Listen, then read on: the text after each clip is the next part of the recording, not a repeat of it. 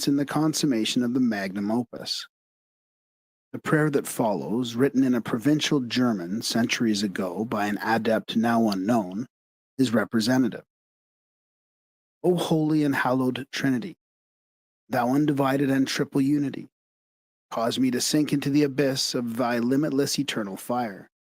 For only in that fire can the mortal nature of man be changed into humble dust, while the new body of the salt union lies in the light. O melt me and transmute me in thy holy fire, so that on the day at thy command the fiery waters of the Holy Spirit draw me out of the dark dust, giving me new birth and making me alive with his breath. May I also be exalted through the humble humility of thy Son, rising through his assistance out of the dust and ashes and changing into a pure spiritual body of rainbow colors, like unto the transparent crystal-like paradisiacal gold, that my own nature may be redeemed and purified like the elements before me in these glasses and bottles. Diffuse me in the waters of life, as though I were in the wine cellar of the eternal Solomon.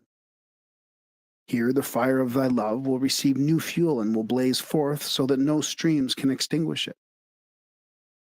Through the aid of this divine fire, may I in the end be found worthy to be called into the illumination of the righteous. May I then be sealed up with the light of the new world, that I may also attain unto the immortality and glory, where there shall be no more alternation of light and darkness. Amen. The origin of alchemical formula. Apparently, but a few of the medieval alchemists discovered the great arcanum without aid. Some authors declaring that none of them attained the desired end without the assistance of a master or teacher. In every instance, the identity of these masters has been carefully concealed, and even during the Middle Ages, speculation ran rife concerning them. It was customary to call such illuminated sages adepts, a title which indicated that they possessed the true secrets of transmutation and multiplication. These adepts were polyonymous individuals who unexpectedly appeared and disappeared again, leaving no trace of their whereabouts. There are indications that a certain degree of organization existed among them. The most powerful of the alchemical organizations were the Rosicrucians, the Illuminati, and certain Arabian and Syrian sects. In the documents which follow, references are made to the brethren or brothers. These are to signify that those who had actually accomplished the magnum opus were band together and known to each other by cipher codes and secret signs or symbols. Apparently, a number of these illuminated adepts dwelt in Arabia, for several of the great European alchemists were initiated in Asia Minor. When a disciple of the alchemical arts has learned the supreme secret, he guarded it jealously, revealing to no man his priceless treasure. He was not permitted to disclose it even to the members of his immediate family. As the years passed, one who had discovered the secret, or more properly, one to whom it had been revealed, sought some younger man worthy to be entrusted with the formula. To this one, and to this one only, as a rule, the philosopher was permitted to disclose the arcanum. The younger man then became the philosophical son of the old sage, and to him the latter bequeathed his secrets. Occasionally, however, an adept, on finding a sincere and earnest seeker, would instruct him in the fundamental principles of the art, and if the disciple persisted, he was quietly initiated into the august fraternity of the brethren. In such a manner, the alchemical processes were preserved, but the number of those who knew them did not increase rapidly. During the 16th, 17th, and 18th centuries, a considerable number of alchemical adepts made their way from place to place throughout Europe, appearing and disappearing apparently at will. According to the popular tradition, these adepts were immortal and kept themselves alive by means of the mysterious medicine that was one of the goals of the alchemical aspiration. It is asserted that some lived hundreds of years, taking no food except this elixir, a few drops of which would preserve their youth for a long period of time. That such mysterious men did exist, there can be little doubt, as their presence is attested by scores of reliable witnesses. It is further asserted that they are still to be found by those who have qualified themselves to contact them. The philosophers taught that like attracts like, and that when the disciple had developed a virtue and integrity acceptable to the adepts, they will appear to him and reveal those parts of the secret processes which cannot be discovered without such help. Wisdom is a flower from which the bee its honey makes and the spider poison, each according to its own nature, by an unknown adept. The reader must bear in mind at all times that the formula and emblems of alchemy are to be taken primarily as allegorical symbols. For until their esoteric significance has been comprehended, their literal interpretation is valueless. Nearly every alchemical formula has one element purposely omitted, it being decided by the medieval philosophers that those who could not, with their own intelligence, discover that missing substance or process were not qualified to be entrusted with secrets which could give them control over great masses of humanity, and likewise subject their will to the elemental forces of nature. The oldest and most revered of all the alchemical formula is the secret the Emerald Table of Hermes. The oldest and most revered of all the alchemical formula is the sacred Emerald Tablet of Hermes. Authorities do not agree as to the genuineness of this table, some declaring it to be a post-Christian fraud, but there is much evidence that regardless of its author, the table is of great antiquity. While the symbol of the Emerald Table is of special Masonic import, relating as it does to the personality of C. Hiram, it is first and fundamentally an alchemical formula, relating both to the alchemy of the base metals and the divine alchemy of human regeneration.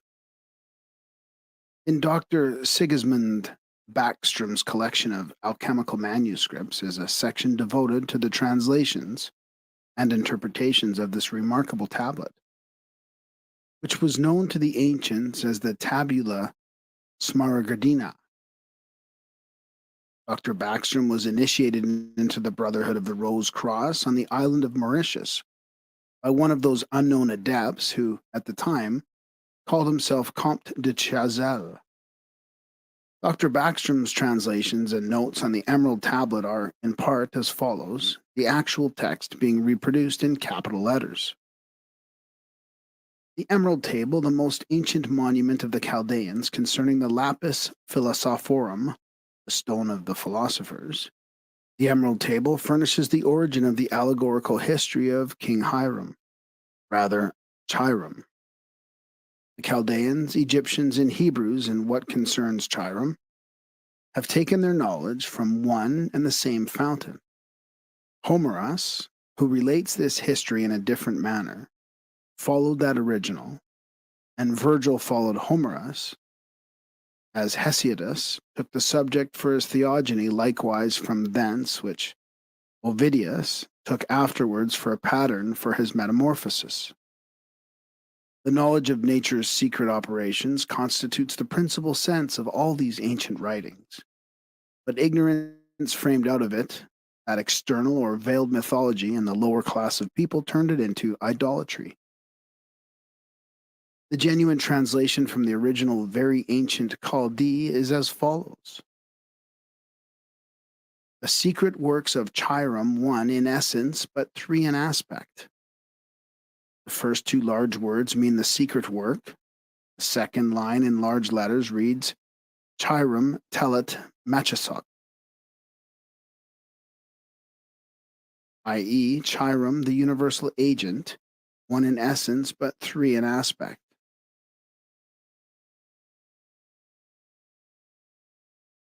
It is true, no lie, certain, and to be depended upon. The superior agrees with the inferior, and the inferior with the superior, to effect that one truly wonderful work. As all things owe their existence to the will of the only one, so all things owe their origin to the one only thing, the most hidden, by the arrangement of the only God. The father of that one only thing is the sun. Its mother is the moon. The wind carries it in its belly. But its Norse is a spiritual earth.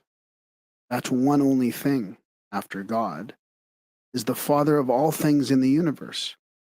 Its power is perfect after it has been united to a spirituous earth. Process, first distillation.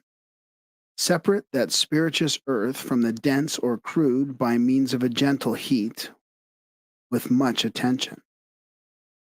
Last digestion.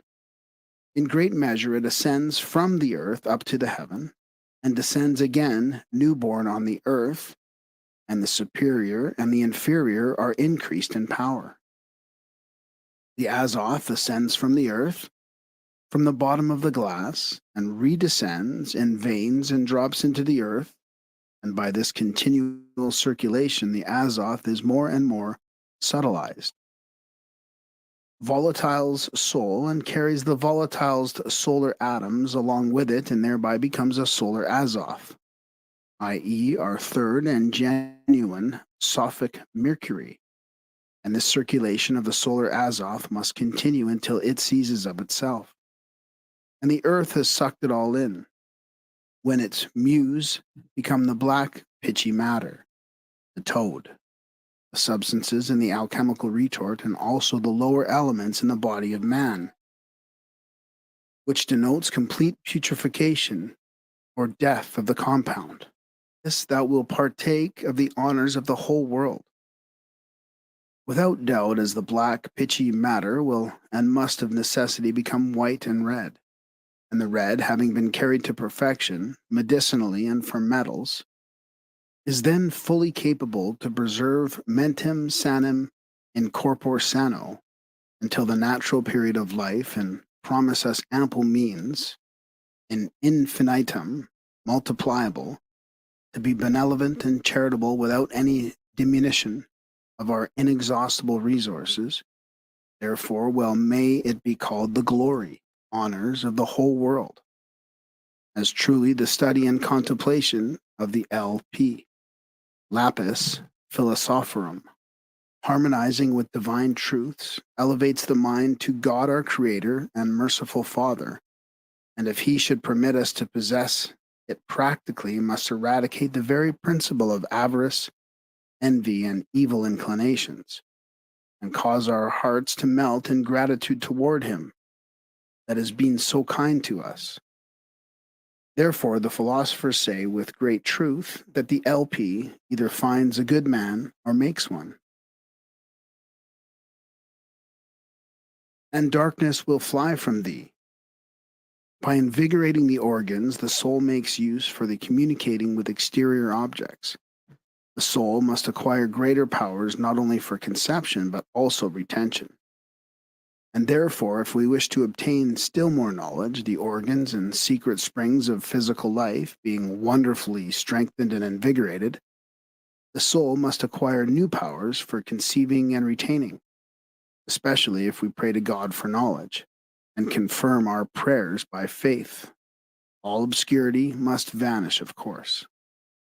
That this has not been the case with all possessors was their own fault, as they contented themselves merely with the transmutation of metals.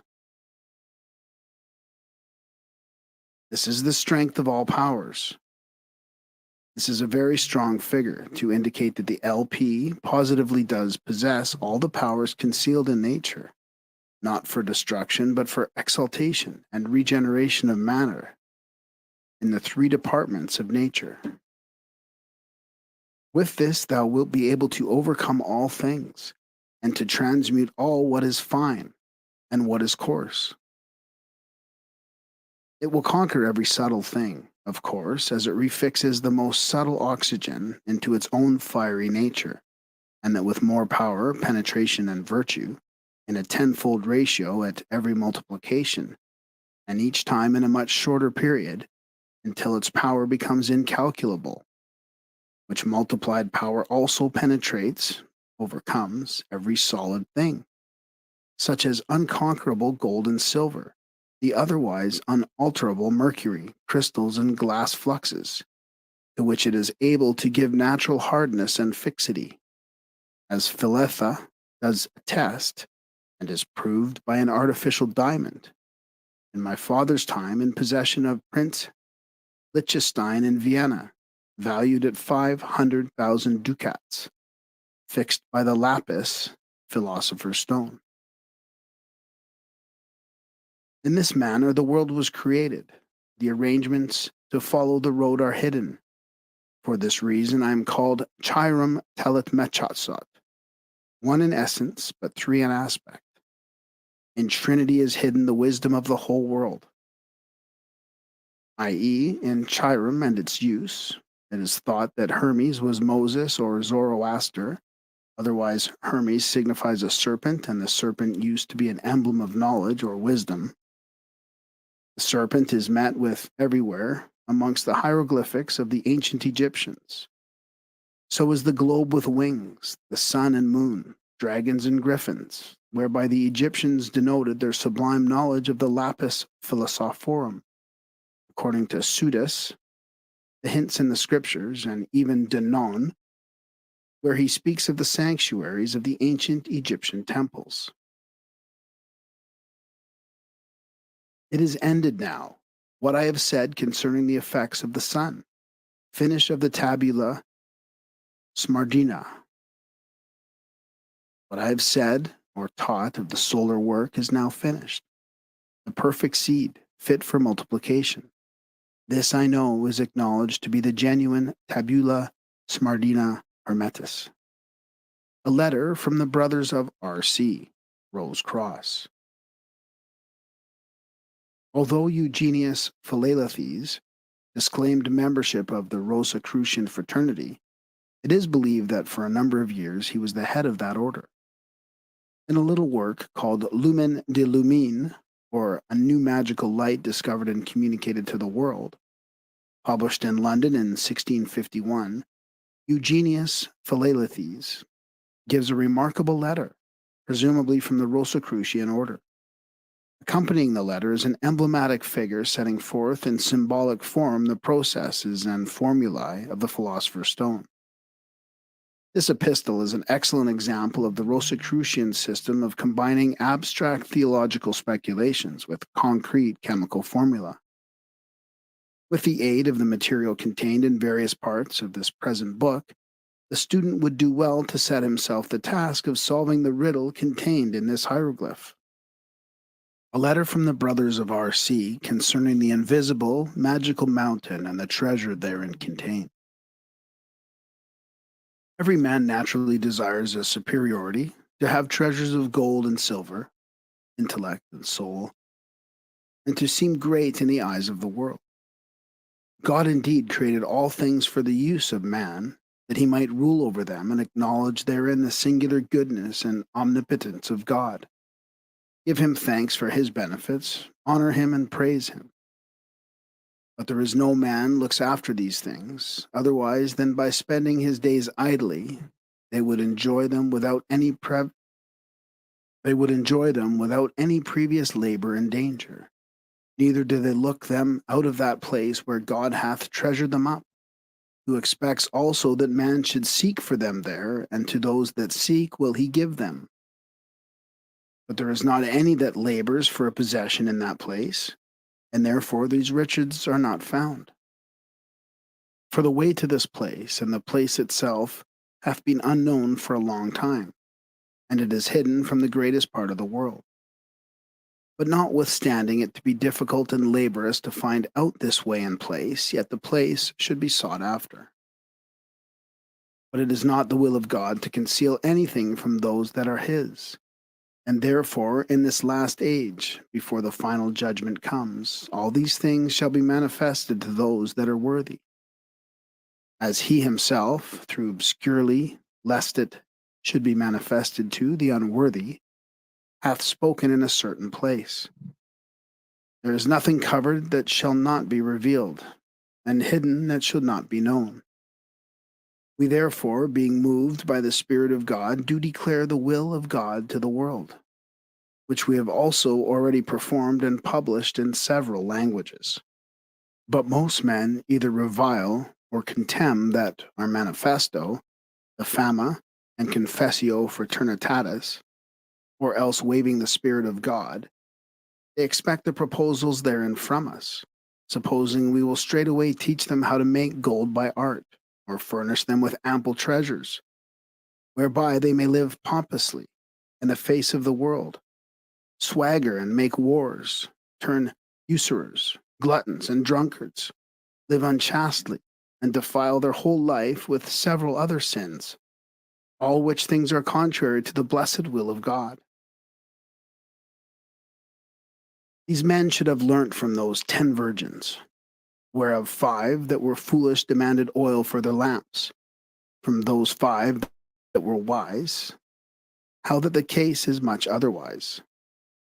It is expedient that every man should labor for this treasure by the assistance of God, and his own particular search and industry. But the perverse intentions of these fellows we understand out of their own writings, by the singular grace and revelation of God. We do stop our ears and wrap ourselves as if it were in clouds, to avoid the bellowings and howlings of those men, who in vain cry out for gold. And hence indeed it comes to pass that they brand us with infinite calumnies and slanders, which notwithstanding we do not resent, but God in his good time will judge them for. But after that, we had well known, though unknown to you, and perceived also by your writing how diligently you are to pursue the Holy Scripture, and seek the true knowledge of God. We have also, above many thousands, thought you worthy of some answer, and we signify this much to you by the will of God and the admonition of the Holy Ghost. There is a mountain situated in the midst of the earth, or center of the world, which is both small and great. It is soft, also above measure hard and stony. It is far off and near at hand, but by the providence of God invisible. In it are hidden most ample treasures, which the world is not able to value. This mountain by envy of the devil, who always opposeth the glory of God and the happiness of man, is compassed with very cruel beasts and other sick, ravenous birds, which make the way thither both difficult and dangerous, and therefore hitherto, because the time is not yet come, the way thither could not be sought after nor found out. But now at the last, the way is to be found by those who are worthy, but notwithstanding by every man's self-labor and endeavors. To this mountain you shall go in a certain night, when it comes, most long and most dark, and see that you prepare yourselves by prayer. Insist upon the way that leads to the mountain, but ask not of any man where the way lies. Only follow your guide, who will offer himself to you, and will meet you in the way, but you shall not know him. This guide will bring you to the mountain at midnight, when all things are silent and dark. It is necessary that you arm yourselves with a resolute heroic courage, lest you fear those things that will happen, and so fall back. You need no sword, nor any other bodily weapons, only call upon God sincerely and heartily.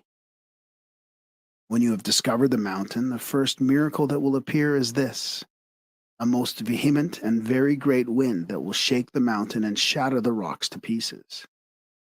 You shall be encountered also by lions and dragons and other terrible beasts, but fear not any of these things. Be resolute and rake heed that you return not, for your guide who brought you thither will not suffer any evil to befall you. As for the treasure, it is not yet discovered, but it is very near. After this wind will come an earthquake that will overthrow these things which the wind hath left and make all flat. But be sure that you fall not off. The earthquake being past, there shall follow a fire that will consume the earthly rubbish and discover the treasure, but as yet you cannot see it. After all these things, and near the daybreak, there shall be a great calm, and you shall see the day star arise, and the dawning will appear. and you shall perceive a great treasure. The chiefest thing in it, and the most perfect, is a certain exalted tincture, with which the world, if it served God and were worthy of such gifts, might be tinged and turned into most pure gold. This tincture being used as your guide shall reach you, will make you young when you are old, and you shall perceive no disease in any part of your bodies. By means of this tincture also you shall find pearls of that excellency which cannot be imagined. But do not you arrogate anything to yourselves because of your present power, but be contented with that which your guide shall communicate to you. Praise God perpetually for his gift, and have a special care that you use it not for worldly pride, but employ it in such works which are contrary to the world. Use it rightly and enjoy it so, as if you had it not. Live a temperate life and beware of all sin, otherwise your guide will forsake you, and you shall be deprived of this happiness. For know this of a truth, whosoever abuseth this tincture and lives not exemplary, purely, and devoutly before men, he shall lose this benefit, and scarce any hope will there be left ever to recover it afterwards. If, as transcendentalists believe, the initiations into the fraternity of the Rose Cross were given in the invisible worlds which surround and interpenetrate the visible universe, it is not beyond the range of possibility that this allegory is to be considered in the light of an initiatory ritual as well as an alchemical formula. As has been noted, it is difficult to secure a complete formula for any of the alchemical operations. The one presented here is the most nearly complete of any available. The collecting of the rays and energies of the celestial bodies as precipitated in dew is a process which Paracelsus used with great success. Bear constantly in mind that these processes are only for those who have been properly instructed in this secret art.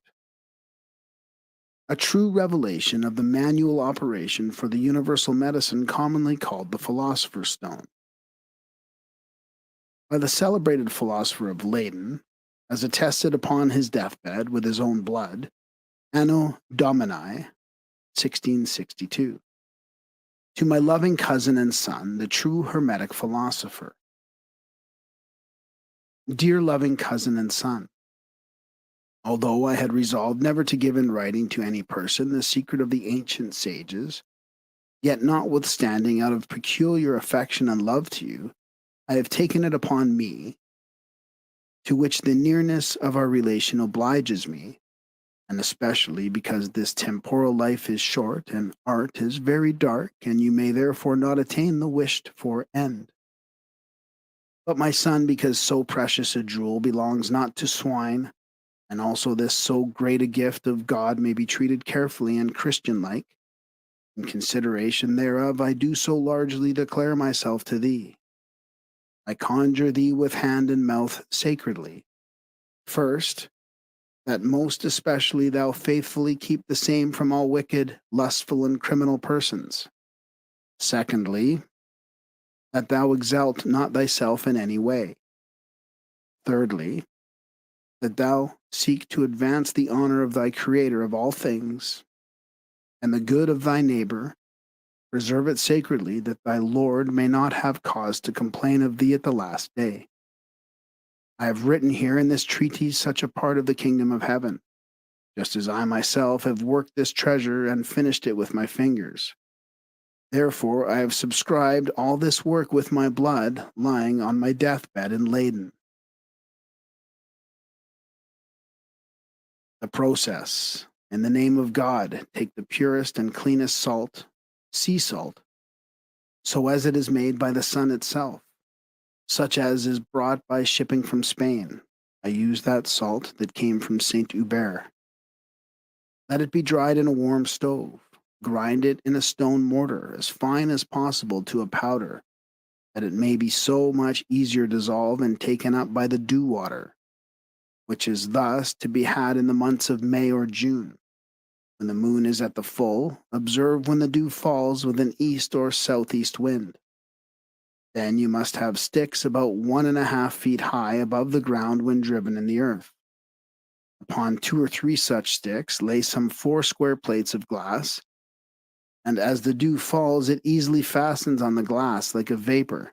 And then have glass vessels in readiness. Let the dew drain from the sides of the glasses into your vessels. Do this until you have enough.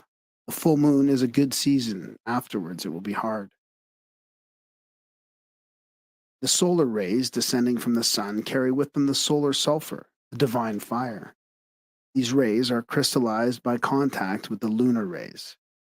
The solar rays are also met by the emanations pouring upward from the Earth's surface and are thus still further crystallized into a partly tangible substance, which is soluble in pure water. This substance is the magical mountain of the moon, referred to in the RC letter. The crystallization of the solar and lunar rays in water, dew, produce the virgin earth, a pure, invisible substance uncontaminated by material matter. When the virgin earth crystals are wet, they appear green. When dry, white. Von Welling makes a suggestion for the extraction of the solar life from stagnant water, but is reticent both as to naming the essence extracted and also to the various processes through which it must pass to be refined and increased in power. His hint, however, is both valuable and unusual. Take sweet, clean water and seal it in a large bottle, leaving about 1/4 empty. Place the bottle in the sun for some weeks until it rots, showing a precipitation in the bottom.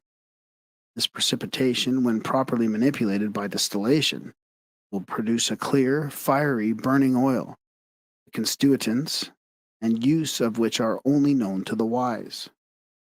The philosopher of Leyden continues, "Now when you have enough of your dew, close your glasses exactly, and keep it until you use it, that none of its spirits may evaporate, which may easily happen. Set it therefore in a cool place, that no warmth may come to it, or else the subtle spirit will rise and be gone, which will not so happen it after you have filled your glasses with dew quite full, you close them very well with wax.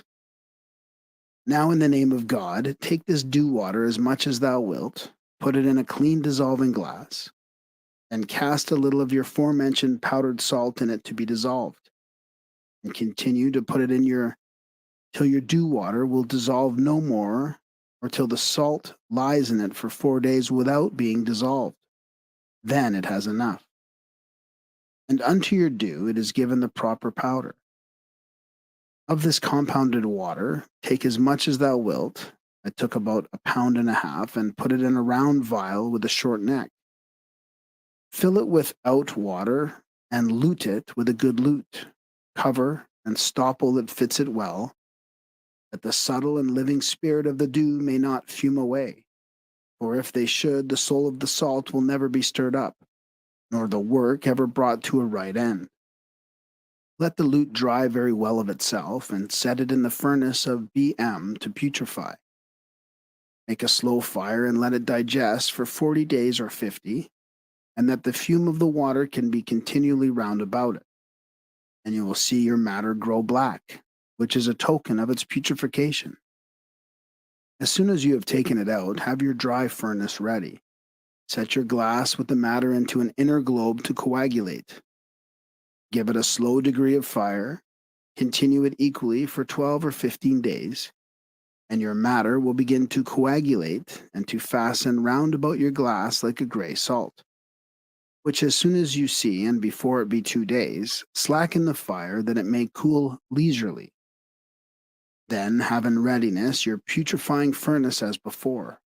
Set your glass therein and give the same degree of fire as before. Let it stand 12 days, and again you will see the matter resolve and open as before, and open itself, but you must every time see that the lute and your glass is not hurt. When you set your glass in the putrefying furnace, take care that the neck of your glass is covered with a wooden or glass stopper that fits it exactly, that the moisture of the water may not come at it. When you see it black, set your glass as before to coagulate, and when it begins to be of a grayish color and whitish, set it in a third time to putrefy and coagulate to the fifth time, until you see that your water in its dissolution is clean, pellucid, and clear, and that it appears in its calcination of a fine white like snow. Then it is prepared and becomes a salt fixed, which will melt on hot silver plate like wax. But before you set this your salt out, set it again in the furnace of putrefaction, that it may dissolve of itself, and let it cool. Open your glass, and you will find your matter lessened a third part. But instead of your former salt water, you will have a fine, sweet, and very penetrating water, which the philosophers have hid under very wonderful names. It is the mercury of all true philosophers, the water out of which comes gold and silver, for they say its father is gold and its mother is silver. Thus hast thou the strength of both these luminaries conjoined in this water, most true in its right pondus. Prescription: 5 drops of this water taken inwardly strengthens the understanding and memory, and opens to us most wonderful and sweet things, of which no man hath heard, and of which I dare not further write, because of the oath I made to the contrary. Time and the holy use of this blessed water will teach us, as soon as you have taken it inwardly, such influence will happen to thee as if the whole heavens and all the stars with their powers are working in thee. All knowledge and secret arts will be opened up to thee as in a dream. But the most excellent of all, you will perfectly learn rightly to know all creatures in their nature, and by means thereof the true understanding of God, the Creator of us, heaven and earth, like David and Moses and all the saints of God. For the wisdom of our fountain of living water will instruct thee as it did Solomon and the brethren of our fraternity. In his rare treatise on salt, sulfur, and mercury, von Welling discloses a secret, not generally revealed in alchemical writings, namely that the alchemists were concerned not only with the transmutation of metals, but had a complete cosmological and philosophical system based upon the Kabbalah. According to von Welling, the universal salt, in watery form, is a positive cure for all the physical ailments of mankind. It is in every living thing, but from some things it is more easily secured than from others, especially if this true of virgin earth. It is the universal solvent, the alkahest. The same writer also states that in the first stages of its preparation, this salt will cure any and all diseases of the heart. The anonymous philosopher of Leyden continues, would you now proceed further with our blessed water to the forementioned intention of preparing a tincture for metals? Hearken, my son. Take in the name of the Lord of thy paradisiacal water, of heavenly water of mercury, as much as thou wilt, put it into a glass to dissolve, and set it in the slow heat of ashes, that it may just feel the warmth, and then ready well purified, gold for the red, or silver for the white elixir. For in both the processes are the same. Let your gold or silver be beaten as thin as leaf gold. Cast it by degrees into your dissolving glass that contains your blessed water, as you did in the beginning with your salt, and it will melt like ice in warm water, and continue so to do till your gold or silver lie therein 4 days without dissolving. Then it has received its due pondus. Then put this dissolution, as before, into a round glass, fill it 2/3 parts full, seal it hermetically as before, let your sigillum be well dried, set it in the furnace of balneum vapori, make a fire and let it remain 40 days, as before. Then will the gold or silver be dissolved radically and will turn of the deepest black in the world, which as soon as you see, have your other drying furnace in readiness.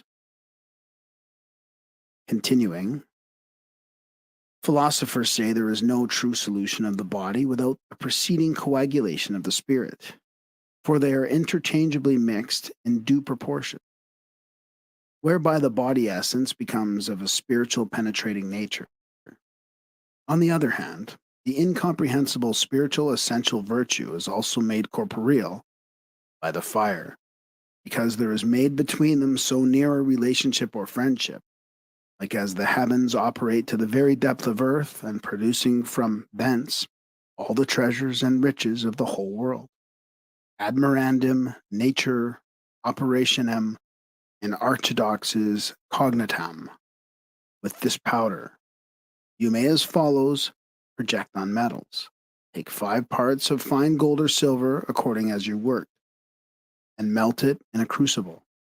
Wrap up your medicine in wax, cast it therein, give it a strong fire for an hour, then take the crucible out, as it were, calcined, then cast 1 part on 10 parts of imperfect metals, be it what it will, and the same will be immediately changed into purer metal than what is brought out of the mines and produced by melting.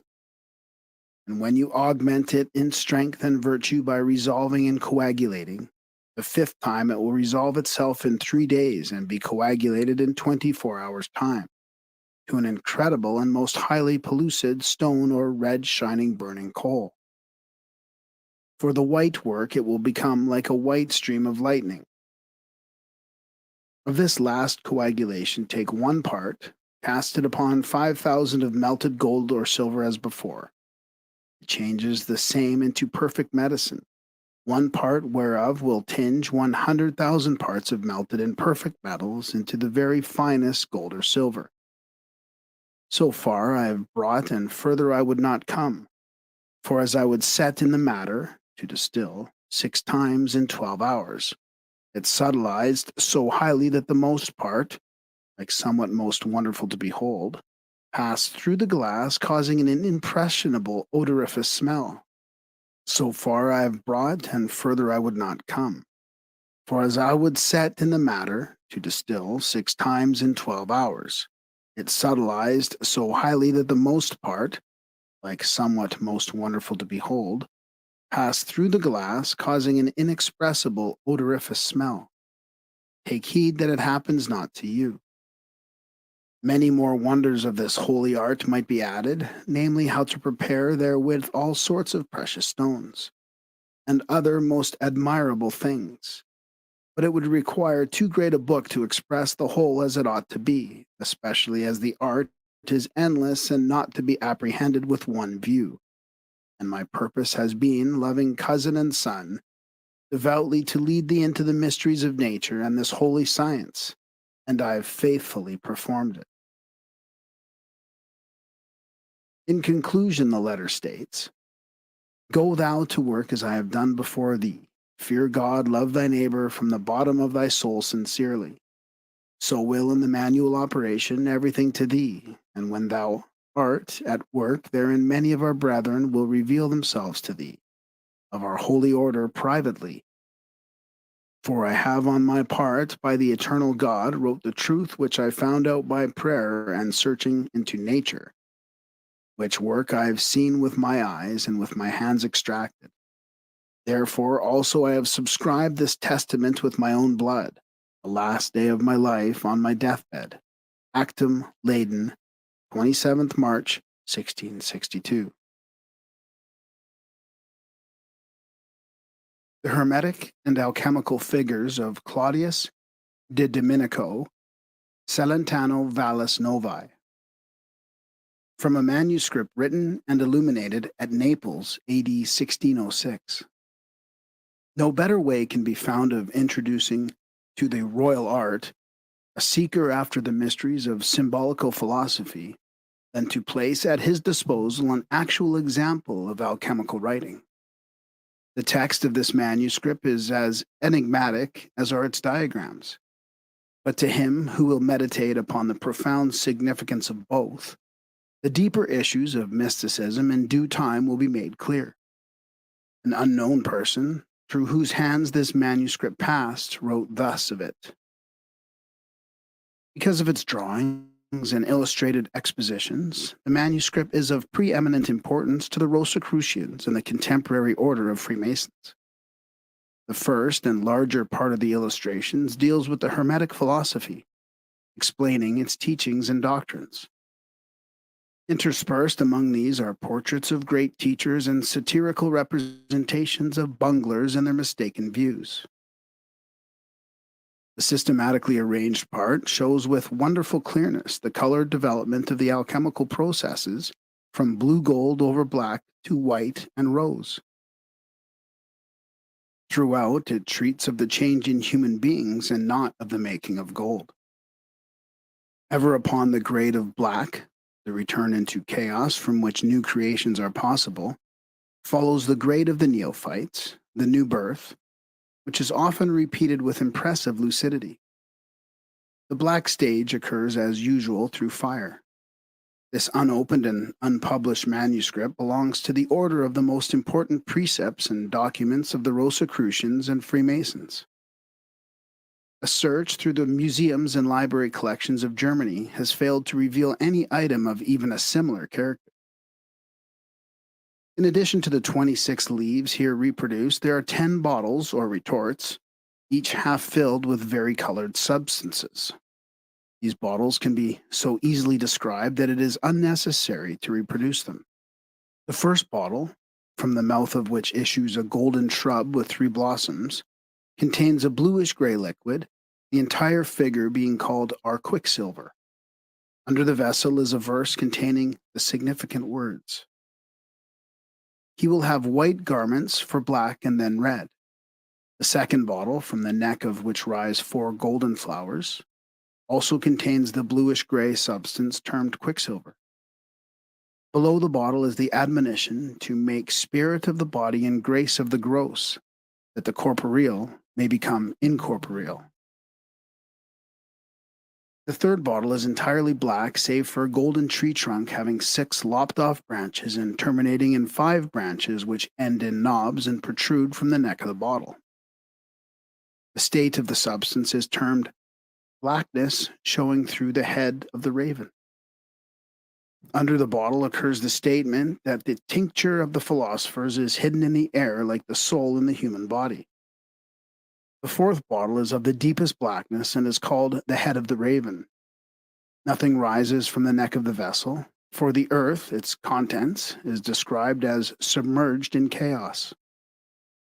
The bottom of the fifth bottle contains a bluish-gray, spotted liquid, the upper part being filled with a brick-colored substance.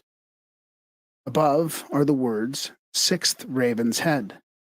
Below is added, at the bottom of the vessel, worms are born.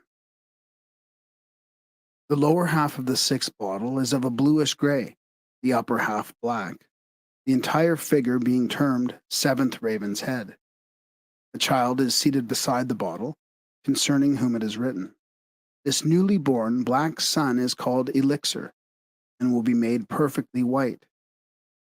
The 7th bottle is black below and black spotted with red above.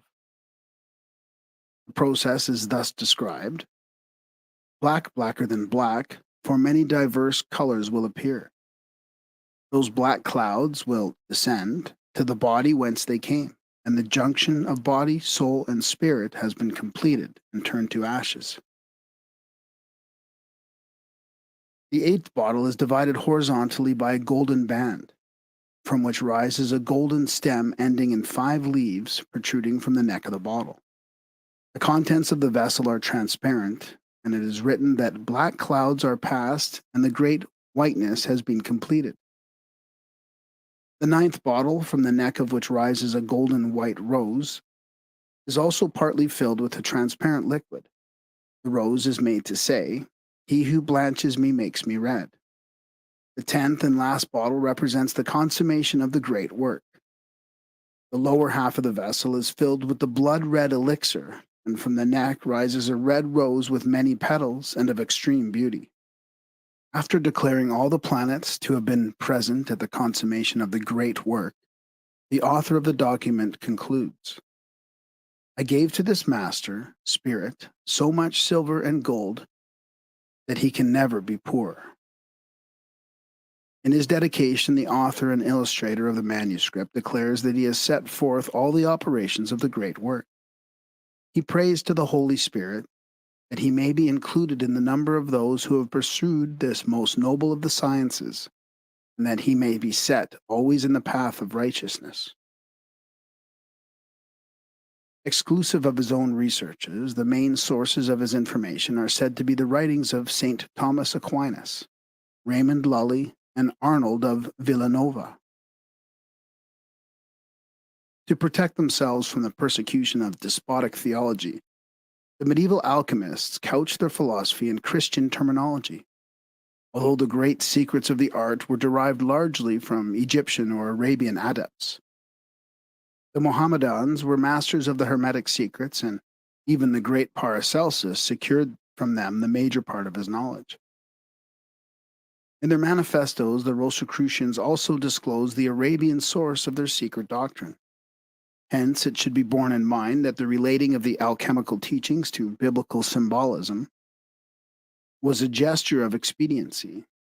In their search of the scriptures for the arcana of Israel, the Kabbalists substantiated in great measure the alchemical interpretations of the Bible, for the soul of alchemy is one with that of Kabbalism.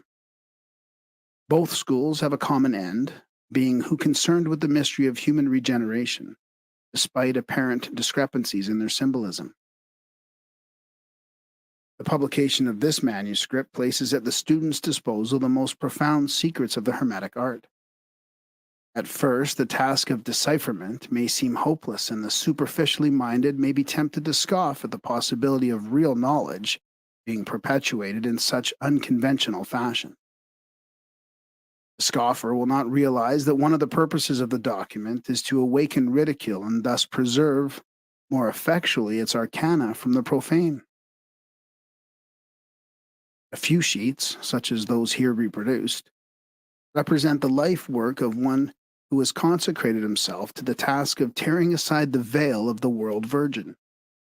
Years of research and experimentation, days of incessant labor, nights of prayer and meditation, and at last comes the realization of accomplishment. This is the real story told by the grotesque figures drawn so painstakingly upon the faded, worm-eaten pages. Those who have glimpsed the greater realities of being realize that the fundamental verities of life find at best only imperfect expression through physical symbols. Only those who have passed through the travail of spiritual birth can adequately comprehend and properly reverence the pathetic efforts to portray for others that knowledge necessarily locked within the heart of the one who knows. Leaf 1. The top line reads, "Our earliest medicine was made of natural objects." About the king and queen appears the statement that to them a son shall be born, in 2 trees of the vine, resembling his father and without equal in all the world. About the vase is written green and white, the vase flame color, the flowers green. Our waters are silver.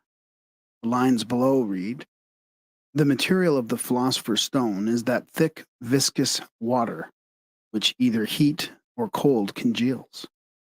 It is mercury, boiled down and thickened, cooked in neutral earth with sulphurous heat, and is called the prime material of the metals. In caverns yet dark and forbidding mountains, if a stone be found, which 1,000 years ago nature made out of her fruits, it will bring him that has it out of trouble. Listen carefully to all my verses. I speak them without veil and without deception." Leaf 2.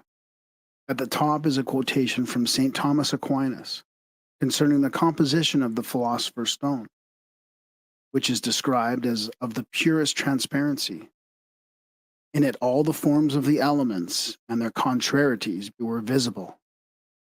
Beneath the figure of St. Thomas Aquinas is a short paragraph praising the excellence of the philosophic stone, declaring that from the one substance can be derived 3, and from the 3, 2.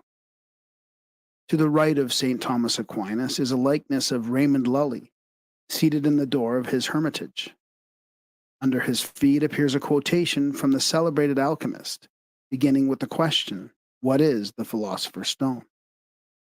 After declaring it to be a reddish, fixed mercury, Lully swears to the Almighty that he has told the truth and that it is not permissible to say more. The original manuscript is mutilated at this point. Leaf 3. The writing at the top of the page reads, Death of Saturn, Life of Mercury. After describing the use of the Saturnine substances, the key to the process is declared to the depicted below. The verse reads, This, the stone, is made of 4 elements.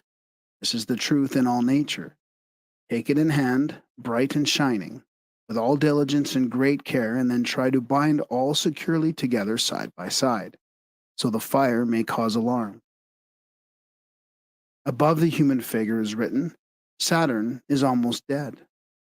To the right, if the devouring serpent, is a statement of Albertus Magnus that Saturn and Mercury are the first principles of the stone. It also declares that nature wisely provided a mixture of elements so that earth can communicate its dryness to fire, fire its heat to air, air its moisture to water, and water its coldness to earth. Text about the vase is illegible in the original. Leaf 4 at the top. Let them believe that everything is possible. The art is fleeting, bright, and rare, and not believed by the foolish. The words between the sun and crescent read, It is hidden. And on the panel across the body, the book of life and true treasury of the world.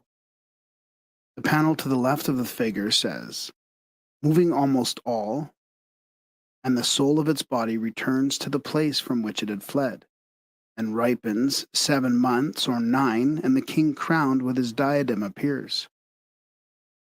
The right panel states there are 3 Mercuries, animal, vegetable, and mineral. The text below is of such cryptic nature that to translate it is well nigh impossible. It declares that by putting fire beneath the feet of the symbolic figure, it is possible to extract therefrom the sun and the moon, which the human body is shown elevating to a position of dignity above its head. Leaf 5. In the upper panel, it is declared that the sun-bird battles with the earth serpent, who, tearing out its own entrails, gives them to the bird. The spirit is vivified, and Lazarus, with joy, is raised from the dead. Above the bird is written, This is the sun in the form of a bird, and above the dragon, this is the dragon devouring the bird, the first operation. The panel of text at the lower left reads in substance, When our sperm, quicksilver, is mixed with the mother of elements, earth, the action is called coitus. The detention by the earth of a bit of quicksilver is called conception. The earth grows and multiplies, and the operation is called impregnation. When earth is whitened in water and made of uniform color and appearance, it is called birth. And the king is born out of fire. The text at lower right was deliberately mutilated to conceal a too evident secret. Leaf 6. This plate shows all the secrets of the great stone. In the center stands the Paschal Virgin, in her hair the prime virtue, which is described as an herb flourishing in wells. The hand holds the symbols of the spiritual and material elements. The statement at the upper left is to the effect that there are 4 spirits with 2 faces, which are called the elements. At the upper right, it is written that fire lives on air, air on water, water on earth, and thus the stone lives peacefully on all the pure elements. Under the sun appears the word summer, under the moon, autumn. About the tree on the left, with its attendant eyes, are the words, Turn away your eyes to, from, the fire. There is space. About the tree to the right, open your eyes to the fire. There is time. They say if it's too good to be true, it must be. But at WGU, you can get your degree with the same accreditations as the large universities. See why over 95% of employers say they would hire another WGU grad. And learn more at wgu.edu. The lower panel opens with this sentence, I am exalted above the circles of world. Leaf 7. The verse at the top reads, This stone is so noble and worthy that nature has hidden it in her recesses. Its soul is all fair and pure, for it is the true sun. I inform you of this. Keep it removed, apart, and separated. Whatever boon you crave, it will come to you bounteously, without sin, with pleasure and delight. The seated figure on the left, holding aloft the hammer, is described as breaking hard stone, while the words beside the man with the retort read, breaking of stone are replenishment. Between the standing figures below is the exclamation, O sages, seek and ye shall find my stone. Under the outstretched hand of the man with a basket appear the words, draw out Sorarem. In the bottom, below the pool which the man on the left is stirring, appears the simple statement, our healing water. The faces of the four men are extremely well drawn. Leaf 8. Under the sun, moon, and Mercury are the words 3 and 1, an inference that the three are one. The words under the flower stem reads, whiteness 40 days after ashes. Under the blossoms is written, left, minor time of the stone, right, the selected red. Between the arms of the central figure appears, let 1 pound of mercury be placed. To the left is written, if you who read shall have known this figure, you will possess the whole science of the stone. To the right, and if you do not acknowledge it, you will be stiff-necked and dull. Above the sun is the word Father, above the satyr, ferment of the work. Beside the child is the sentence, the son of the moon would throw the stone into the fire, his mother. Above the flaming basket is written, I am the true stone. Under the central figure are the words, a moderate fire is the master of the work.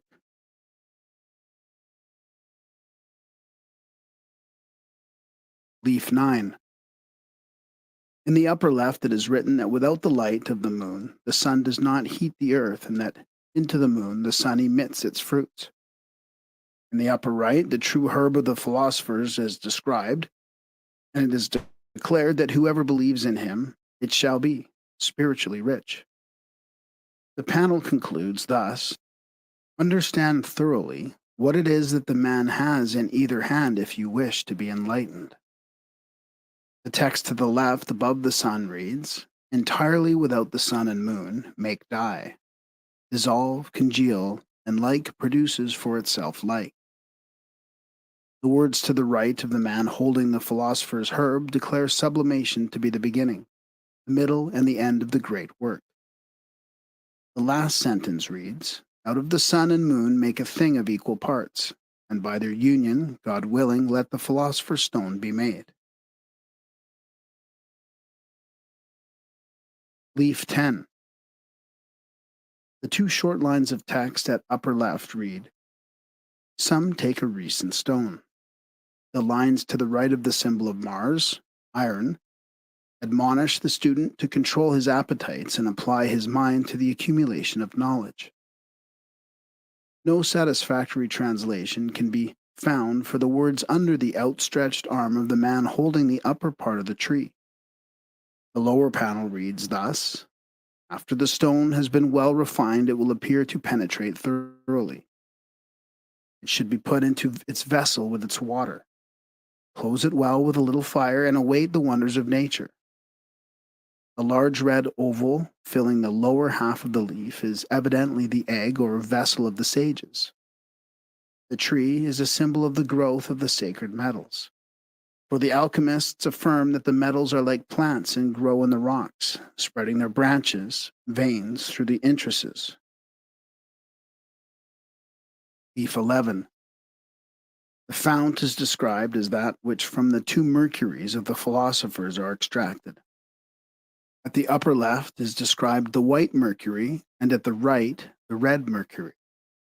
The text about the fountain declares that Saturn collects the white mercury, which is called the water of earth, and the earth collects the red mercury, which is called the water of heaven. The text to the left of the frog reads, "Through him who created the heavens and the earth, I am the philosopher's stone, and in my body I carry something the wise seek. If such a charm be extracted from me, it will be a sweet refreshment for you. I am an animal having father and father and mother were created, and in my body are contained the four elements, and I am before father and mother, and I am a poisonous animal." The lines at the right describe distilling and calcining processes. Leaf 12. The three words at the top read, "This is nature." The lines above the donkey read, "This is the philosopher's donkey who wished to rise to the practice of the philosopher's sum." The three lines below the animal are translated, "Frogs gather in multitudes, but science consists of clear water made from the sun and moon." The text under the symbolic bird is as follows: "This is fortune with two wings. Whosoever has it knows that the fruit will in such a way be produced." The great philosopher has shown that the stone is a certain white sun, to see which it needs a telescope. To dissolve it in water requires the sun and moon, and here one must open 200 telescopes, putting body and soul in one mass. And here is lost the mass. Other sages cook the frogs and add nothing, if the juice of the wise you wish to enjoy. To the Greeks, the frogs symbolize both metempsychosis and earthly humidity. Leaf 13. This page contains but two figures. At the left stands Morenus, the philosopher, pointing towards the salamander who lives and grows in fire. Morenus, who was born in the 12th century, became the disciple of the great Arabian alchemist Adfar, from whom he learned the Hermetic arts. Morenus prepared the philosophical elixir for the Sultan of Egypt, inscribing upon the vase in which he had placed the precious substance the words, "He who possesses all has no need of others." He spent many years as a hermit near Jerusalem. The lines below the salamander are, "Let the fire be of perfect red color, the earth white, the water clear. Then compound them by philosophical means and calcine them as many times with the water which the body had, as to turn it white by its kindness. Having done this, you will have the greatest treasure in the world." Leaf 14. The three words at the top of the left page are translated, "The man that digs." Above the birds it is declared that none but the cocks of Hermes, the two Mercuries, shall put hand to the plough, and only after irrigation will the earth bring forth her fruits. The seated man is Count Bernard of Treviso, who says, "Work the earth with mercury." See chapter on alchemy and its exponents. The three sentences to the Count's left read, "Go to the fire and with mercury, thy brother, await me for a month. Crumble the stone I gave thee, and I shall go to the fire. Thy death, my life. I shall net die, but living, tell of the works of this my master." Bernard of Treviso, in his alchemical speculation, emphasized the necessity of meditation upon the philosophical writings of the great adepts, rather than chemical experimentation. He ultimately discovered the stone. Leaf 15. The first sentence reads, "The fruit of plants by virtue of the sun are stone." The boy holding the dish is made to say, "Drink here, all ye that are athirst. Come unto me, run to the waters. Here drink without price and drink your fill. Open your eyes and see the wonders of the earth. They learn my thirsty 20 and 4. Beneath the boys are the words, "In the beginning God created the heavens and the earth, and divided the waters from the waters. Bless the waters which are above the heavens." The circle contains this statement, "The earth without form and void. Out of stars come the rains." The lower left panel continues the alchemical process, ending with admonition to renounce the mystery of worldly existence. Above is a prayer to the Virgin Mary, which opens thus: Hail Mary, full of grace, the Lord be with thee. Blessed thou among women. Leaf 16. The first sentence reads, The dead bodies remain. The spirits are freed by the death in the bodies. You will ride with that death with a scythe, and the light of the sun, the moon, and the fixed stars. Over the scythe is written, Subject to the sun, the moon, and Azoth, complete the work.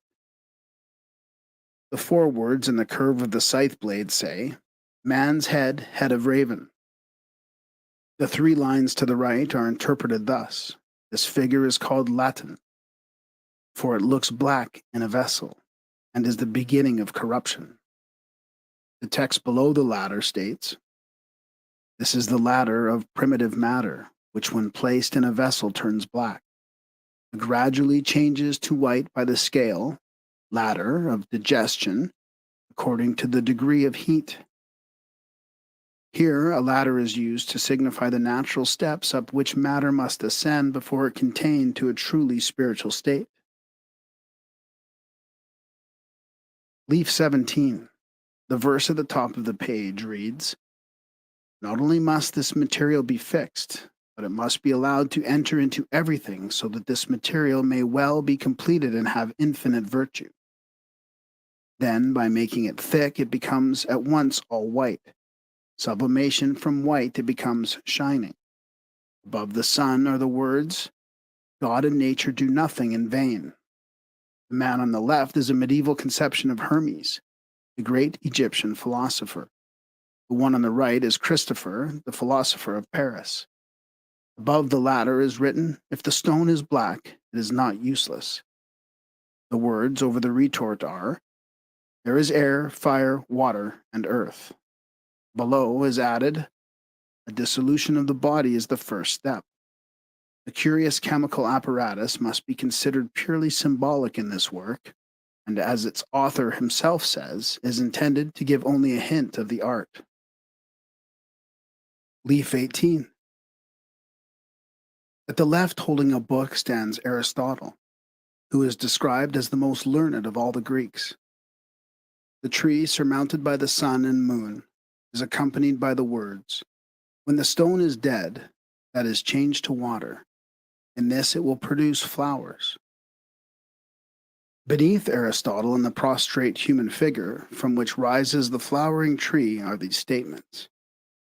He who makes everything descend from heaven to earth, and then ascend from earth to heaven, has information about the stone. For in Mercury there is something the wise seek, not invoked except by white or red ferment. The first part of this quotation is based upon the emerald tablet of Hermes. In ordinary man, the spirit is figuratively absorbed by the body, but in the true philosopher, the spirit is so greatly increased in power that it absorbs into itself and is nourished by man's corporeal body. Leaf 19. At the top it reads, He that comes to know this figure will have knowledge of the stone. The seated man probably represents Paracelsus. To his right are the words, I am neither tree nor animal, nor stone nor vegetable, but the philosopher's stone, trampled on by men, cast into the fire by my Father, and in fire I rejoice. The 4 words to the left say, In dryness is the stone. Below the man is the philosophic egg containing the words, It is the end in which the beginning rests. The capital T stands for tincture. The text to the right states, In stone it is formed, as Gerber writes in this book very learnedly, and possessing so much of its nature, that it changes into clear living water, and it has the power to make folks rich, satisfied, and free from all cares, so they will be always happy if they attain by their wit to the secret. Leaf 20. At the top is written, Rains are made by 6 stars. Under the inverted man, it reads, "Receive new spirit, arise, for you are asleep." The two sentences about the large figure read, "Remember Mercury, for ashes thou art, and unto ashes thou shalt return. I thirst and am dead." Above the seven globes, at the left, is the admonition, "If he thirst, give him a drink, and he shall live." Over the small man is written, "Hermes, the father of philosophers." The curved line of writing to which Hermes points says, "The measure of the drink." Under the central pedestal appears, "The light of my eyes is a lantern to my feet." Below is added, "If the beginning is unknown, the rest is unknown." Above the figure rising from the flames on the right is the statement, "He was resurrected after new moon." And under the eagle, "Thou shalt not fly further with me." Leaf 21. The upper line reads, "Two things and double, but finally one is dissolved into the first and they make sperm." The four capitals, IAAT, are the initial letters of the names of the elements, ignis, air, aqua, and terra. The writing under them reads, "Our fire is water. If you can give fire to fire, fire and mercury will suffice." Along the arm appear the words, "The art of the stone is," and on the ribbon, "Swift, brief, bright, and rare." The two lines under the ribbon read, "Every hand is a key," because it was called the herb celandine. Under the sun, "I'm the gift of God." The verse reads, "So that you remain contented in all matters, I must listen attentively. My body is naked, clean, and shining, and I run like oil ready to drop, resplendent like bright gold, and then succumb to the plague in its bright and cheerful little chamber." Retort. Leaf 22. The verse in the upper left is as follows. This group is composed of three stones, lunar, solar, and mercurial. In the lunar is white sulfur, in the solar, red sulfur, in the mercurial, both, i.e., white and red, and this is the strength of all instruction. In the bottom at the left are the words, dissolving, calcination, sublimation, complete the instruction. And at the base, wash, congeal, and coagulate. Under the central tower is written, metallic salts, however, are hidden by one letter. Around the bottom of the red circle, dryness, coldness, humidity, heat, and dryness. On the points below are the names of the four elements. The initial, IAAT, appear 4 times with the same meaning as that already given. The 3 powers of the Philosopher's Stone are symbolized by the heads of the cherubs in the circle in the upper left corner. Leaf 23. The writing at the upper left is, in substance, the Lord's Prayer, with the addition of the words Jesus and Mary at the end.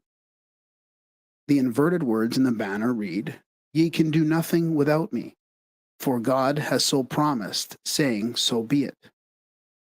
The text under the angel reads, "By this plague he will be damned who knows he is dead, all cold in a black body.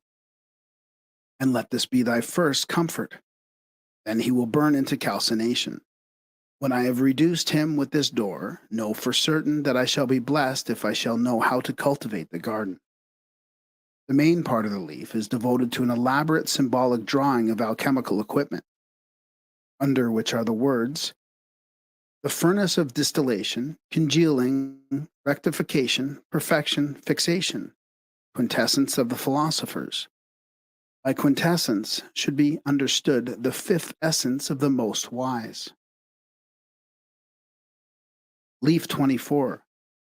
The words at the top read, "I, the bird, the adept, speak into thine ears from the sun, moon, and Azoth."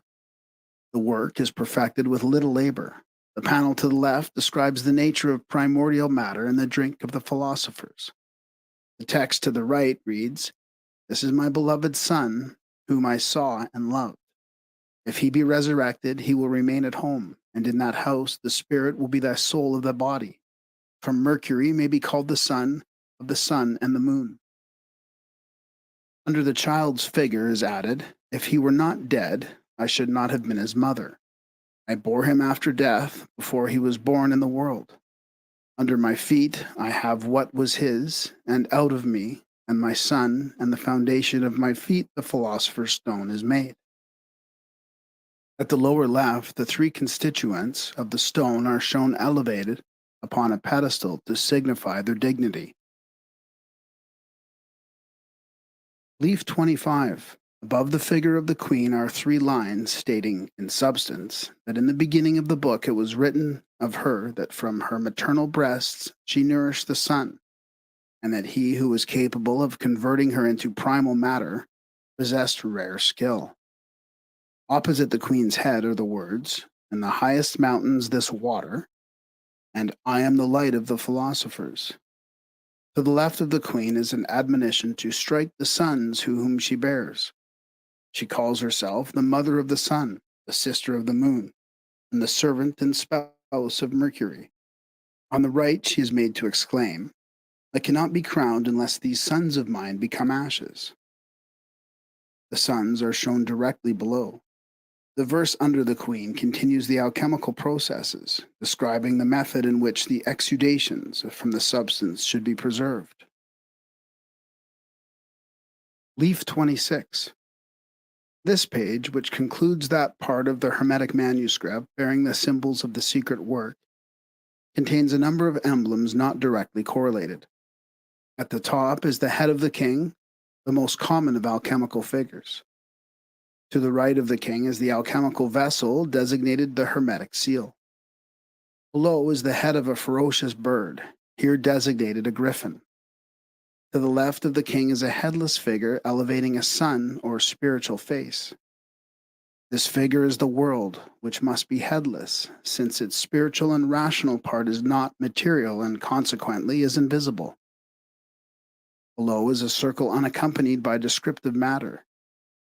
Directly under the king's head is a vase of flowers, in which rises the golden plant of the philosophers. At the bottom of the page is additional alchemical equipment, this also being termed a hermetic seal. The chemical marriage. The self-admitted author of The Chemical Marriage, Johann Valentin André, born in Württemberg in 1586, was 28 years of age when that work was first published. It was presumably written about 12 years prior to its publication, or when the author was 15 or 16 years old. The fact is almost incredible that one so young could produce a volume containing the wealth of symbolic thought and philosophy hidden between the lines of The Chemical Marriage. This book makes the earliest known reference to the Christian Rosenkreuz and is generally regarded as the third of the series of original Rosicrucian manifestos. As a symbolic work, the book itself is hopelessly irreconcilable with the statements made by André concerning it. The story of The Chemical Marriage relates in detail a series of incidents occurring to an aged man, presumably the father, CRC, of the Fama and Confessio. If Father CRC was born in 1378, as stated in the Confessio, and is identical with the Christian Rosenkreuz of The Chemical Marriage, he was elevated to the dignity of a Knight of the Golden Stone in the 81st year of his life, 1459. In the light of his own statements, it is inconceivable that André would have been Father Rosy Cross. Many figures found in the various books on symbolism published in the early part of the 17th century bear a striking resemblance to the characters and episodes in The Chemical Marriage. The alchemical wedding may prove to be the key to the riddle of the Baconian Rosicrucianism. The presence in the German text of The Chemical Marriage of some words in English indicates its author to have been conversant also with that language. The following summary of the main episodes of the 7 days of The Chemical Marriage will give the reader a fairly comprehensive idea of the profundity of its symbolism. The first day. Christian Rosenkreutz, having prepared in his heart the paschal lamb, together with a small unleavened loaf, was disturbed while at prayer one evening before Easter by a violent storm which threatened to demolish not only his little house, but the very hill on which it stood. In the midst of the tempest, he was touched on the back, and turning, he beheld a glorious woman with wings filled with eyes, and robed in sky-colored garments spangled with stars. In one hand she held a trumpet, and in the other a bundle of letters in every language. Handing a letter to CRC, she immediately ascended into the air, at the same time blowing upon her trumpet a blast which shook the house. Upon the seal of the letter was a curious cross and the words "In hoc signo vinces." Within, traced in letters of gold on an azure field, was an invitation to a royal wedding. CRC was deeply moved by the invitation because it was the fulfillment of a prophecy which he had received 7 years before. But so unworthy did he feel that he was paralyzed with fear. At length, after resorting to prayer, he sought sleep. In his dreams, he found himself in a loathsome dungeon with a multitude of other men, all bound and fettered with great chains. The grievousness of their sufferings was increased as they stumbled over each other in the darkness. Suddenly from above came the sound of trumpets. The cover of the dungeon was lifted, and a ray of light pierced the gloom. Framed in the light stood a hoary-headed man who announced that a rope would be lowered 7 times, and whoever could cling to the rope would be drawn up to freedom. Great confusion ensued. All sought to grasp the rope, and many were pulled away from it by others. CRC despaired of being saved, but suddenly the rope swung towards him, and grasping it, he was raised from the dungeon. An aged woman, called the Ancient Matron, wrote in a golden yellow book the names of those drawn forth, and each of the redeemed was given for remembrance a piece of gold bearing the symbol of the sun and the letters DLS. CRC, who had been injured while climbing the rope, found it difficult to walk. The aged woman bade him not to worry, but to thank God who had permitted him to come into so high a light. Thereupon trumpets sounded, and CRC awoke, but so vivid was the dream that he was still sensible of the wounds received while asleep. With renewed faith, CRC arose and prepared himself for the hermetic marriage. He donned a white linen coat and bound a red ribbon crosswise over his shoulders. In his hat he stuck 4 roses, and for food he carried bread, water, and salt. Before leaving his cottage, he knelt and vowed that whatever knowledge was revealed to him, he would devote to the service of his neighbor. He then departed from his house with joy. The second day, as he entered the forest surrounding his little house, it seemed to CRC that all nature had joyously prepared for the wedding. As he proceeded, singing merrily, he came to a green heath in which stood 3 great cedars, one bearing a tablet with an inscription describing the 4 paths that led to the palace of the king. The first, short and dangerous; the second, circuitous; the third, a pleasant and royal road; and the fourth, suitable only for incorruptible bodies. Weary and perplexed, CRC decided to rest, and cutting a slice of bread, was about to partake thereof when a white dove begged it from him.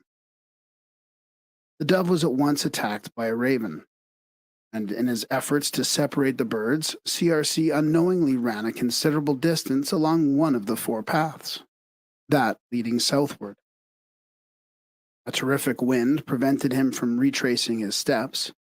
The wedding guest resigned himself to the loss of his bread and continued along the road until he espied in the distance a great gate. The sun being low, he hastened toward the portal, upon which, among other figures, was a tablet bearing the words Procol hinc procol it profani. The gatekeeper in sky-colored habit immediately asked CRC for his letter of invitation, and upon receiving it, bade him enter and requested that he purchase a token. After describing himself as a brother of the Red Rosy Cross, CRC received in exchange for his water bottle a golden disc bearing the letters SC. Night drawing near, the wanderer hastened to a second gate, guarded by a lion, into which was affixed a tablet with the words Date Tabatur Volis, where he presented a letter given him by the first gatekeeper. Being urged to purchase a token bearing the letters SM, he gave his little package of salt and then hastened on to reach the palace gates before they were locked for the night. A beautiful virgin called Virgo Lucifera was extinguishing the castle lights as CRC approached, and he was barely able to squeeze through the closing gates.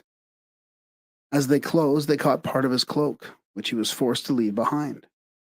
Here his name was written in the Lord Bridegroom's little vellum book, and he was presented with a new pair of shoes and also a token bearing the letters SPN. He was then conducted by pages to a small chamber where the ice-gray locks were cut from the crown of his head by invisible barbers, after which he was ushered into a spacious hall where a goodly number of kings, princes, and commoners were assembled. At the sound of trumpets, each seated himself at the table, taking a position corresponding to his dignity so that CRC received a very humble seat. Most of the pseudo-philosophers present being vain pretenders, the banquet became an orgy, which, however, suddenly ceased at the sound of stately and inspired music. For nearly half an hour no one spoke. Then, amidst a great sound, the door of the dining hall swung open and thousands of lighted tapers held by invisible hands entered. Those were followed by the two pages lighting the beautiful Virgo Lucifera, seated on a self-moving throne. The white and gold-robed version then rose and announced that to prevent the admission of the unworthy persons to the mystical wedding, a set of scales would be erected the following day, which each guest would be weighted to determine his integrity.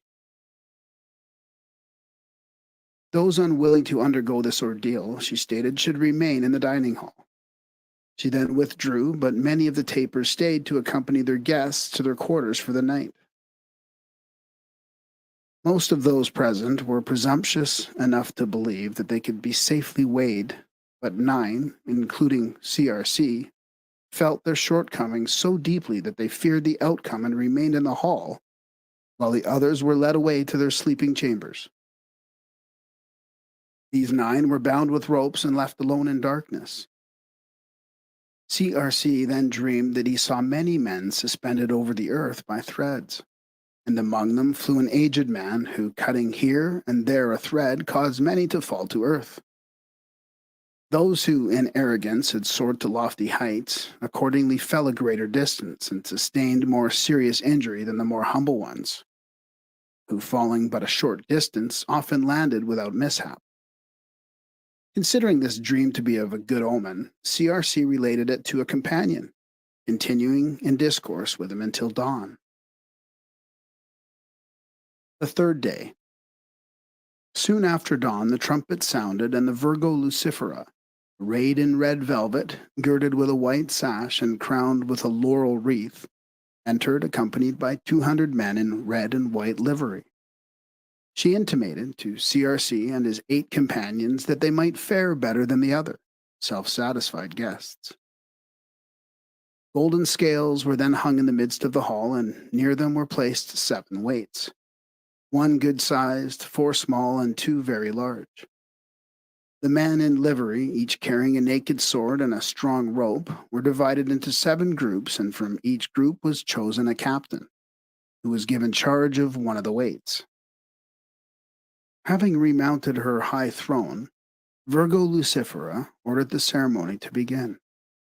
The first to step on the scales was an emperor so virtuous that the balances did not tip until 6 weights had been placed upon the opposite end. He was therefore turned over to the 6th group. The rich and poor alike stood upon the scales, but only a few passed the test successfully. To these were given velvet robes and wreaths of laurel, after which they were seated upon the steps of Virgo Lucifera's throne. Those who failed were ridiculed and scourged. The Inquisition being finished, one of the captains begged Virgo Lucifera to permit the 9 men who had declared themselves unworthy also to be weighed, and this caused CRC anguish and fear. Of the first 7, 1 succeeded and was greeted with joy. CRC was the 8th, and he not only withstood all the weights, but even when 3 men hung on the opposite end of the beam, he could not be moved. A page cried out, "That is he!" CRC was quickly set at liberty and permitted to release one of the captives. He chose the first emperor. Virgo Lucifera then requested the red rose that CRC carried, which he immediately gave her. The ceremony of the scales ended about 10 o'clock in the forenoon. After agreeing upon the penalties to be imposed upon those whose shortcomings had been thus exposed, a dinner was served to all. The few successful artists, included CRC, were given the chief seats, after which the golden fleece and a flying lion were bestowed upon them in the name of the bridegroom. Virgo Lucifera then presented a magnificent goblet to the guests, stating that the king had requested all to share its contents. Following this, CRC and his companions were taken out upon a scaffolding, where they beheld the various penalties suffered by those who failed. Before leaving the palace, each of the rejected guests was given a draught of forgetfulness. The elect then returned to the castle, where to each was assigned a learned page who conducted them through the various parts of the edifice. CRC saw many things his companions were not privileged to behold, including the royal sepulchre, where he learned more than is extant in all books. He also visited a magnificent library and an observatory containing a great globe 30 feet in diameter with all the countries of the world marked upon it.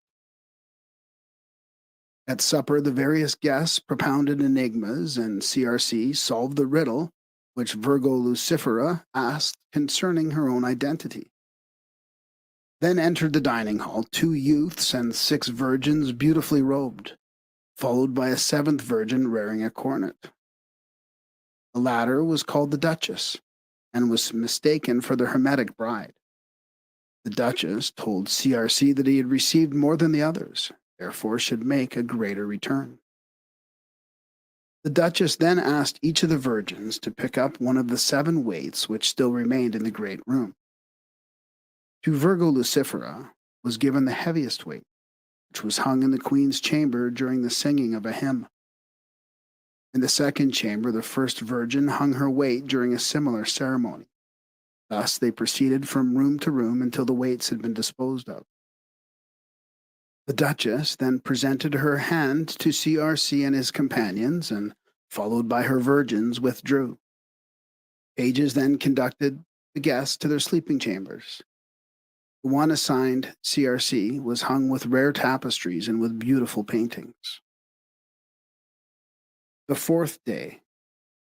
After washing and drinking in the garden from a fountain which bore several inscriptions, among them one reading, "Drink, brothers, and live," the guests, led by Virgo Lucifera, ascended the 365 steps of the royal winding stairs.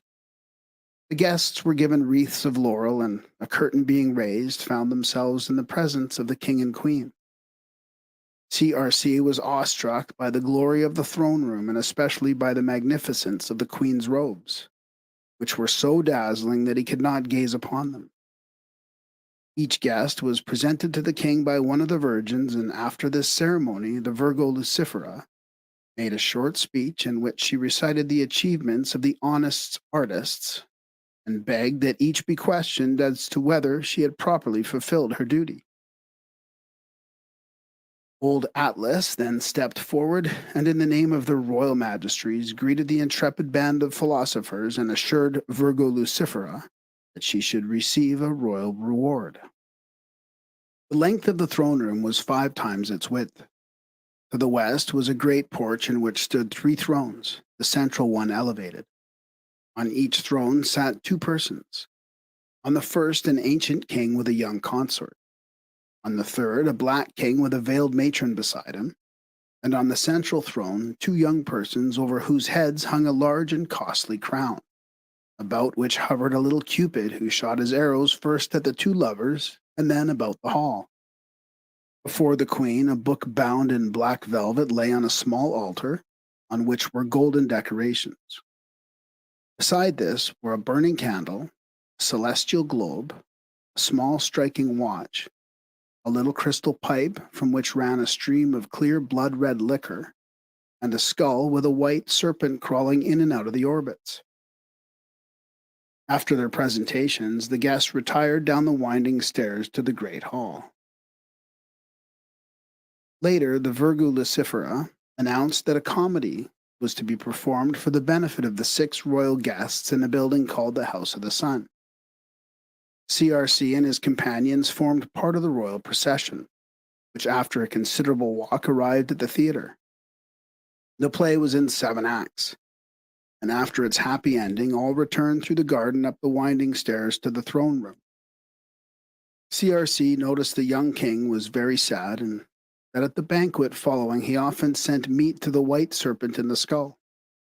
The feast over, the young king, holding in his hand the little black book from the altar, asked the guests if they would all be true to him through prosperity and adversity, and when they tremblingly agreed, he asked that each should sign his name in the little black book as proof of his fealty. The royal persons then drank from the little crystal fountain, the others afterwards doing likewise. This was called the draught of silence. The royal persons then sadly shook hands with all present. Suddenly a little bell tinkled, and immediately all the kings and queens took off their white garments and donned black ones. The room was hung in sable draperies, and the tables were removed.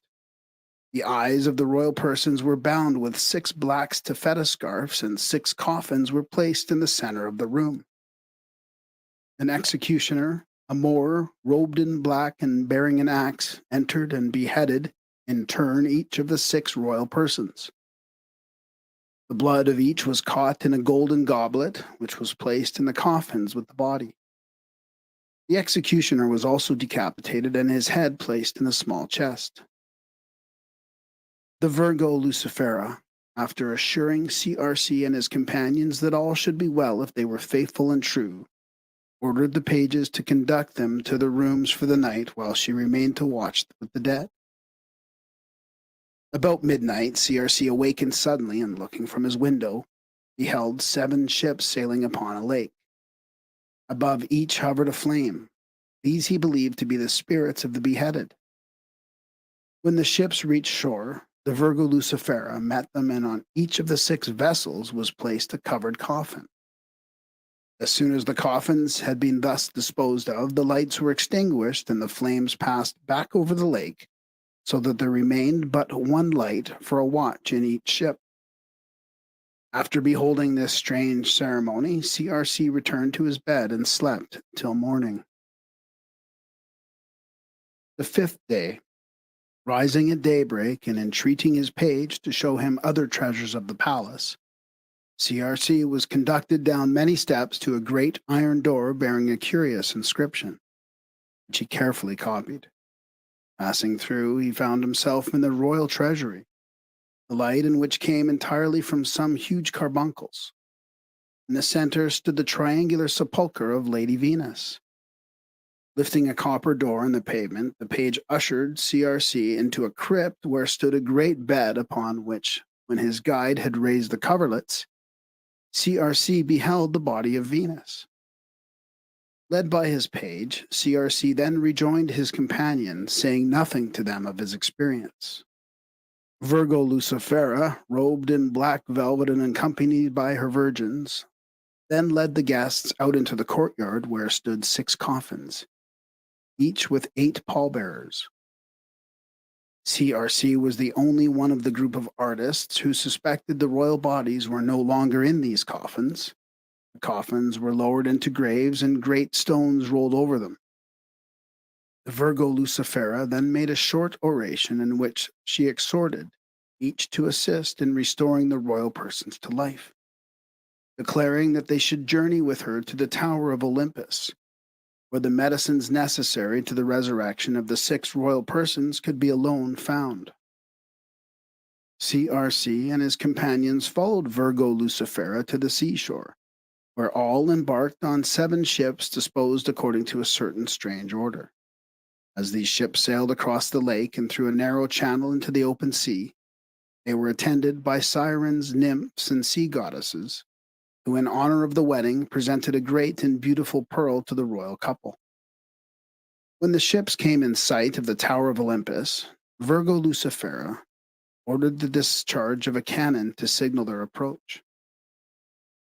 Immediately, a white flag appeared upon the tower, and a small gilded pinnace containing an ancient man, the warden of the tower, with his white-clad guards, came out to meet the ships.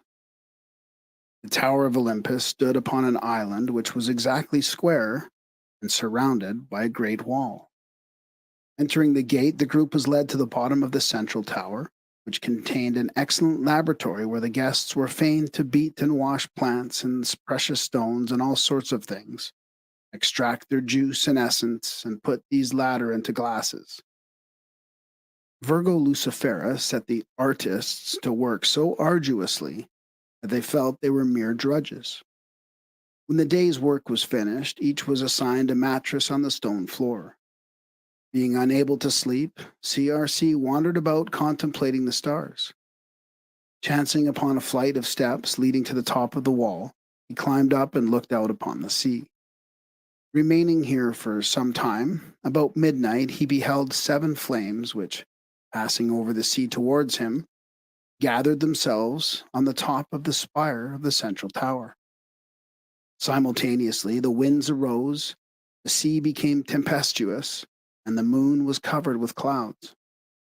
With some fear, CRC ran down the stairs and returned to the tower, and lying down on his mattress was lulled to sleep by the sound of a gently flowing fountain in the laboratory.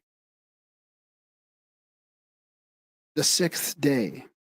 The next morning, the aged warden of the tower, after examining the work performed by the wedding guests in the laboratory and finding it satisfactory, caused ladders, ropes, and large wings to be brought forth, and addressed the assembled artists thus: "My dear sons, one of these 3 things must each of you this day constantly bear about with him."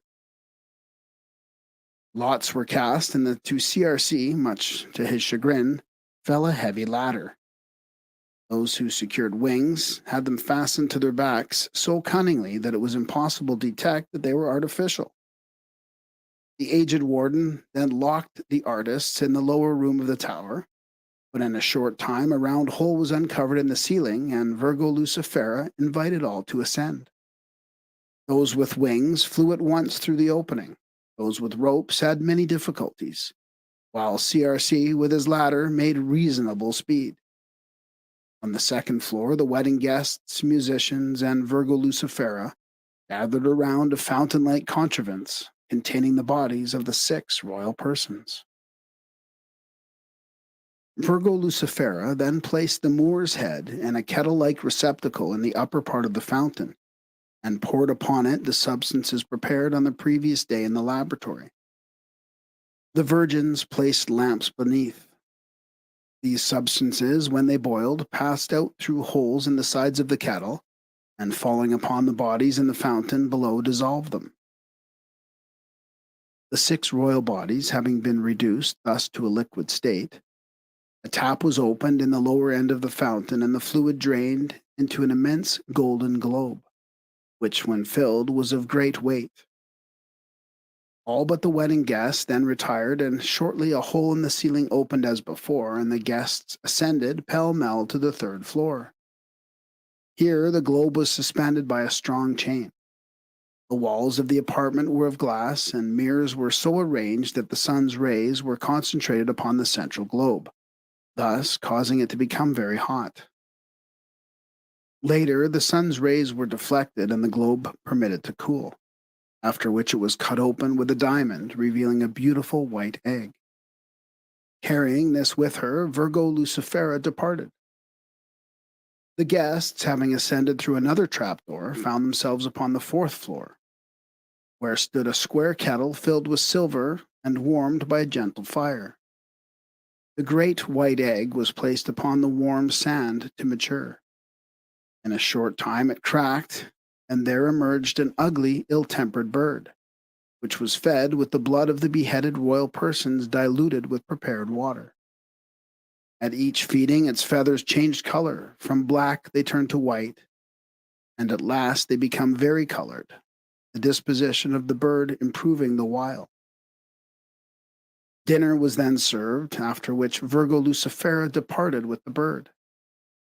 The guests ascended with ropes, ladders, and wings to the 5th floor, where a bath colored with fine white powder had been prepared for the bird, which enjoyed bathing in it until the lamps placed beneath the bath caused the water to become uncomfortably warm. When the heat had removed all the bird's feathers, it was taken out. But the fire continued until nothing remained in the bath save a sediment in the form of a blue stone. This was later pounded up and made into a pigment. With this, all of the bird except the head was painted. The guests thereupon ascended to the 6th floor, where stood a small altar resembling that in the king's throne room. The bird drank from the little fountain and was fed with the blood of the white serpent which crawled through the openings in the skull. The sphere by the altar revolved continuously. The watch struck 1, 2, and then 3, at which time the bird, laying its neck upon the book, suffered itself to be decapitated. Its body was burned to ashes, which were placed in a box of cypress wood. Virgo Lucifera told CRC and 3 of his comrades that they were lazy and sluggish laborateurs and would therefore be excluded from the 7th room. Musicians were sent for, who with cornets were to blow the foreign ridicule from the chamber. CRC and his 3 companions were disheartened until the musicians told them to be of good cheer and led them up a winding stair to the 8th floor of the tower directly beneath the roof. Here the old warden, standing upon a little round furnace, welcomed them and congratulated them upon being chosen by Virgo Lucifera for this greater work. Virgo Lucifera then entered and, after laughing at her perplexity of her guests, emptied the ashes of the bird into another vessel, filling the cypress box with useless matter. She thereupon returned to the 7th floor, presumably to mislead those assembled there by setting them to work upon the false ashes in the box. CRC and his 3 friends were set to work moistening the bird's ashes with specially prepared water until the mixture became a dough-like consistency, after which it was heated and molded into 2 miniature forms. Later, these were opened, disclosing 2 bright and almost transparent human images about 4 inches high, homunculi, one male and the other female. These tiny forms were laid upon satin cushions and fed drop by drop with the blood of the bird until they grew to normal size and of great beauty. Though the bodies had the consistency of flesh, they showed no signs of life, for the soul was not in them. The bodies were next surrounded with torches and their faces covered with silk. Virgo Lucifera then appeared, bearing 2 curious white garments. The virgins also entered, among them 6 bearing great trumpets. The trumpet was placed upon the mouth of one of the 2 figures, and CRC saw a tiny hole open in the dome of the tower, and a ray of light descend through the tube of the trumpet and enter the body. This process was repeated 3 times on each body. The 2 newly ensouled forms were then removed upon a traveling couch. In about a half an hour, the young king and queen awakened, and the Virgo Lucifera presented them with the white garments. These they donned, and the king in his own person most graciously returned thanks to CRC and his companions, after which the royal persons departed upon a ship. CRC and his 3 privileged friends then rejoined the other artists, making no mention of that which they had seen. Later, the entire party were assigned handsome chambers, and they rested till morning. The 7th day. In the morning, Virgo Lucifera announced that each of the wedding guests had become a knight of the golden stone. The aged warden then presented each man with a gold medal, bearing on one side the inscription, At Nat Me, and on the other, Tem Na F. The entire company returned in 12 ships to the king's palace. The flags on the vessels bore the signs of the zodiac, and CRC sat under that of Libra.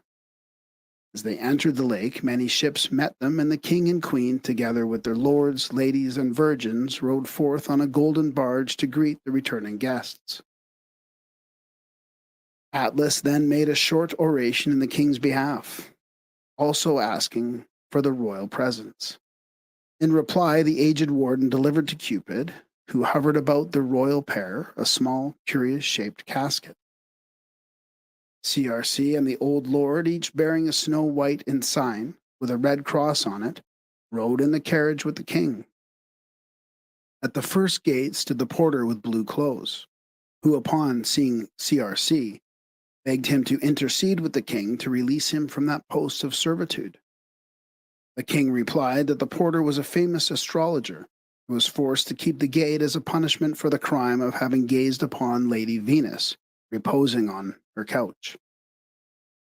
The king further declared that the porter could be released only when another was found who had committed the same crime.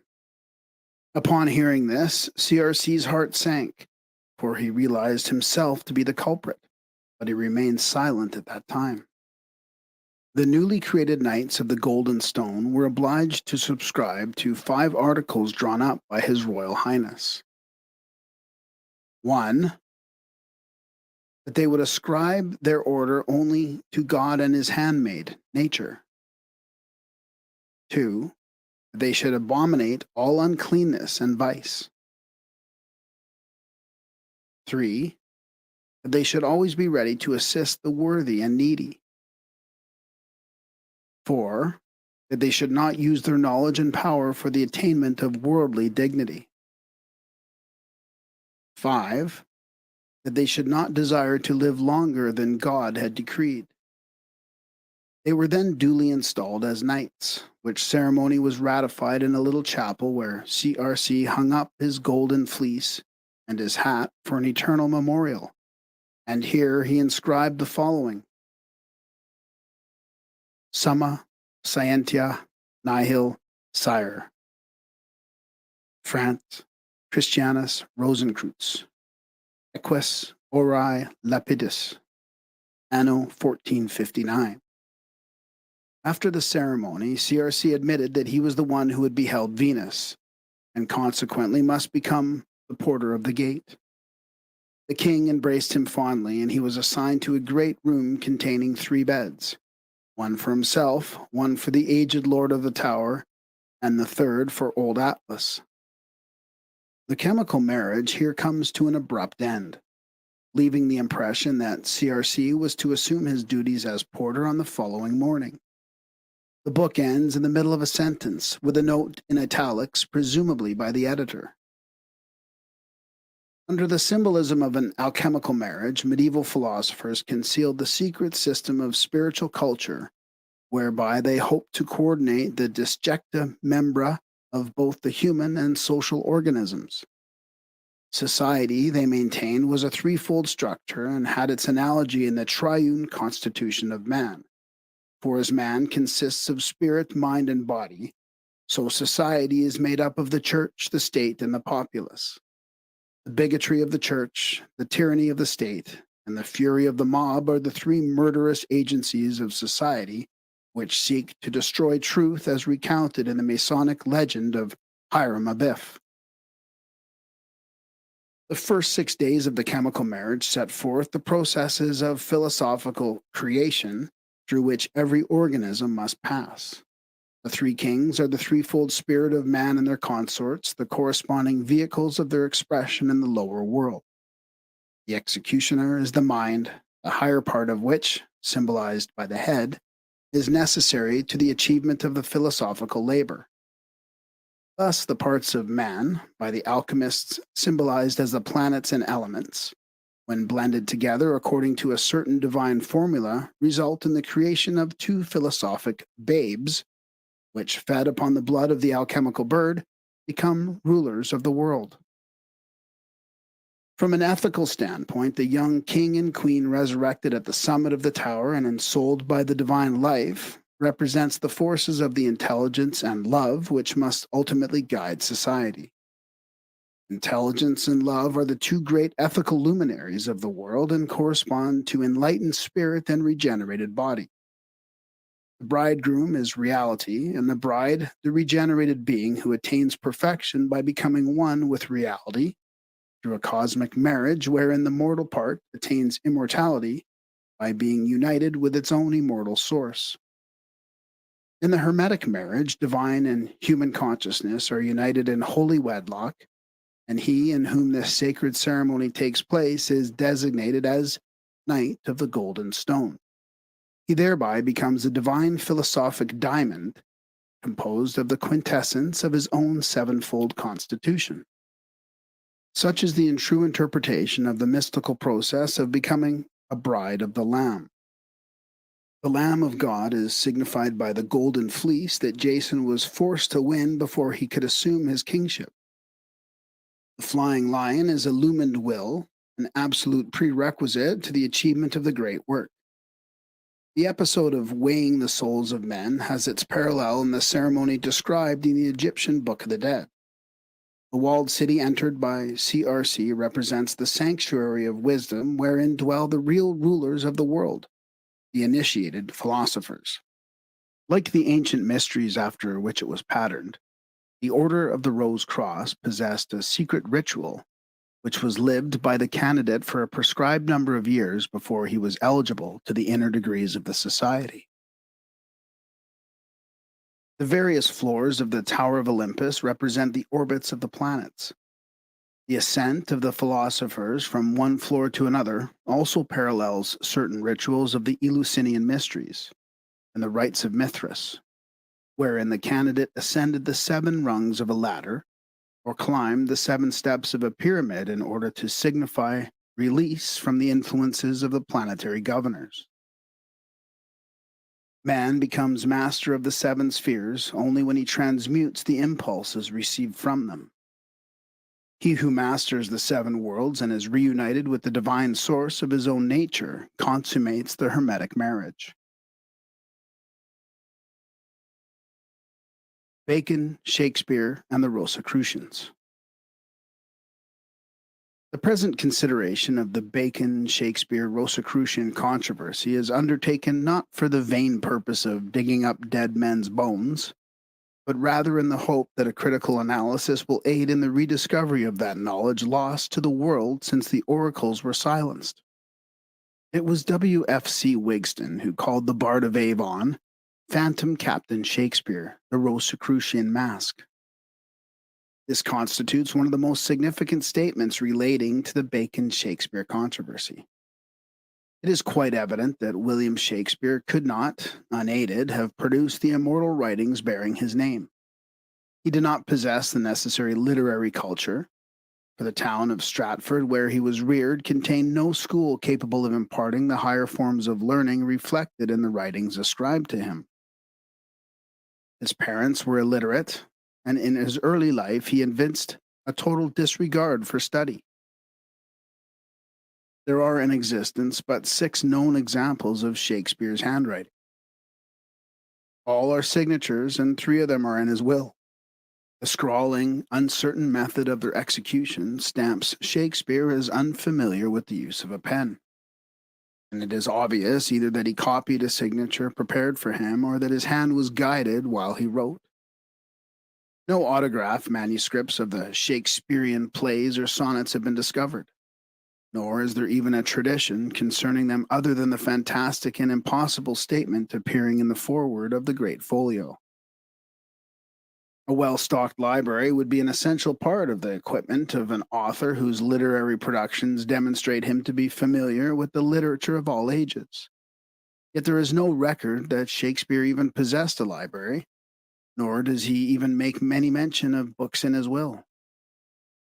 Commenting on the known illiteracy of Shakespeare's daughter Judith, who at 27 could only make her mark, Ignatius Donnelly declares it to be unbelievable that William Shakespeare, if he wrote the plays bearing his name, would have permitted his own daughter to reach womanhood and marry without being able to read one line of the writings that made her father wealthy and locally famous.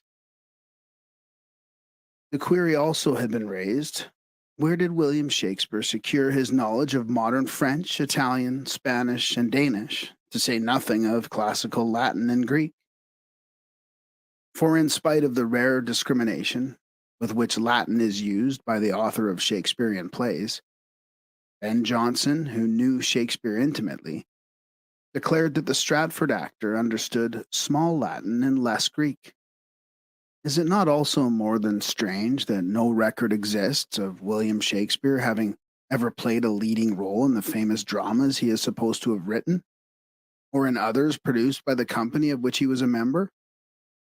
True, he may have owned a small interest in the Globe Theatre or Blackfriars, but apparently the height of his thespian achievements was the Ghost in Hamlet. In spite of his admitted avarice, Shakespeare seemingly made no effort during his lifetime to control or secure remuneration from the plays bearing his name, many of which were first published anonymously. As far as can be ascertained, none of his heirs were involved in any matter whatsoever in the printing of the first folio after his death, nor did they benefit financially therefrom. Had he been their author, Shakespeare's manuscripts and unpublished plays would certainly have constituted his most valued possessions. Yet his will, while making special disposition of his second-best bed and his broad silver gilt bowl, neither mentions nor intimates that he possessed any literary productions whatsoever. While the folios and quartos usually are signed William Shakespeare, all the known autographs of the Stratford actor read William Shakespeare. Does this change in spelling contain any significance heretofore generally overlooked? Furthermore, if the publishers of the first Shakespearean folio revered their fellow actor as much as their claims in that volume would indicate, why did they, as if in ironical allusion to a hoax which they were perpetrating, place an evident caricature of him on the title page? Certain absurdities also in Shakespeare's private life are irreconcilable. While supposedly at the zenith of his literary career, he was actually engaged in buying malt, presumably for a brewing business. Also picture the immortal Shakespeare, the reputed author of The Merchant of Venice, as a moneylender. Yet amongst those against whom Shakespeare brought action to collect petty sums was a fellow townsman, one Philip Rogers, whom he sued for an unpaid loan of 2 shillings, or about 48 cents. In short, there is nothing known in the life of Shakespeare that would justify the literary excellence imputed to him. The philosophic ideals promulgated throughout the Shakespearean plays distinctly demonstrate their author to have been thoroughly familiar with certain doctrines and tenets peculiar to Rosicrucianism. In fact, the profundity of the Shakespearean productions stamps their creator as one of the Illuminati of the ages. Most of those seeking a solution for the Bacon-Shakespeare controversy have been intellectualists. Notwithstanding their scholarly attainments, they have overlooked the important part played by transcendentalism in the philosophic achievements of the ages. The mysteries of the superphysics are inexplicable to the materialists, whose training does not equip him to estimate the extent of their ramifications and complexities. Yet who but a Platonist, a Kabbalist, or a Pythagorean could have written The Tempest, Macbeth, Hamlet, or the Tragedy of Cymbeline? Who but one deeply versed in Paracelsian lore could have conceived A Midsummer Night's Dream? Father of modern science, remodeler of modern law, editor of the modern Bible, patron of modern democracy, and one of the founders of modern Freemasonry, Sir Francis Bacon was a man of many aims and purposes. He was a Rosicrucian, some have intimated the Rosicrucian. If not actually the illustrious father CRC referred to in the Rosicrucian manifestos, he was certainly a high initiate of the Rosicrucian order, and it is his activities in connection with the secret body that are of prime importance to students of symbolism, philosophy, and literature. Scores of volumes have been written to establish Sir Francis Bacon as the real author of the plays and sonnets popularly ascribed to William Shakespeare. An impartial consideration of these documents cannot but convince the open minded of the verisimilitude of the Baconian theory. In fact, those enthusiasts who for years have struggled to identify Sir Francis Bacon as the true Bard of Avon might long since have won their case had they emphasized its most important angle, namely that Sir Francis Bacon, the Rosicrucian initiate, wrote into the Shakespearean plays the secret teachings of the fraternity of R.C. and the true rituals of the Freemasonic order, of which order it may yet be discovered that he was the actual founder. A sentimental world, however, dislikes to give up a traditional hero, either to solve a controversy or to right a wrong. Nevertheless, it can be proved that by raveling out the riddle, there can be discovered information of practical value to mankind. Then the best minds of the world will cooperate in the enterprise. The Bacon-Shakespeare controversy, as its most able advocates realize, involves the most profound aspects of science, religion, and ethics. He who solves its mystery may yet find therein the key to the supposedly lost wisdom of antiquity. It was in recognition of Bacon's intellectual accomplishments that King James turned over to him the translator's manuscripts of what is now known as the King James Bible, for the presumable purpose of checking, editing, and revising them.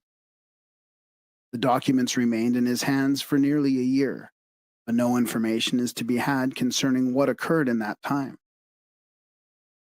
Regarding this work, William T. Smedley writes, "It will eventually be proved that the whole scheme of the authorized version of the Bible was Francis Bacon's. See the mystery of Francis Bacon." The first edition of the King James Bible contains a cryptic Baconian headpiece. Did Bacon cryptographically conceal in the authorized Bible that which he dared not literally reveal in the text? The secret Rosicrucian key to the mystic and Masonic Christianity? Sir Francis Bacon unquestionably possessed the range of general and philosophical knowledge necessary to write the Shakespearean plays and sonnets. For it is unusual conceded that he was a composer, lawyer, and linguist. His chaplain, Dr. William Raleigh, and Ben Jonson both attest to the philosophic and poetic accomplishments. The former pays Bacon this remarkable tribute: "I have been induced to think that if there were a beam of knowledge derived from God upon any man in these modern times, it was upon him. For though he was a great reader of books, yet he had not his knowledge from books, but from some grounds and notions from within himself." See Introduction to the Resuscitado. Sir Francis Bacon, being not only an able barrister, but also a polished courtier, also possessed that intimate knowledge of parliamentary law and the etiquette of the royal court revealed in the Shakespearean plays, which could scarcely have been acquired by a man in the humble station of the Stratford actor. Lord Verulam furthermore visited many of the foreign countries, forming the background for the plays, and was therefore in a position to create the authentic local atmosphere contained therein.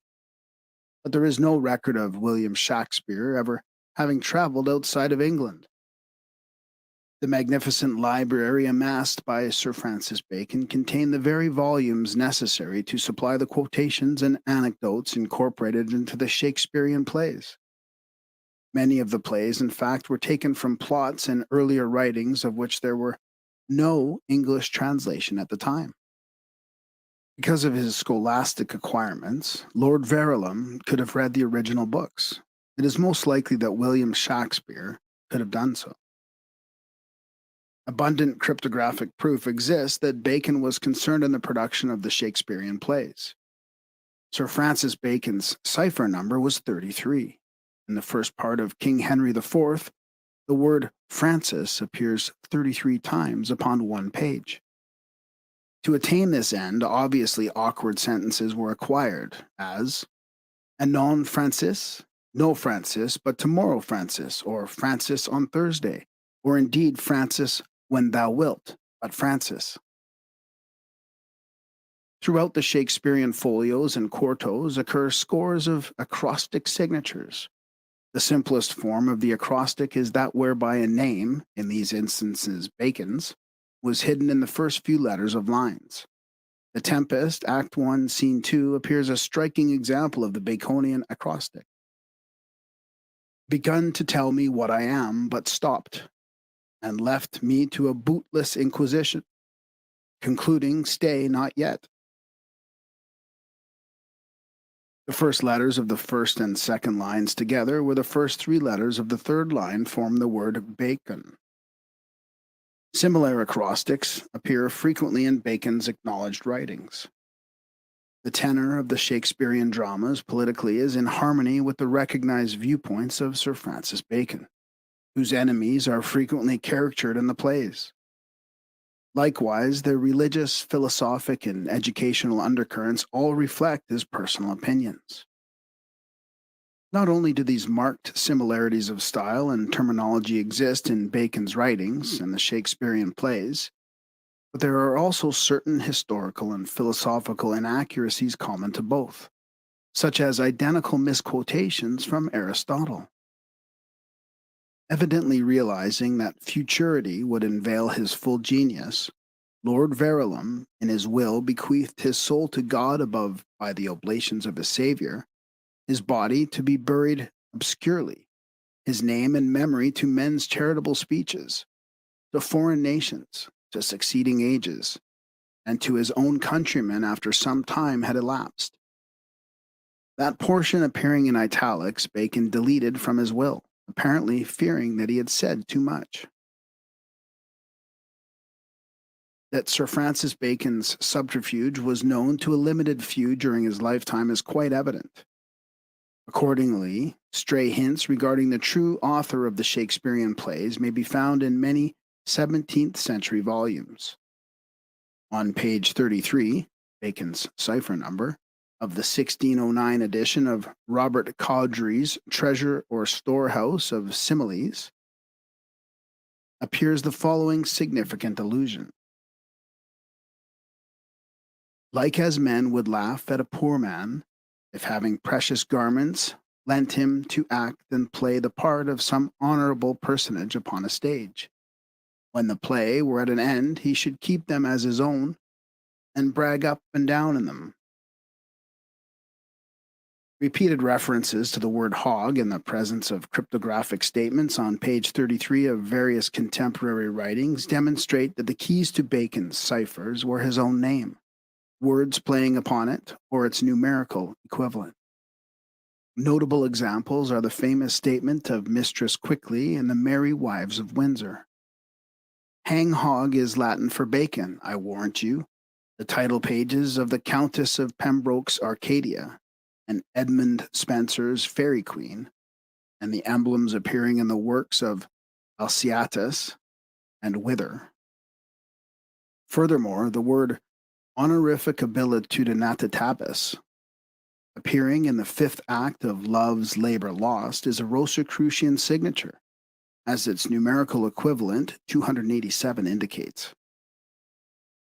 Again, on the title page of the first edition of Sir Francis Bacon's New Atlantis, Father Time is depicted bringing a female figure out of the darkness of a cave. Around the device is a Latin inscription, "In time the secret truth shall be revealed." The catchwords and the printer's devices appearing in volumes published, especially during the first half of the 17th century, were designed, arranged, and in some cases mutilated according to a definite plan. It is evident also that the mispaginations in the Shakespearean folios and other volumes are keys to Baconian ciphers, for re-editions, often from the new type and by different printers, contain the same mistakes. For example, the first and second folios of Shakespeare are printed from entirely different type and by different printers 9 years apart. But in both editions, page 153 of the comedies is numbered 151, and pages 249 and 250 are numbered 250 and 251 respectively. Also, in the 1640 edition of Bacon's The Advancement and Proficience of Learning, pages 353 and 354 are numbered 351 and 352 respectively. And in the 1641 edition of Du Barta's Divine Weeks, pages 346 to 350, inclusive are entirely missing, while page 450 is numbered 442. The frequency with which pages ending in numbers 50, 51, 52, 53, and 54 are involved will be noted. The requirements of Lord Verulam's bilateral cipher are fully met in scores of volumes printed between 1590 and 1650, and in some printed at other times. An examination of the verses by L. Digges, dedicated to the memory of the deceased author Maester W. Shakespeare, reveals the use of two fonts of type for both capital and small letters, the differences being most marked in the capital T's, N's, and A's. See the first folio. The cipher has been deleted from subsequent editions.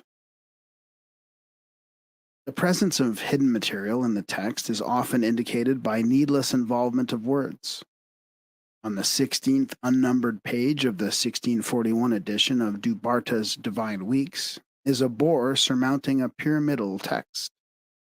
The text is meaningless jargon, evidently inserted for cryptographic reasons and marked with Bacon's signature, the hog.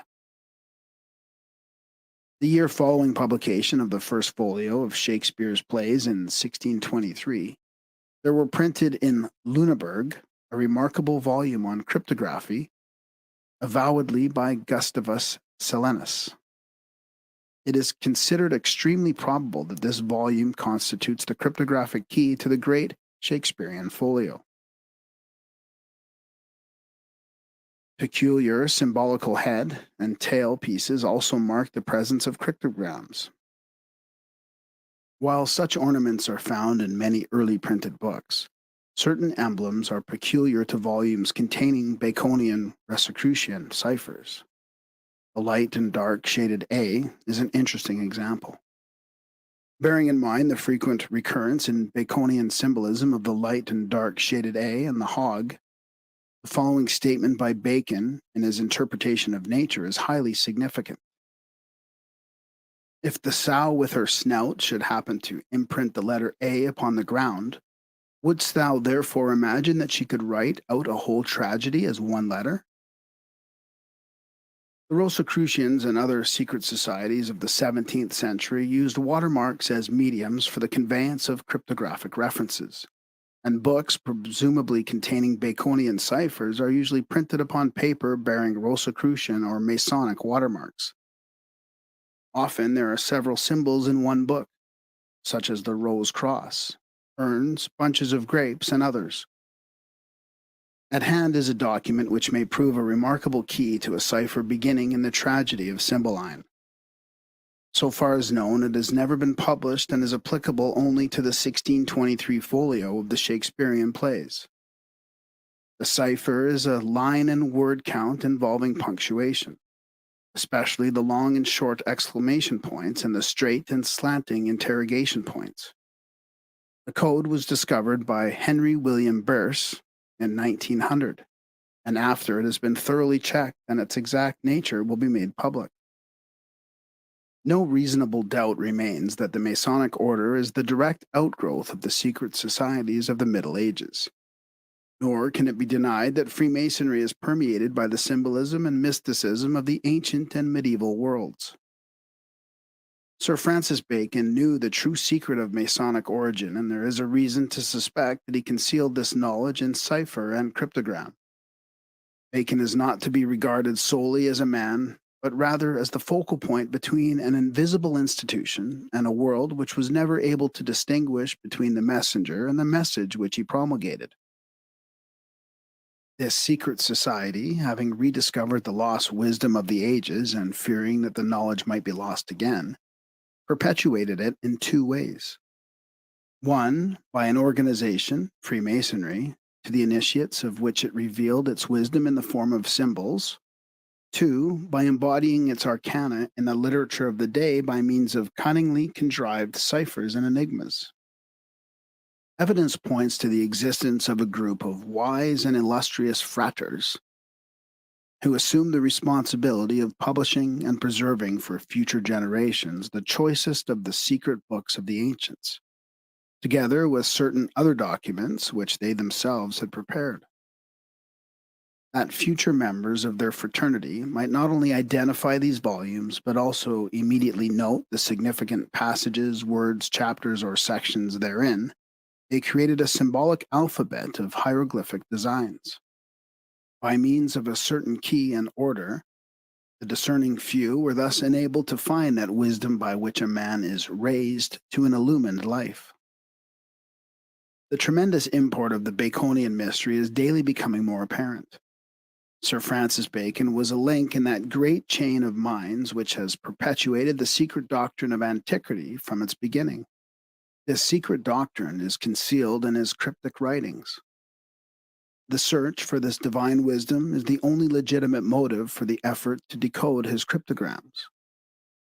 Masonic research might discover much of value if it were to turn its attention to certain volumes published during the 16th and 17th centuries, which bear the stamp and signet of that secret society whose members first established modern Freemasonry, but themselves remained as an intangible group controlling and directing the activities of the outer body. The unknown history and lost rituals of Freemasonry may be rediscovered in the symbolism and cryptograms of the Middle Ages. Freemasonry is the bright and glorious son of a mysterious and hidden father. It cannot trace its parentage because that origin is obscured by the veil of the superphysical and the mystical. The Great Folio of 1623 is a veritable treasure house of Masonic lore and symbolism, and the time is at hand when that great work shall be accorded the consideration which it is due. Though Christianity shattered the material organization of the pagan mysteries, it could not destroy the knowledge of the supernatural power which the pagans possessed. Therefore, it is known that the mysteries of Greece and Egypt were secretly perpetuated through the early centuries of the Church, and later, by being clothed in the symbolism of Christianity, were accepted as elements of that faith.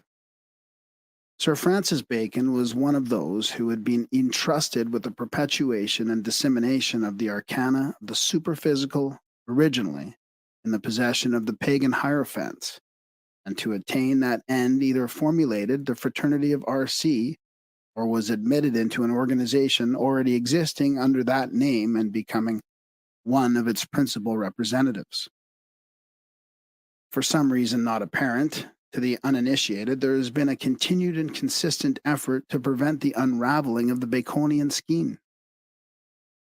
Whatever the power may be which continually blocks the efforts of investigators, it is as unremitting now as it was immediately following Bacon's death, and those attempting to solve the enigma still feel the weight of its resentment. A misunderstanding world has ever persecuted those who understood the secret workings of nature, seeking in every conceivable manner to exterminate the custodians of this divine wisdom. Sir Francis Bacon's political prestige was finally undermined, and Sir Walter Raleigh met a shameful fate because their transcendental knowledge was considered dangerous.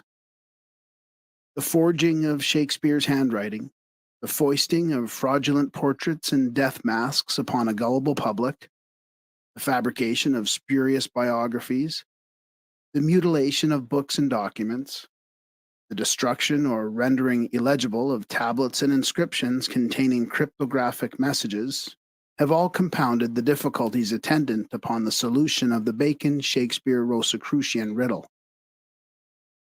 The Ireland forgeries deceived experts for years. According to the material available, the Supreme Council of the Fraternity of RC was composed of a certain number of individuals who had died what is known as the philosophic death.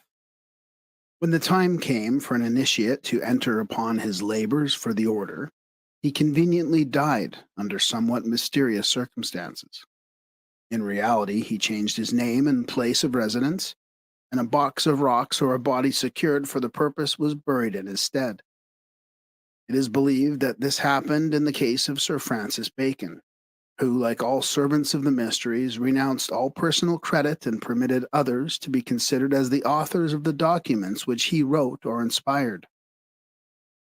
The cryptic writings of Francis Bacon constitute one of the most powerful, tangible elements in the mysteries of transcendentalism and symbolic philosophy. Apparently, many years must yet pass before an uncomprehending world will appreciate the transcending genius of that mysterious man who wrote the Novum Organum, who sailed his little ship far out into the unexplored sea of learning through the Pillars of Hercules, and whose ideals for a new civilization are magnificently expressed in the utopian dream of the new Atlantis. Was Sir Francis Bacon a second Prometheus?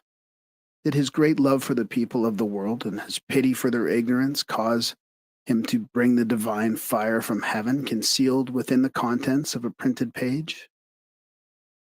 In all probability, the keys to the Baconian riddle will be found in classic mythology.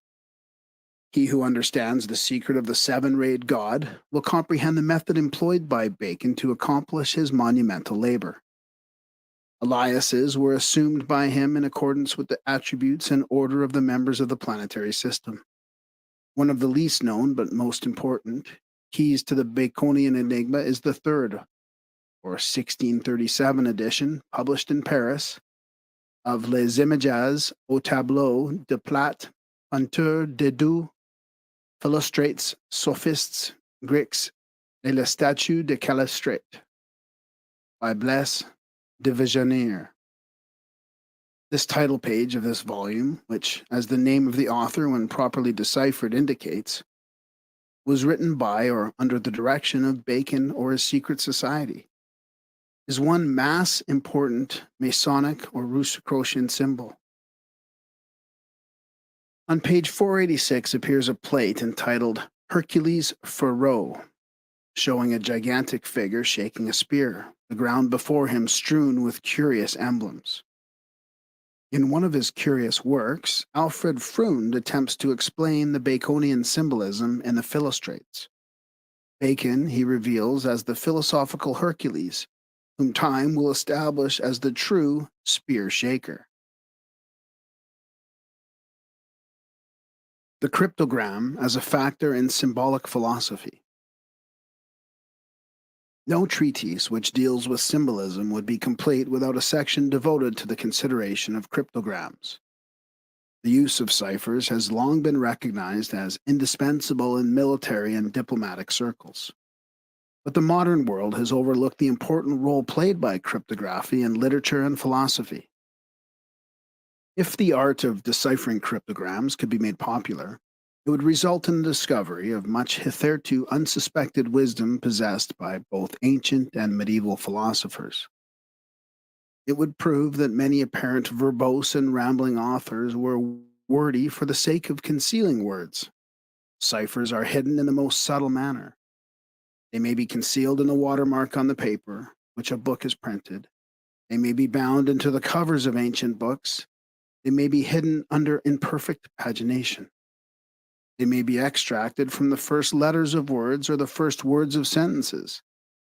They may be artfully concealed in mathematical equations or in apparently unintelligible characters. They may be extracted from the jargon of clowns or revealed by heat as having been written in sympathetic ink. They may be the word ciphers, letter ciphers, or apparently ambiguous statements whose meaning could be understood only by repeated careful readings. They may be discovered in the elaborately illuminated initial letters or early books, or they may be revealed by a process of counting words or letters. If those interested in Freemasonic research would give serious consideration to this subject, They might find in books and manuscripts of the 16th and 17th centuries the information necessary to bridge the gap in Masonic history that now exists between the mysteries of the ancient world and the craft masonry of the last 3 centuries. The arcana of the ancient mysteries was never revealed to the profane except through the media of symbols. Symbolism fulfilled the dual office of concealing the sacred truths from the uninitiated and revealed them to those qualified to understand the symbols. Forms are the symbols of formless divine principles. Symbolism is the language of nature. With reverence, the wise pierce the veil and with clearer vision contemplate the reality. But the ignorant, unable to distinguish between the false and the true, behold a universe of symbols. It may well be said of nature, the Great Mother, that she is ever tracing strange characters upon the surface of things, but only to her eldest and wisest sons as a reward for their faith and devotion does she reveal the cryptic alphabet which is the key to the import of these tracings. The temples of the ancient mysteries evolved in their own sacred languages, known only to their initiates and never spoken save in the sanctuary. The illumined priests considered it sacrilege to discuss the sacred truths of the higher worlds or the divine verities of eternal nature, in the same tongue as that used by the vulgar for wrangling and dissension. A sacred science must needs be couched in a sacred language. Secret alphabets also were invented, and whenever the secrets of the wise were committed to writing, characters meaningless to the uninformed were employed. Such forms of writing were called sacred or hermetic alphabets. Some, such as the famous angelic writing, are still retained in the higher degrees of Masonry. Secret alphabets were not entirely satisfactory, however, for although they rendered unintelligible the true nature of the writings, their very presence disclosed the fact of concealed information, which the priests also sought to conceal. Through patience or persecution, the keys to these alphabets were eventually acquired and the contents of the documents revealed to the unworthy. This necessitated employment of the more subtle methods for concealing the divine truths. The result was the appearance of cryptic systems of writing designed to conceal the presence of both the message and the cryptogram. Having thus devised a method of transmitting their secrets to posterity, the Illuminati encouraged the circulation of certain documents, specially prepared through incorporating into them ciphers containing the deepest secrets of mysticism and philosophy. Thus, medieval philosophers disseminated their theories throughout Europe without evoking suspicion, since volumes containing these cryptograms could be subjected to the closest scrutiny without revealing the presence of the hidden messages. During the Middle Ages, scores of writers, members of secret political or religious organizations, published books containing ciphers. Secret writing became a fad. Every European court had its own diplomatic cipher, and the intelligentsia vied with one another in devising curious and complicated cryptograms. The literature of the 15th, 16th, and 17th centuries is permeated with ciphers, few of which have ever been decoded. Many of the magnificent scientific and philosophic intellects of this period dared not publish their findings because of the religious intolerance of their day.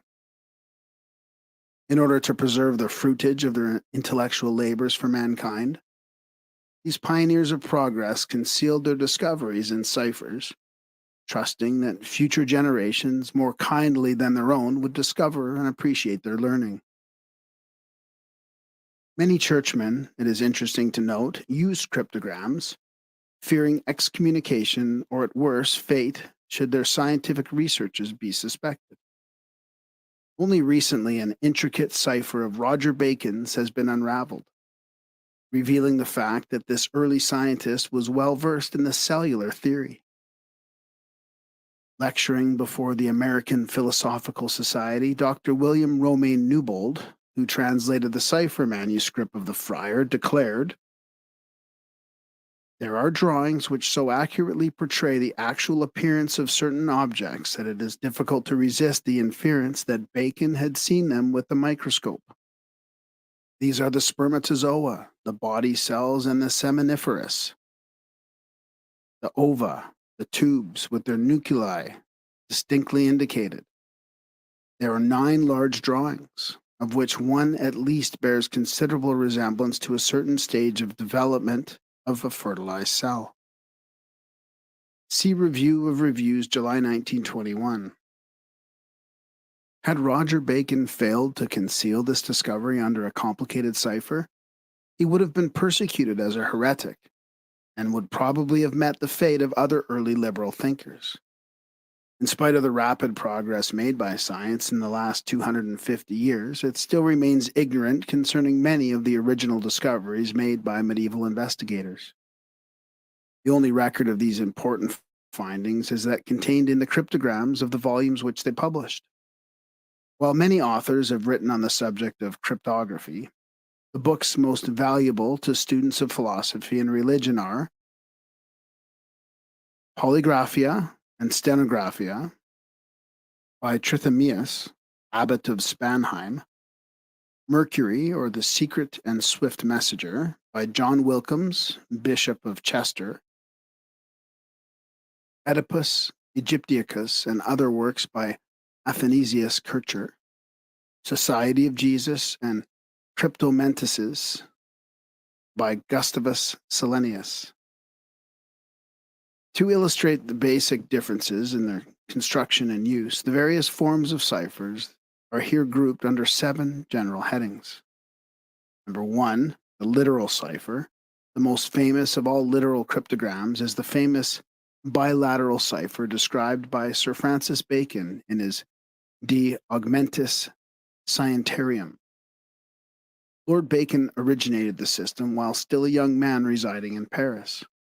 The bilateral cipher requires the use of 2 styles of type, one an original face and the other specially cut.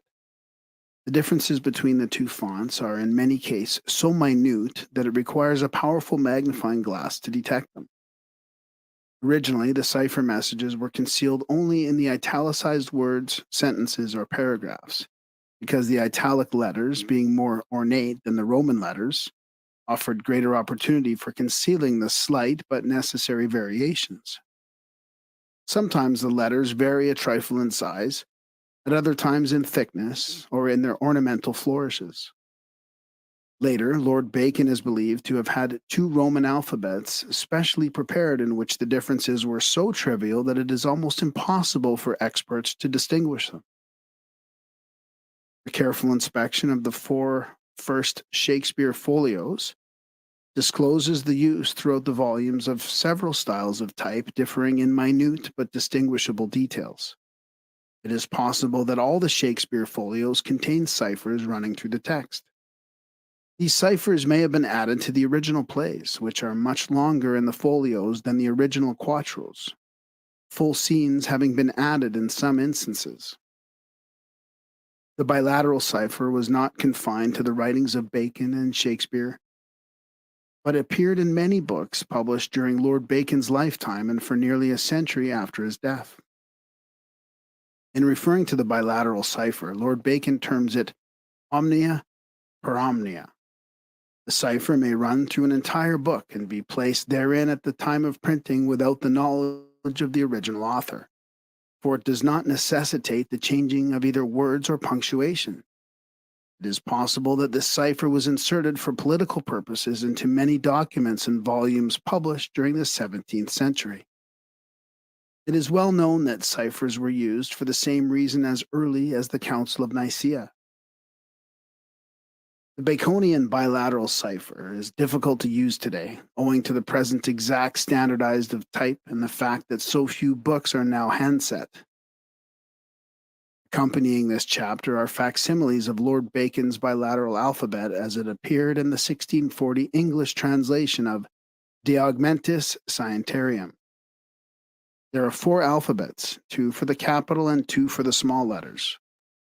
Consider carefully the differences between these four and note that each alphabet has the power of either the letter A or the letter B, and that when reading a word, its letters are divisible into one of two groups: those which correspond to the letter A and those which correspond to the letter B. In order to employ the bilateral cipher, a document must contain 5 times as many letters as there are in the cipher message to be concealed, for it requires 5 letters to conceal one. The bilateral cipher somewhat resembles a telegraph code in which letters are changed into dots and dashes according to the bilateral system. However, the dots and dashes are represented respectively by A's and B's. The word bilateral is derived from the fact that all letters of the alphabet may be reduced to either A or B. An example of bilateral writing is shown in one of the accompanying diagrams. In order to demonstrate the working of this cipher, the message concealed within the words, "Wisdom and understanding are more to be desired than riches," will now be deciphered. The first step is to discover the letters of each alphabet and replace them by their equivalent A or B in accordance with the key given by Lord Bacon in his bilateral alphabet. In the word wisdom, the W is from the B alphabet, therefore it is replaced by a B. The I is from the A alphabet, therefore an A is put in its place. The S is also from the A alphabet, but the D belongs to the B alphabet. The O and the M belong to the A alphabet, is replaced by A. By this process, the word wisdom becomes BAABAA. Treating the remaining words of the sentence in a similar manner, and becomes ABA, understanding AAAB, AAAAAAABAB, R, ABA, more, ABBB, to, AB, B, AB, desired, ABAABAA, than, AABA, riches, AAAAAA. The next step is to run all the letters together. Thus, BAA, BAAA, BAAAA, BAAAAA, BA, BA, BAA, BBB, ABA, BAB, AAB, AAAB, AAAAAA. All the combinations used in the Baconian bilateral cipher consists of groups containing 5 letters each. Therefore, the solid line of letters must be broken into groups of 5 in the following manner: BAABA, AABAA, AABAA, AAAB, ABABA, ABBBA, BABAB, AABAA, AABAA, AAAAA. Each of these groups of 5 letters now represents one letter of the cipher. The actual letter can now be determined by comparing the groups within the alphabetical table. The key to the bilateral cipher, from De Augmentis Scientiarum, BAABA equals T, AABAA equals E, AABAA equals E, AAAAB equals B, ABABA equals L, ABBBA equals P, BABAB equals X, AABAA equals E, AAAAA equals A. But the last 5 letters of the word riches being set off by a period from the initial R, the last 5 A's do not count in the cipher. The letters thus extracted are now brought together in order, resulting in TEEBLPXEE. At this point, the inquirer might reasonably expect the letters to make intelligible words, but he will very likely be disappointed. For, as in the case above, the letters thus extracted are themselves a cryptogram, doubly involved to discourage those who might have a casual acquaintance with the bilateral system. The next step is to apply the 9 letters to what is commonly called a wheel or disk cipher, which consists of 2 alphabets one revolving around the other in such a manner that numerous transpositions of letters are possible. In the accompanying cut, the A of the inner alphabet is opposite the H of the outer alphabet, so that for the cipher purposes, these letters are interchangeable. The F and M, the P and Y, the W and D, in fact, all the letters may be transposed as shown by the two circles. The 9 letters extracted by the bilateral cipher may thus be exchanged for 9 others by the wheel cipher. The 9 letters are considered as being on the inner circle of the wheel and are exchanged for the 9 letters on the outer circle, which are opposite the inner letters. By this process, the T becomes A, the 2 E's become L's, the B becomes I, the L's become S, the P becomes W, the X becomes E, and the 2 E's become L's. The result is all is well, which broken up into the words reads all is well. Of course, by moving the inner disk of the wheel cipher, many different combinations in addition to the one given above can be made of the letters. But this is the only one which will produce sense, and the cryptogrammatist must keep on experimenting until he discovers a logical and intelligible message. He may then feel reasonably sure that he has deciphered the system. Lord Bacon involved the bilateral cipher in many different ways. There are probably a score of different systems used in the Shakespeare folio alone, some so intricate that they may forever baffle all attempts at their decipherment. In those susceptible of solution, sometimes the A's and B's have to be exchanged. At other times, the concealed message is written backwards. Again, only every other letter is counted, and so on. There are several other forms of the literal cipher in which letters are substituted for each other by a prearranged sentence. The simplest form is that in which 2 alphabets are written thus: A, B, C, D, E, F, G, H, I, K, L, M, N, Z, Y, X, W, U, T, S, R, Q, P, O, N, M, O, P, Q, R, S, T, U, W, X, Y, Z, L, K, I, H, G, F, E, D, C, B, A. By substituting the letters of the lower alphabet for the equivalents in the above one, a meaningless conglomeration results, the hidden message being decoded by reversing the process.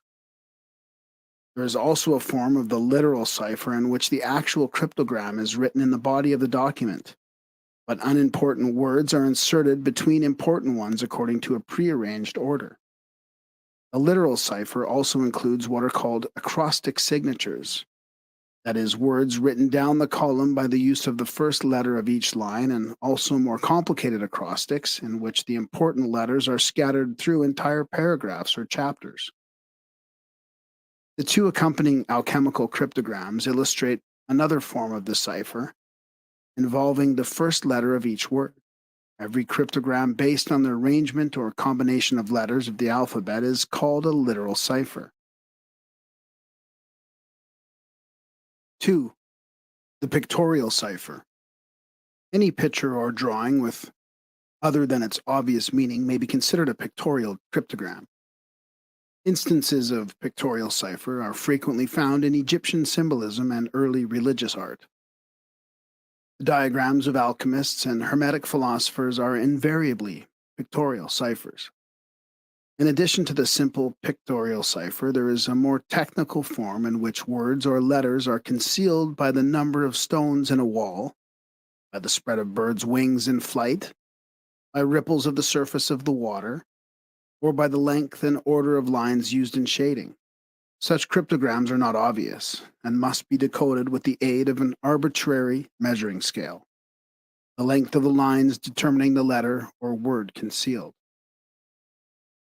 The shape and proportion of a building, the height of a tower, the number of bars in a window, the folds of a man's garments, even the proportions or attitude of the human body, were used to conceal definite figures or characters which could be exchanged for letters or words by a person acquainted with the code.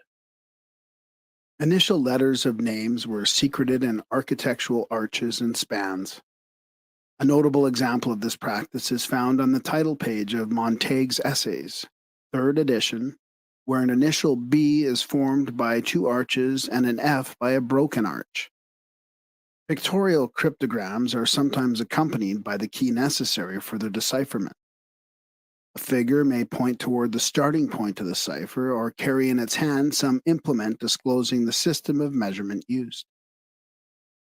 There are also frequent instances in which the cryptographer purposefully distorted or improperly clothed some figure in his drawing by placing the hat on backwards, the sword on the wrong side, or the shield on the wrong arm, or by employing some similar artifice. The much discussed fifth finger on the Pope's hand in Raphael's Sistine Madonna, and the sixth toe on Joseph's foot in the same artist's Marriage of the Virgin are cunningly concealed cryptograms. Number 3, the achromatic cipher. The religious and philosophical writings of all nations abound with achromatic cryptograms, that is, parables and allegories. The achromatic is unique in that the document containing it may be translated or reprinted without affecting the cryptogram. Parables and allegories have been used since remote antiquity to present moral truths in an attractive and understandable manner. The achromatic cryptogram is a pictorial cipher drawn in words, and its symbolism must be so interpreted. The Old and New Testaments of the Jews, the writings of Plato and Aristotle, Homer's Odyssey and Iliad, Virgil's Aeneid, the Metamorphosis of Apuleius, and Aesop's fables are outstanding examples of achromatic cryptography, in which are concealed the deepest and most sublime truths of ancient mystical philosophy. The achromatic cipher is the most subtle of all, for the parable or allegory is susceptible of several interpretations. Bible students for centuries have been confronted by this difficulty. They are satisfied with the moral interpretation of the parable and forget that each parable and allegory is capable of 7 interpretations, of which the 7th, the highest, is complete and all-inclusive, whereas the other 6 and lesser interpretations are fragmentary, revealing but part of the mystery. The creation myths of the world are achromatic cryptograms, and the deities of the various pantheons are only cryptic characters which, if properly understood, become the constituents of a divine alphabet. The initiated few comprehend the true nature of this alphabet, but the uninitiated many worship the letter of it as gods. The initiated few comprehend the true nature of this alphabet, but the uninitiated many worship the letters of it as gods. Number 4, the numerical cipher. Many cryptograms have been produced in which numbers in various sequences are substituted for letters, words, or even complete thoughts. The reading of numerical ciphers usually depends upon the possession of specially arranged tables or correspondences.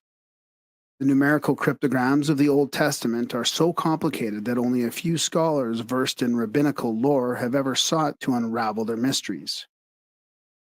In his Oedipus Egypticus, Athanasius Kircher describes several Arabian Kabbalistic theorems, and a great part of the Pythagorean mystery was concealed in a secret method in vogue among Greek mystics of substituting letters for numbers. The most simple numerical cipher is that in which the letters of the alphabet are exchanged for numbers in ordinary sequence. Thus, A becomes 1, B2, C3, and so on, counting both I and J as 9 and both U and V as 20. The word yes by this system would be written 23,518. The cipher can be made more difficult by reversing the alphabet so that Z becomes 1, Y2, X3, and so on, and by inserting a non-significant or uncounted number after each of the significant numbers, the cipher is still more effectively concealed. Thus, 23, 16, 5, 9, 18. The word yes is found by eliminating the second and fourth numbers. By adding 23, 5, and 18 together, the sum 46 results. Therefore, 46 is the numerical equivalent of the word yes. According to the simple numerical cipher, the sum 138 is equal to the words note carefully. Therefore, in a book using this method, line 138, page 138, or paragraph 138 may contain the concealed message. In addition to this simple numerical cipher, there are scores of others so complicated that no one without the key can hope to solve them. Authors sometimes base their cryptograms upon the numerical value of their own names. For example, Sir Francis Bacon repeatedly used the cryptic number 33, the numerical equivalent of his name. Numerical ciphers often involve the pagination of a book. Imperfect pagination, though generally attributed to carelessness, often conceals important secrets. The mispaginations found in the 1623 folio of Shakespeare and the consistent recurrence of similar errors in various volumes printed about the same period have occasioned considerable thought among scholars and cryptogrammatists. In Baconian cryptograms, all page numbers ending in 89 seem to have a special significance. The 89th page of the Comedies in the 1623 folio of Shakespeare shows an error of type in the pagination, the 9 being from a considerably smaller font than the 8. The 189th page is entirely missing, therefore, being 2 pages numbered 187. And page 188 shows the second 8 scarcely more than half the size of the first one. Page 289 is correctly numbered and has no unusual features. But 89 of the histories is missing. Several volumes published by Bacon show similar errors, page 89 being often involved. There are also numerical ciphers from which the cryptic message may be extracted by counting every 10th word, every 20th word, or every 50th word. In some cases, the count is irregular. The first important word may be found by counting 100, the second by counting 90, and the third by counting 80, and so on until the count of 10 is reached. The count then returns to 100 and the process is repeated. 5. The musical cipher. John Wilkins, afterwards Bishop of Chester, in 1641 circulated an anonymous essay entitled Mercury, or the Secret and Swift Messenger. In this little volume, which was largely derived from the more voluminous treatises of Trithemius and Silenus, the author sets forth a method whereby musicians can converse with each other by substituting musical notes for the letters of the alphabet. Two persons understanding the code can converse with each other by merely playing certain notes upon a piano or another instrument. Musical cryptograms can be involved to an inconceivable point. By certain systems, it is possible to take an already existing musical theme and conceal it in a cryptogram without actually changing the composition in any way. Dependence upon the notes may conceal the cipher, or the actual sounds of the notes may be exchanged for syllables of similar sound. This latter method is effective, but its scope is somewhat limited. Several musical compositions by Sir Francis Bacon are still in existence. An examination of them might reveal musical cryptograms, for it is quite certain that Lord Bacon was well acquainted with the manner of their construction. Number 6, the arbitrary cipher. The system of exchanging letters of the alphabet for hieroglyphic figures is too easily decoded to be popular. Albert Pike describes an arbitrary cipher based on the various parts of the Knights Templar's cross, each angle representing a letter. The many curious alphabets that have been devised are rendered worthless, however, by the table of recurrence. According to Edgar Allan Poe, a great cryptogrammatist, the most common letter of the English language is E. The other letters in their order of frequency are as follows: A, O, I, D, H, N, R, S, T, V, Y, C, F, Q, L, M, W, B, K, P, Q, X, Z. Other authorities declare the table of frequency to be ETAONIRSHDLCWUMFYGPVKXQJZ. By merely counting the number of times each character appears in the message, the law of recurrence discloses the English letter for which the arbitrary character stands. Further help is also rendered by the fact that if the cryptogram be split up into words, there are only 3 single letters which may form words AIO. Thus, any single character set off from the rest of the text must be one of these 3 letters. For details of this system, see The Gold Bug by Edgar Allan Poe.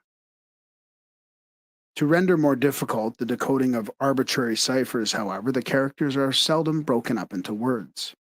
And further, the table of recurrence is partly nullified by assigning 2 or more different characters to each letter, thereby making it impossible to estimate accurately the frequency of recurrence.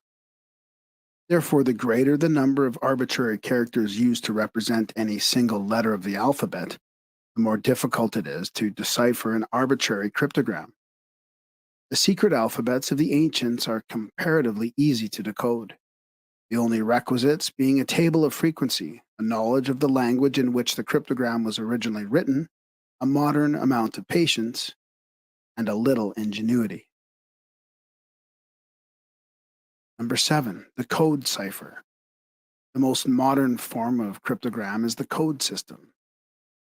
Its most familiar form is the Morse code for use in telegraphic and wireless communication. This form of cipher may be complicated somewhat by embodying dots and dashes into a document in which periods and colons are dots, while commas and semicolons are dashes. There are also codes used by the business world which can be solved only by the use of a private code book, because they furnish an economical and efficient method of transmitting confidential information. The use of such codes is far more prevalent than the average person has any suspicion. In addition to the foregoing classifications, there are numbers of miscellaneous systems of secret writing, some employing mechanical devices and others colors. A few make use of the sundry miscellaneous objects to represent words and even complete thoughts. But as these more elaborate devices were seldom employed by the ancients or by the medieval philosophers and alchemists, they have no direct bearing upon religion and philosophy. The mystics of the Middle Ages, borrowing the terminology of the various arts and sciences, evolved a system of cryptography which concealed the secrets of the human soul under terms generally applied to chemistry, biology, astronomy, botany, and physiology. Ciphers of this nature can only be decoded by individuals versed in the deep philosophic principles upon which these medieval mystics based their theory of life. Much information relating to the invisible nature of man is concealed under what seem to be chemical experiments or scientific speculations. Every student of symbolism and philosophy, therefore, should be reasonably well acquainted with the underlying principles of cryptography. In addition to serving him well in his researches, this art furnishes a fascinating method of developing the acuteness of the mental faculties. Discrimination and observation are indispensable to the seeker after knowledge, and no study is equal to cryptography as a means of stimulating these powers. Freemasonic symbolism. In several early Masonic manuscripts, for example the Harleian, Sloane, Lansdowne, and Edinburgh Kilwinning, it is stated that the craft of initiated builders existed before the deluge, and that its members were employed in the building of the Tower of Babel. A Masonic constitution dated 1701 gives the following naive account of the origin of the sciences, arts, and crafts from which the major part of Masonic symbolism is derived. How this worthy science was first begun, I shall tell. Before Noah's flood, there was a man called Lamech, as it is written in the 4th chapter of Genesis. And this Lamech had 2 wives. The one was called Adah, and the other Zillah. By the first wife, Adah, he got 2 sons, the one called Jabal, and the other Jubal. And by the other wife, Zillah, he got a son and a daughter. and the 4 children found the beginning of all crafts in the world. This Jabal was the elder son, and he found the craft of geometric, and he parted flocks as of sheep and lambs in the fields, and first wrought houses of stone and tree, as it is noted in the chapter aforesaid. And his brother Jubal found the craft of music, of songs, organs, and harp. The third brother, Tubal-Cain, found out smith's craft to work iron and steel, and their sister Naamah found out the art of weaving. These children did not know that God would take vengeance for sin, either by fire or water. Wherefore they wrote these sciences which they found in 2 pillars of stone, that they might be found after the flood. The one stone was called Marbel, cannot burn with fire, and the other was called Laterus, brass, that cannot drown in water. The author of this constitution thereupon declares that one of these pillars was later discovered by Hermes, who communicated to mankind the secrets thereon inscribed. In his Antiquities of the Jews, Josephus writes that Adam had forewarned his descendants that sinful humanity would be destroyed by a deluge. In order to preserve their science and philosophy, the children of Seth therefore raised 2 pillars, one of brick and the other of stone, of which were inscribed the keys to their knowledge. The patriarch Enoch, whose name means the initiator, is evidently a personification of the sun, since he lived 365 years. He also constructed an underground temple consisting of 9 vaults, one beneath the other, placing in the deepest vault a triangular tablet of gold bearing upon it the absolute and ineffable name of deity. According to some accounts, Enoch made 2 golden deltas. The larger he placed upon the white cubical altar in the lowest vault, and the smaller he gave into the keeping of his son, Methuselah, who did the actual construction work of the brick chambers according to the pattern revealed to his father by the Most High. In the form and arrangement of these vaults, Enoch epitomized the 9 spheres of the ancient mysteries, and the 9 sacred strata of the earth through which the initiate must pass to reach the flaming spirit dwelling in its central core. According to Freemasonic symbolism, Enoch, fearing that all knowledge of the sacred mysteries would be lost at the time of the deluge, erected the 2 columns mentioned in the quotation. Upon the metal column, in appropriate allegorical symbols, he engraved the secret reaching. Upon the metal column, in appropriate allegorical symbols, he engraved the secret teaching, and upon the marble column placed an inscription stating that a short distance away, a priceless treasure would be discovered in a subterranean vault. After having thus faithfully completed his labors, Enoch was translated from the brow of Mount Moriah. In time, the location of the secret vaults was lost, but after the lapse of ages, there came another builder, an initiate after the order of Enoch. And he, while laying the foundations for another temple to the great architect of the universe, discovered the long-lost vaults and the secrets contained within. John Leyland was appointed by King Henry VIII to go through the archives of the various religious institutions dissolved by the king and remove for preservation any books or manuscripts of an important character. Among the documents copied by Leyland was a series of questions and answers concerning the mystery of Masonry written by King Henry VI. In answer to the question, how came Masonry into England? The document states that Peter Gower, a Grecian, traveled for knowledge in Egypt, Syria, and every land where the Phoenicians had planted Masonry. Winning entrance in all lodges of Masons, he learned much and returning, dwelt in Greater Greece. He became renowned for his wisdom, formed a great lodge at Croton, and made many Masons, some of whom journeyed in France, spreading Masonry there. From France, in the course of time, the order passed into England. To even the superficial student of the subject, it must be evident that the name of Peter Gower, the Grecian, is merely an anglicized form of Pythagoras. Consequently, Groton, where he formed his lodge, is easily identified with Crotona. A link is thus established between the philosophic mysteries of Greece and medieval Freemasonry. In his notes on King Henry's questions and answers, William Preston enlarges upon the vow of secrecy as it was practiced by the ancient initiates. On the authority of Pliny, he describes how Anaxarchus, having been imprisoned in order to extort from him some of the secrets with which he had been entrusted, bit out his own tongue and threw it in the face of Nisocreon, the tyrant of Cyprus. Preston adds that the Athenians revered a brazen statue that was represented without a tongue to denote the sanctity with which they regarded their oath-bound secrets. It is also noteworthy that according to King Henry's manuscript, Masonry had its origin in the East and was the carrier of the arts and sciences of civilization to the primitive humanity of the Western nations. Conspicuous among the symbols of Freemasonry are the 7 liberal arts and sciences.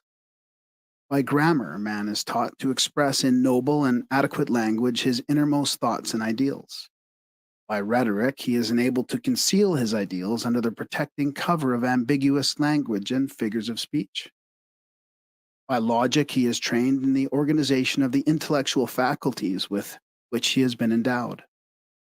By arithmetic, he not only is instructed in the mystery of universal order, but also gains the key to multitude, magnitude, and proportion. By geometry, he is inducted into the mathematics of form, the harmony and rhythm of angles, and the philosophy of organization. By music, he is reminded that the universe is founded upon the laws of celestial harmonics, and that harmony and rhythm are all-pervading. By astronomy, he gains an understanding of the immensities of time and space, of the proper relationship between himself and the universe, and of the awesomeness of that unknown power which is driving the countless stars of the firmament through illimitable space. Equipped with the knowledge conferred by familiarity with the liberal arts and sciences, the studious Freemason therefore finds himself confronted by a few problems of which he cannot cope. The Dionysiac architects. The most celebrated of the ancient fraternities of artisans was that of the Dionysiac architects. This organization was composed exclusively of initiates of the Bacchus-Dionysius cult, and was peculiarly concentrated to the science of building and the art of decoration.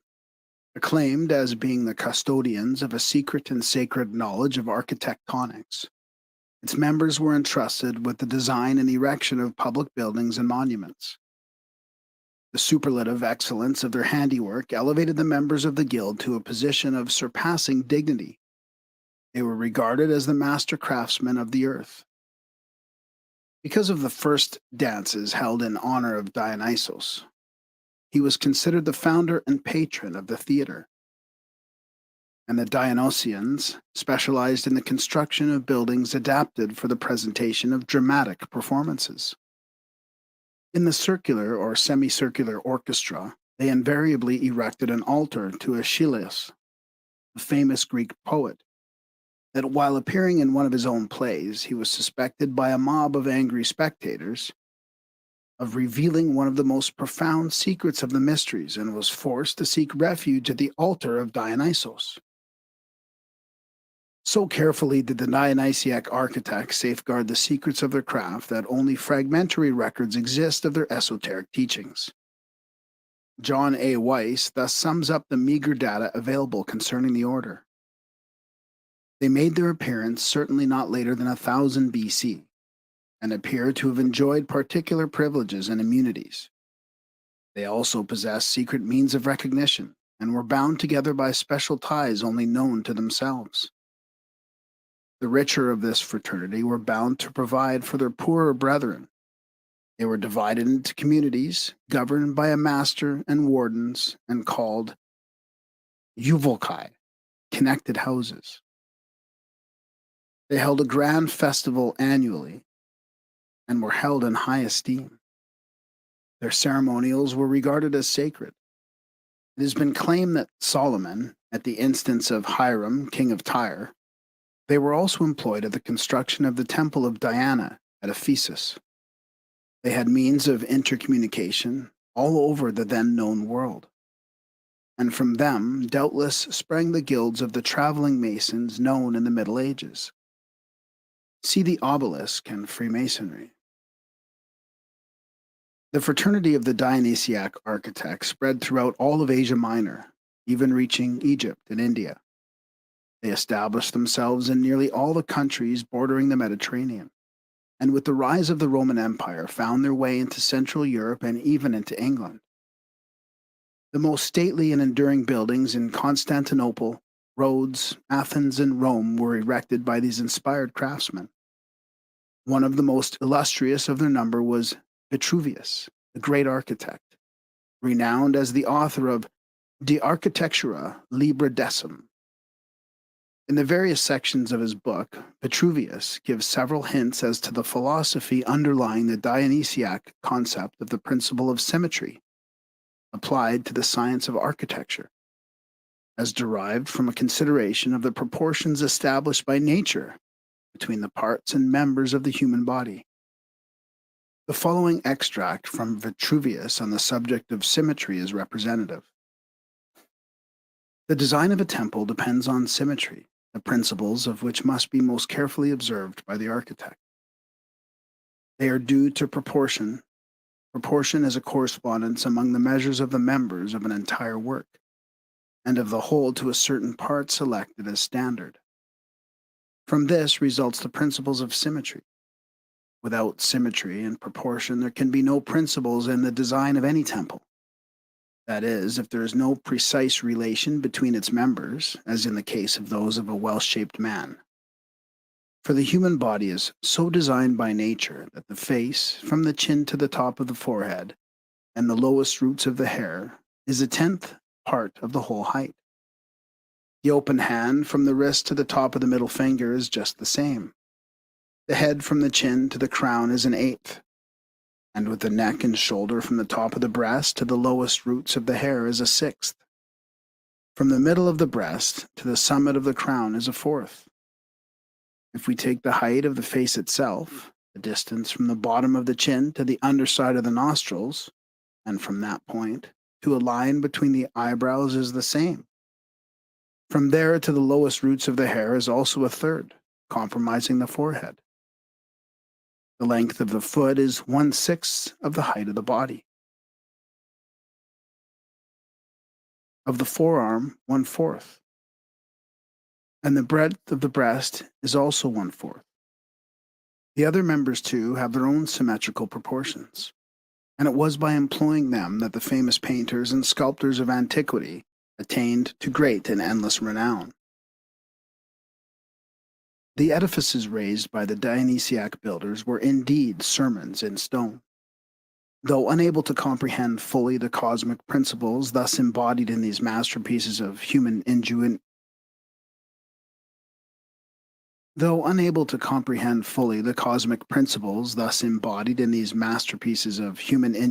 and industry, even the uninitiated were invariably overwhelmed by the sense of majesty and symmetry resulting from the perfect coordination of pillars, spans, arches, and domes. By variations in details of size, material, type, arrangement, ornamentation, and color, these inspired builders believed it possible to provoke in the nature of the onlooker certain distinct mental or emotional reactions. Vitruvius, for example, described the disposition of bronze vases about a room so as to produce certain definite changes in the tone and quality of the human voice. In like manner, each chamber in the mysteries through which the candidate passed had its own peculiar acoustics. Thus, in one chamber, the voice of the priest was amplified until his words caused the very room to vibrate, while in another, the voice was diminished and softened to such a degree that it sounded like the distant tinkling of silver bells. Again, in some of the underground passageways, the candidate was apparently bereft of the power of speech. For though he shouted at the top of his voice, not even a whisper was audible to his ears. After progressing a few feet, however, he would discover that his softest sigh would be re-echoed 100 times. The supreme ambition of the Dionysiac architects was the construction of buildings which would create distinct impressions consistent with the purpose for which the structure itself was designed. In common with the Pythagoreans, they believed it possible by combination of straight lines and curves to induce any desired mental attitude or emotion. They labored, therefore, to the end of producing a building perfectly harmonious with the structure of the universe itself. They may have even believed that an edifice so constructed because it was in no respect at variance with any existing reality would not be subject to dissolution, but would endure throughout the span of mortal time. As a logical deduction from their philosophical trend of thought, such a building, en rapport with cosmos, would also have become an oracle. Certain early works on magical philosophy hint that the Ark of the Covenant was oracular in character because of specially prepared chambers in its interior. These, by their shape and arrangement, were so attuned to the vibrations of the invisible world that they caught and amplified the voices of the ages imprinted upon and eternally existent in the substance of the astral light. Unskilled in these ancient subtleties of their profession, modern architects often create architectural absurdities which would cause their creators to blush with shame did they comprehend their actual symbolic import. Thus, phallic emblems are strewn in profusion among the adornments of banks, office buildings, and department stores. Christian churches also may be surmounted with Brahmin or Mohammedan domes, or be designed in a style suitable for a Jewish synagogue or a Greek temple to Pluto. These incongruities may be considered trivial in importance by the modern designer, but to the trained psychologist, the purpose for which a building was erected is frustrated in large measure by the presence of such architectural discordances. Vitruvius thus defines the principle of propriety as conceived and applied by the Dionysians. Propriety is that perfection of style which comes when a work is authoritatively constructed on approved principles. It arises from prescription, from usage, or from nature. From prescription, in the case of hypaethral edifices open to the sky, in honor of Jupiter lightning, the heaven, the sun, or the moon, for these are gods whose semblances and manifestations we behold before our very eyes in the sky when it is cloudless and bright. The temples of Minerva, Mars, and Hercules will be Doric, since the viral strength of these gods make daintiness entirely inappropriate to their houses. In temples to Venus, Flora, Persephone, Springwater, and the nymphs, the Corinthian order will be found to have peculiar significance, because these are delicate divinities, and so its rather slender outlines, its flowers, leaves, and ornamental volutes will lend propriety where it is due. The construction of temples of the Ionic order to Juno, Diana, Father Bacchus, and the other gods of that kind will be in keeping with the middle position which they hold. For the building of such will be an appropriate combination of the severity of the Doric and the delicacy of the Corinthian. In describing the societies of Ionian artificers, Joseph da Costa declares the Dionysiac rites to have been founded upon the science of astronomy, which by the initiates of this order were correlated to the builder's art. In various documents dealing with the origin of architecture are found hints to the effect that the great buildings erected by these initiated craftsmen were based upon the geometrical patterns derived from the constellations. Thus, a temple might be planned according to the constellation of Pegasus, or a court of judgment modeled after the constellation of the scales. The Dionysians evolved a peculiar code by which they were able to communicate with one another in the dark, and both the symbols and the terminology of their guild were derived, in the main, from the elements of architecture. While stigmatized as pagans by reason of their philosophic principles, it is noteworthy that these Dionysiac craftsmen were almost universally employed in the erection of early Christian abbeys and cathedrals, whose stones even to this day bear the distinguishing marks and symbols cut into their surfaces by these illustrious builders. Among the ornate carvings upon the fronts of the great churches of the Old World are frequently found representations of compasses, squares, rules, mallets, and clusters of builders' tools skillfully incorporated into mural decorations and even placed in the hands of the effigies of saints and prophets standing in exalted niches. A great mystery was contained in the ancient portals of the Cathedral of Notre Dame, which were destroyed during the French Revolution, for among their carvings were numerous Rosicrucian and Masonic emblems.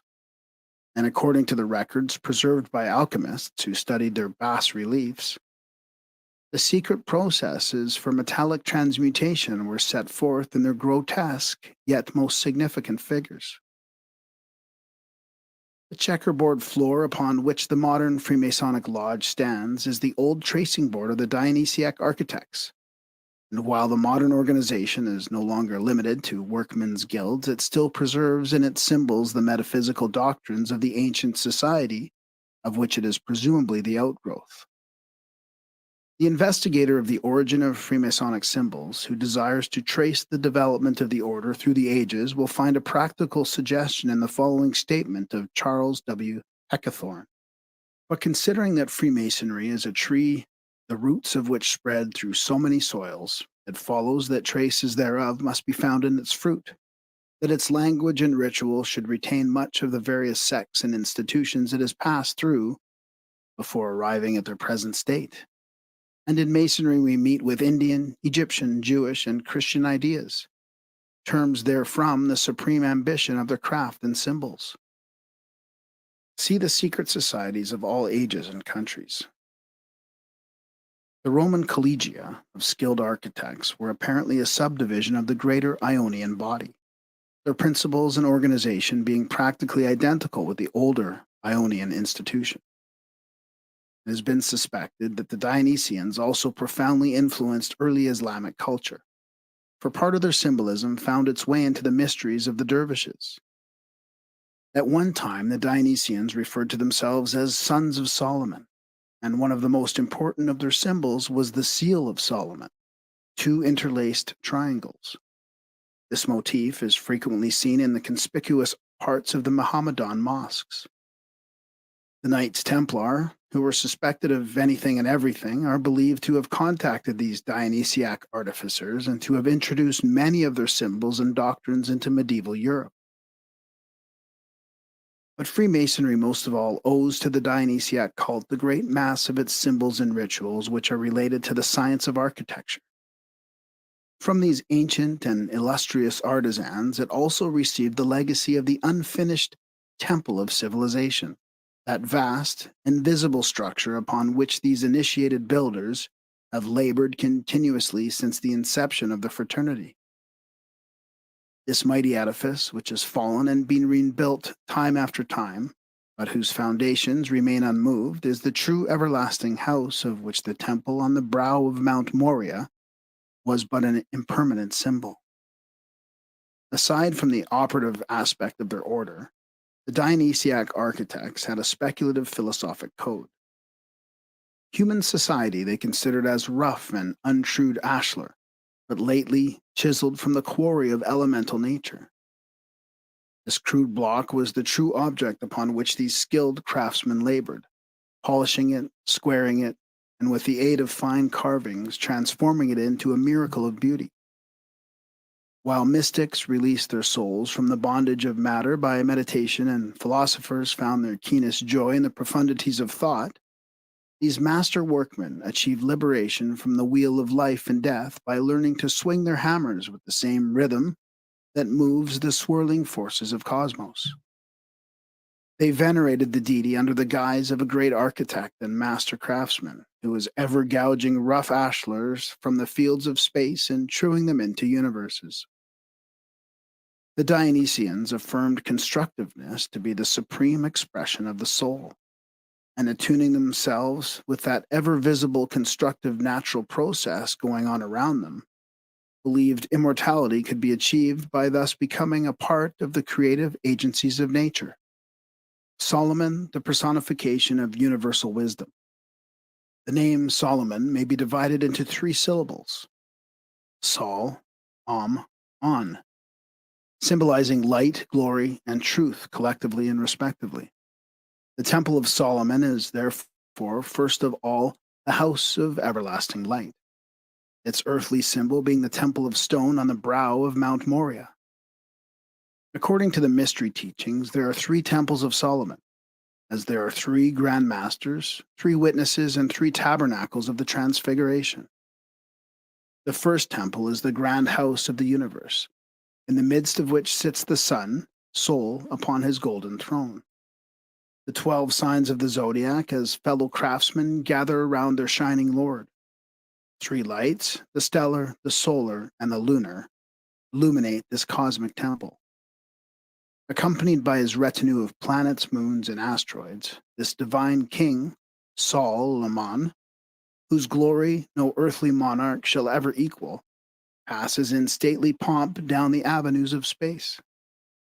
Whereas Si Hiram represents the active physical light of the sun, Sol Laman signifies its invisible but all powerful spiritual and intellectual effulgency. The second symbolic temple is the human body, a little house made in the image of the great universal house. Know ye not, asked the Apostle Paul, that ye are the temple of God, and that the Spirit of God dwelleth in you? Freemasonry within a temple of stone cannot be other than speculative, but Freemasonry within the living temple of the body is operative. The third symbolic temple is the solar house, an invisible structure, the comprehension of which is a supreme Freemasonic arcanum. The mystery of this intangible edifice is concealed under the allegory of the Soma Pushikon, or wedding garment described by St. Paul, the robes of glory of the high priest of Israel, the yellow robe of the Buddhist monk, and the robe of blue and gold to which Albert Pike refers in his symbolism. The soul, constructed from an invisible fiery substance, a flaming golden metal, is cast by the master workman, Si Hiram Abiff, into the mold of clay, the physical body, and is called the molten sea. The temple of the human soul is built by three master masons personifying wisdom, love, and service. And when constructed according to the law of life, the Spirit of God dwells in the holy place thereof. The soul, our temple, is the true everlasting house, and he who can raise it or cast it is a master mason indeed. The best informed Mason writers have realized that Solomon's temple is a representation in miniature of the universal temple. Concerning this point, A.E. Waite, in a new encyclopedia of Freemasonry, writes, "It is macrocosmic in character, so that the temple is a symbol of the universe, a type of manifestation itself. Solomon, the spirit of universal illumination, mental, spiritual, moral, and physical, is personified in the king of an earthly nation. While a great ruler by that name may have built a temple, he who considers the story solely from its historical angle will never clear away the rubbish that covers the secret vaults. The rubbish is interpolated matter in the form of superficial symbols, allegories, and degrees, which have no legitimate part in the original Freemasonic mysteries. Concerning the loss of the true esoteric key to Masonic secrets, Albert Pike writes, "No one journeys now from the high place of Cabon to the threshing floor of Oman the Jebusite, nor has seen his master clothed in blue and gold. Nor are apprentices and fellow crafts any longer paid at their respective columns. Nor is the master's working tool the tracing board. Nor does he use in his work chalk, charcoal, and an earthen vessel. Nor does the apprentice, becoming a fellow craft, pass from the square to the compass, for the meanings of these phrases as symbols have been long lost." According to the ancient rabbins, Solomon was an initiate of the mystery schools, and the temple which he built was actually a house of initiation containing a mass of pagan, philosophic, and phallic emblems. The pomegranates, the palm-headed columns, the pillars before the door, the Babylonian cherubim, and the arrangement of the chambers and draperies all indicate the temple to have been patterned after the sanctuaries of Egypt and Atlantis. Isaac Meyer in the Kabbalah makes the following observation. The Pseudo Clement of Rome writes, God made man male and female. The male is Christ, the female the church. The Kabbalists call the Holy Spirit the mother and the Church of Israel the daughter. Solomon engraved on the walls of his temple likeness of the male and female principles to adumbrate this mystery. Such, it is said, were the figures of the cherubim. This was, however, not in obedience to the words of the Torah. They were symbolical of the upper, the spiritual, the former or maker, positive or male, and the lower, the passive, the negative or female, formed or made by the first. Masonry came to northern Africa and Asia Minor from the lost continent of Atlantis, not under its present name, but rather under the general designation sun and fire worship. The ancient mysteries did not cease to exist when Christianity became the world's most powerful religion. Great Pan did not die. Freemasonry is the proof of his survival. The pre-Christian mysteries simply assume the symbolism of the new faith, perpetuating through its emblems and allegories the same truths which had been the property of the wise since the beginning of the world. There is no true explanation, therefore, for Christian symbols save that which is concealed within pagan philosophy. Without the mysterious keys carried by the hierophants of the Egyptian, Brahmin, and Persian cults, the gates of wisdom cannot be opened. Consider with reverent spirit, therefore, the sublime allegory of the temple and its builders, realizing that beneath its literal interpretation lies hidden a royal secret.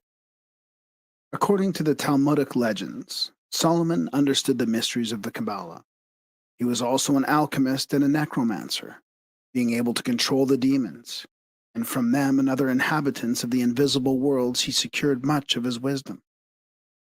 In his translation of Clavicula Salomonis, or the Key of Solomon the King, a work presumably set forth the magical secrets gathered by Solomon and used by him in the conjuration of spirits, and which, according to Frank C. Higgins, contains many sidelights on Masonic initiatory rituals.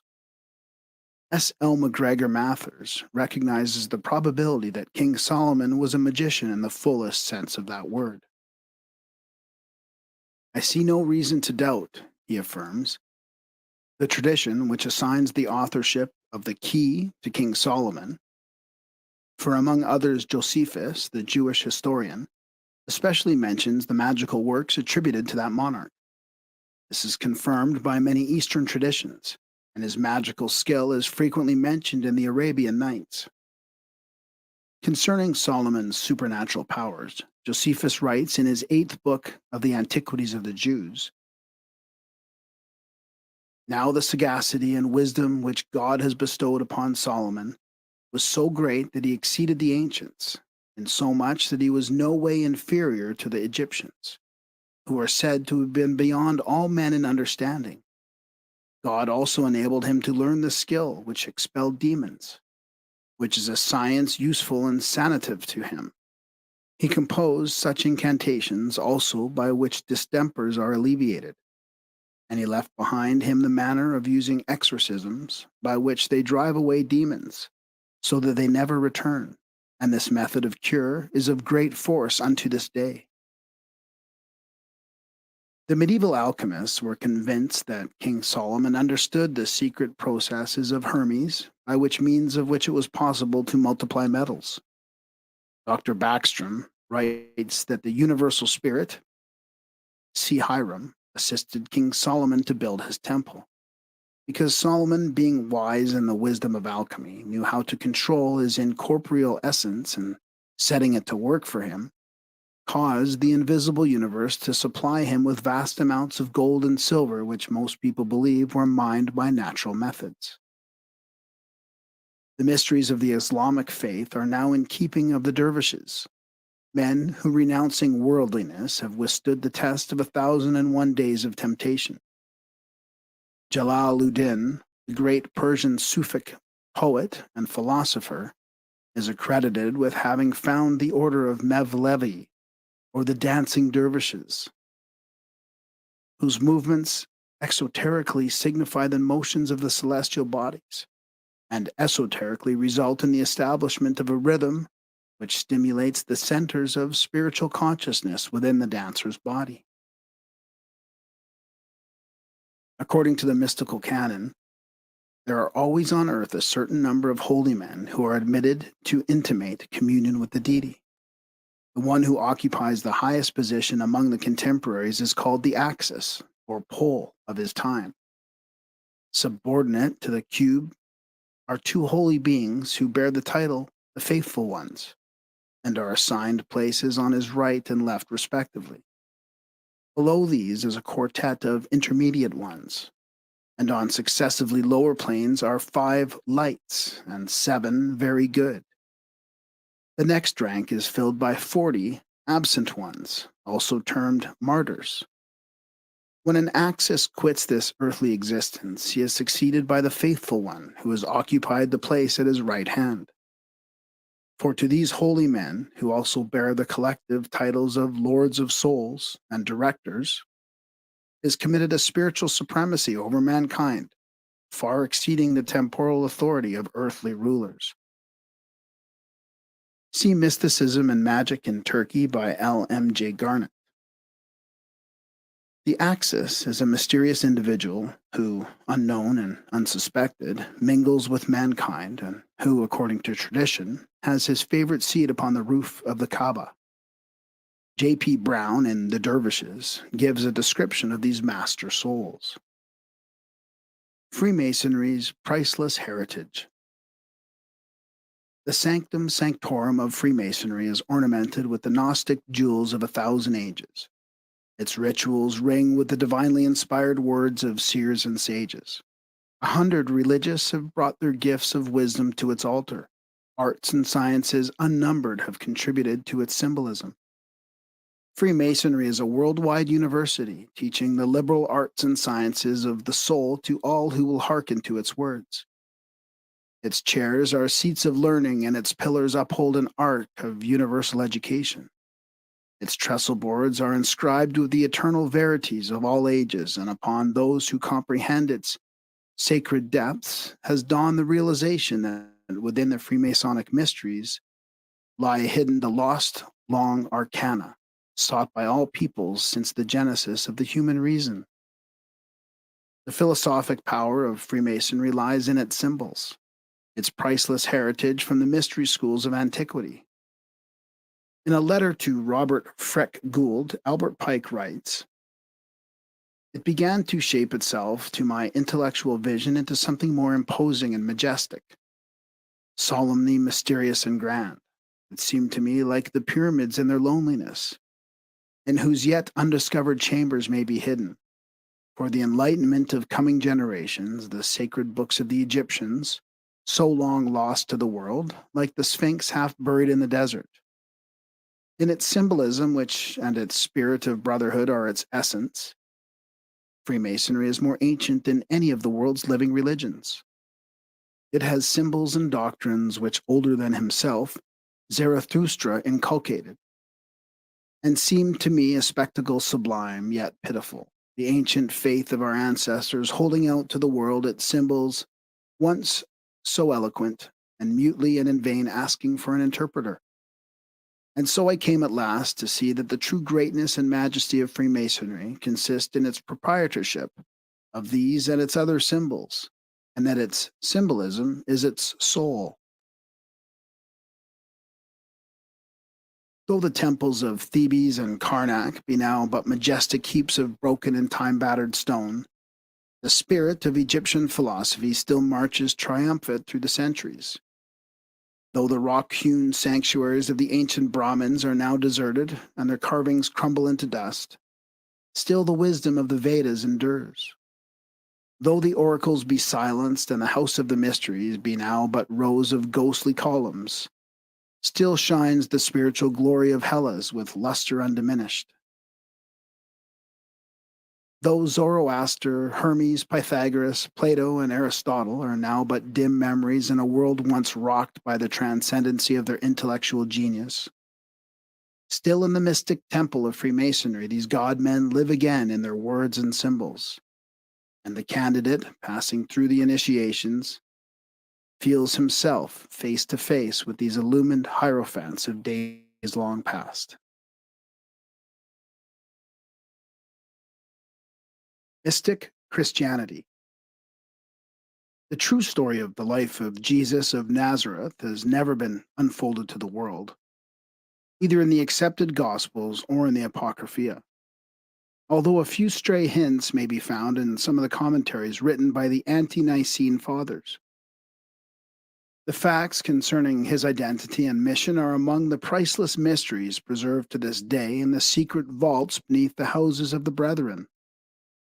To a few of the Knights Templars who were initiated into the arcana of the Druses, Nazarenes, Essenes, and Johannites, and other sects still inhabiting the remote and inaccessible fastness of the Holy Land, part of the strange story was told. The knowledge of the Templars concerning the early history of Christianity was undoubtedly one of the main reasons for the persecution and final annihilation. The discrepancies in the writings of the early church fathers not only are irreconcilable, but demonstrate beyond question that even during the first 5 centuries after Christ, these learned men had for the basis of their writings little more substantial than folklore and hearsay. To the easy believer, everything is possible and there are no problems. To the unemotional person in search of facts, however, is confronted by a host of problems with uncertain factors, of which the following are typical. According to popular conception, Jesus was crucified during the 33rd year of his life, and in the 3rd year of his ministry following his baptism. About AD 180, St. Irenaeus, Bishop of Lyons, one of the most eminent of the ante-Nicene theologians, wrote against heresies, an attack on the doctrines of the Gnostics. In this work, Irenaeus declared, upon the authority of the apostles themselves, that Jesus lived to old age. To quote, "They, however, that they may establish their false opinion regarding that which is written, to proclaim the acceptable year of the Lord, maintain that he preached for only 1 year, and then suffered in the 12th month. In speaking thus, they are forgetful of their own disadvantage, destroying his whole work, and robbing him of that age which is both more necessary and more honorable than any other. The more advanced age, I mean, during which also as a teacher he excelled all others. For how could he have had his disciples if he did not teach?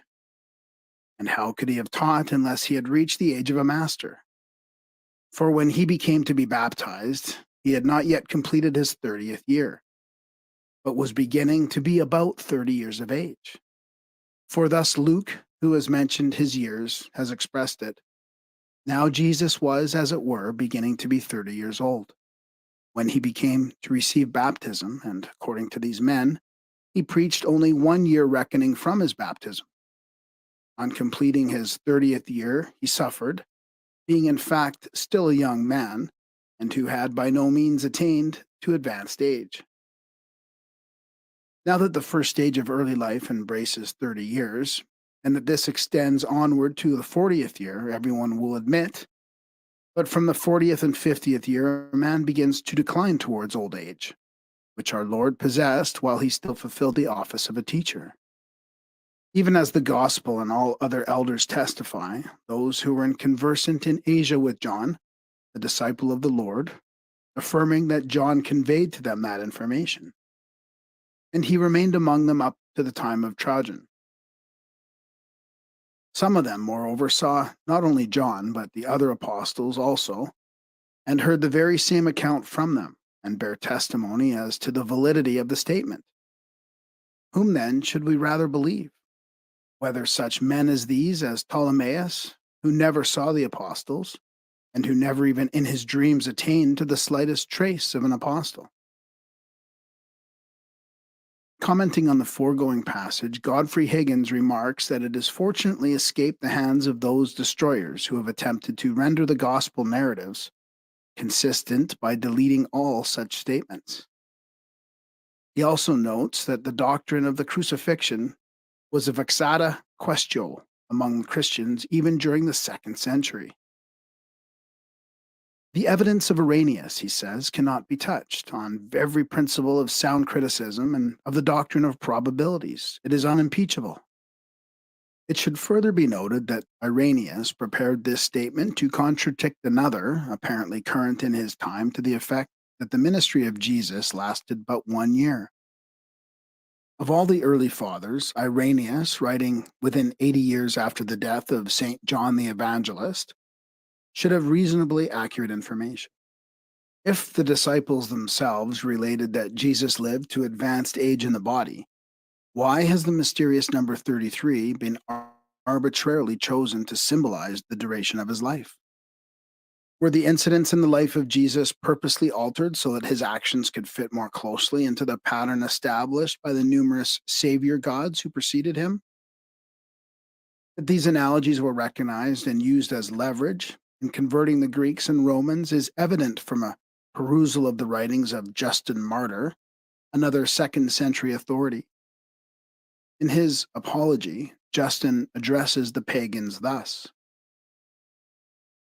"And when we say also that Word, who is the first birth of God, was produced without sexual union, and that he, Jesus Christ, our teacher, was crucified and died and rose again, and descended into heaven, we propound nothing different from what you believe regarding those whom you esteem sons of Jupiter. And if we assert that the Word of God was born of God in a peculiar manner, different from ordinary generation, let this, as said above, be no extraordinary thing to you, who say that Mercury is the angelic Word of God. But if anyone objects that he was crucified, in this also he is on par with those reputed sons of Jupiter of yours, who suffered as we have now enumerated. From this it is evident that the first missionaries of the Christian Church were far more willing to admit the similarities between their faith and the faiths of pagans than were their successors in later centuries.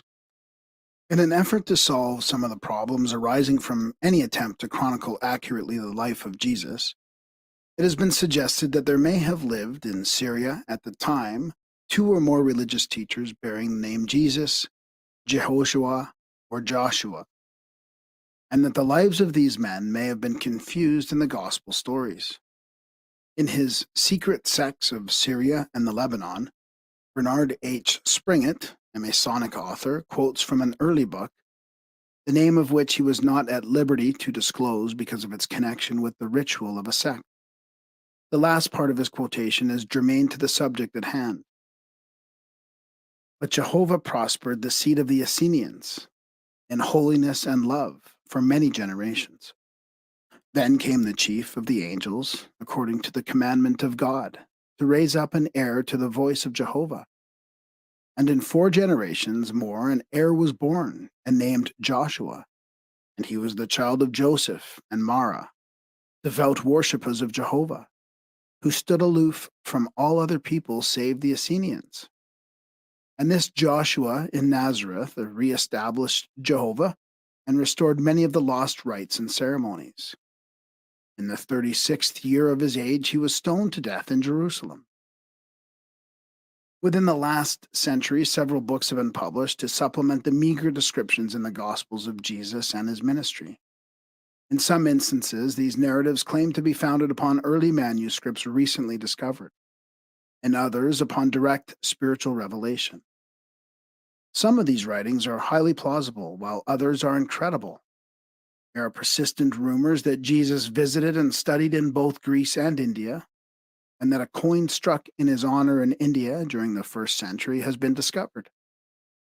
Early Christian records are known to exist in Tibet, and the monks of a Buddhist monastery in Ceylon still preserve a record which indicates that Jesus sojourned with them and became conversant with their philosophy. Although early Christianity shows every evidence of Oriental influence, this is a subject the modern church declines to discuss. If it is ever established beyond question that Jesus was an initiate of the pagan Greek or Asiatic mysteries, the effect upon the more conservative members of the Christian faith is likely to be cataclysmic.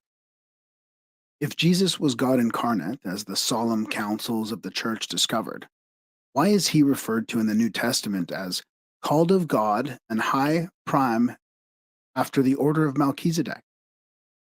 The words after the order make Jesus one of a line or order of which there must have been others of equal or even superior dignity. If the Melchizedeks were the divine or priestly rulers of the nations of the earth before the inauguration of the system of temporal rulers, then the statements attributed to St. Paul would indicate that Jesus was either one of these philosophic elect or was attempting to reestablish their system of government. It will be remembered that Melchizedek also performed the same ceremony of the drinking of wine and the breaking of bread as Jesus did at the Last Supper. George Faber declares the original name of Jesus was Jeshua HaMessiah. Godfrey Higgins has discovered two references, one in the Midrash Johalath and the other in the Abozadazara, early Jewish commentaries on the scriptures, to the effect that the surname of Joseph's family was Panther. For in both these works it is stated that a man was healed in the name of Jesus ben Panther. The name Panther establishes a direct connection between Jesus and Bacchus, who was nursed by panthers and is sometimes depicted riding either on one of these animals or in a chariot drawn by them. The skin of the panther was also sacred in certain of the Egyptian initiatory ceremonials. The monogram IHS, now interpreted to mean Jesus hominum salvator, Jesus Savior of men, is another direct link between the Christian and the Bacchic rites. IHS is derived from the Greek YHE, which is its numerical value 608 signifies, is emblematic of the sun and constituted the sacred and concealed name of Bacchus. See the Celtic Druids by Godfrey Higgins. The question arises, was early Roman Christianity confused with the worship of Bacchus because of the numerous parallelisms in the two faiths? If the affirmative can be proved, many hitherto incomprehensible enigmas of the New Testament will be solved. It is by no means improbable that Jesus himself originally propounded as allegories the cosmic activities which were later confused with his own life. That the Christos represented the solar power reverenced by every nation of antiquity cannot be controverted. If Jesus revealed the nature and purpose of this solar power under the name and personality of Christos, thereby giving to this abstract power the attributes of a God-man, he but followed a precedent set by all previous world teachers. This God-man, thus endowed with all the qualities of deity, signifies the latent divinity in every man. Mortal man achieves deification only through at-one-ment with his divine self. Union with the immortal self constitutes immortality, and he who finds his true self is therefore saved. This Christos, or divine man in man, is man's real hope of salvation, the living mediator between abstract deity and mortal humankind. As Attis, Adonis, Bacchus, and Orpheus, in all likelihood, were originally illumined men who later were confused with the symbolic personages whom they created as personifications of this divine power, so Jesus has been confused with the Christos, or God-man, whose wonders he preached. Since the Christos was the God-man imprisoned in every creature, it was the first duty of the initiate to liberate or resurrect this eternal one within himself. He who attained reunion with this Christos was consequently termed a Christian, or christened man. One of the most profound doctrines of the pagan philosophers concerned the universal Savior God who lifted the souls of regenerated men to heaven through his own nature. This concept was unquestionably the inspiration for the words attributed to Jesus: I am the way, the truth, and the life. No man cometh unto the Father but me. In an effort to make a single person out of Jesus and his Christos, Christian writers have patched together a doctrine which must be resolved back into its original constituents if the true meaning of Christianity is to be rediscovered.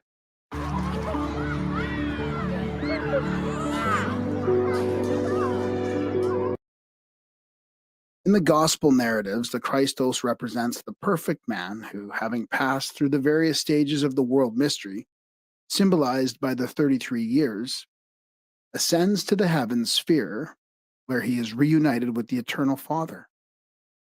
The story of Jesus, as now preserved, is, like the Masonic story of Hiram Abiff, part of a secret initiatory ritualism belonging to the early Christian and pagan mysteries.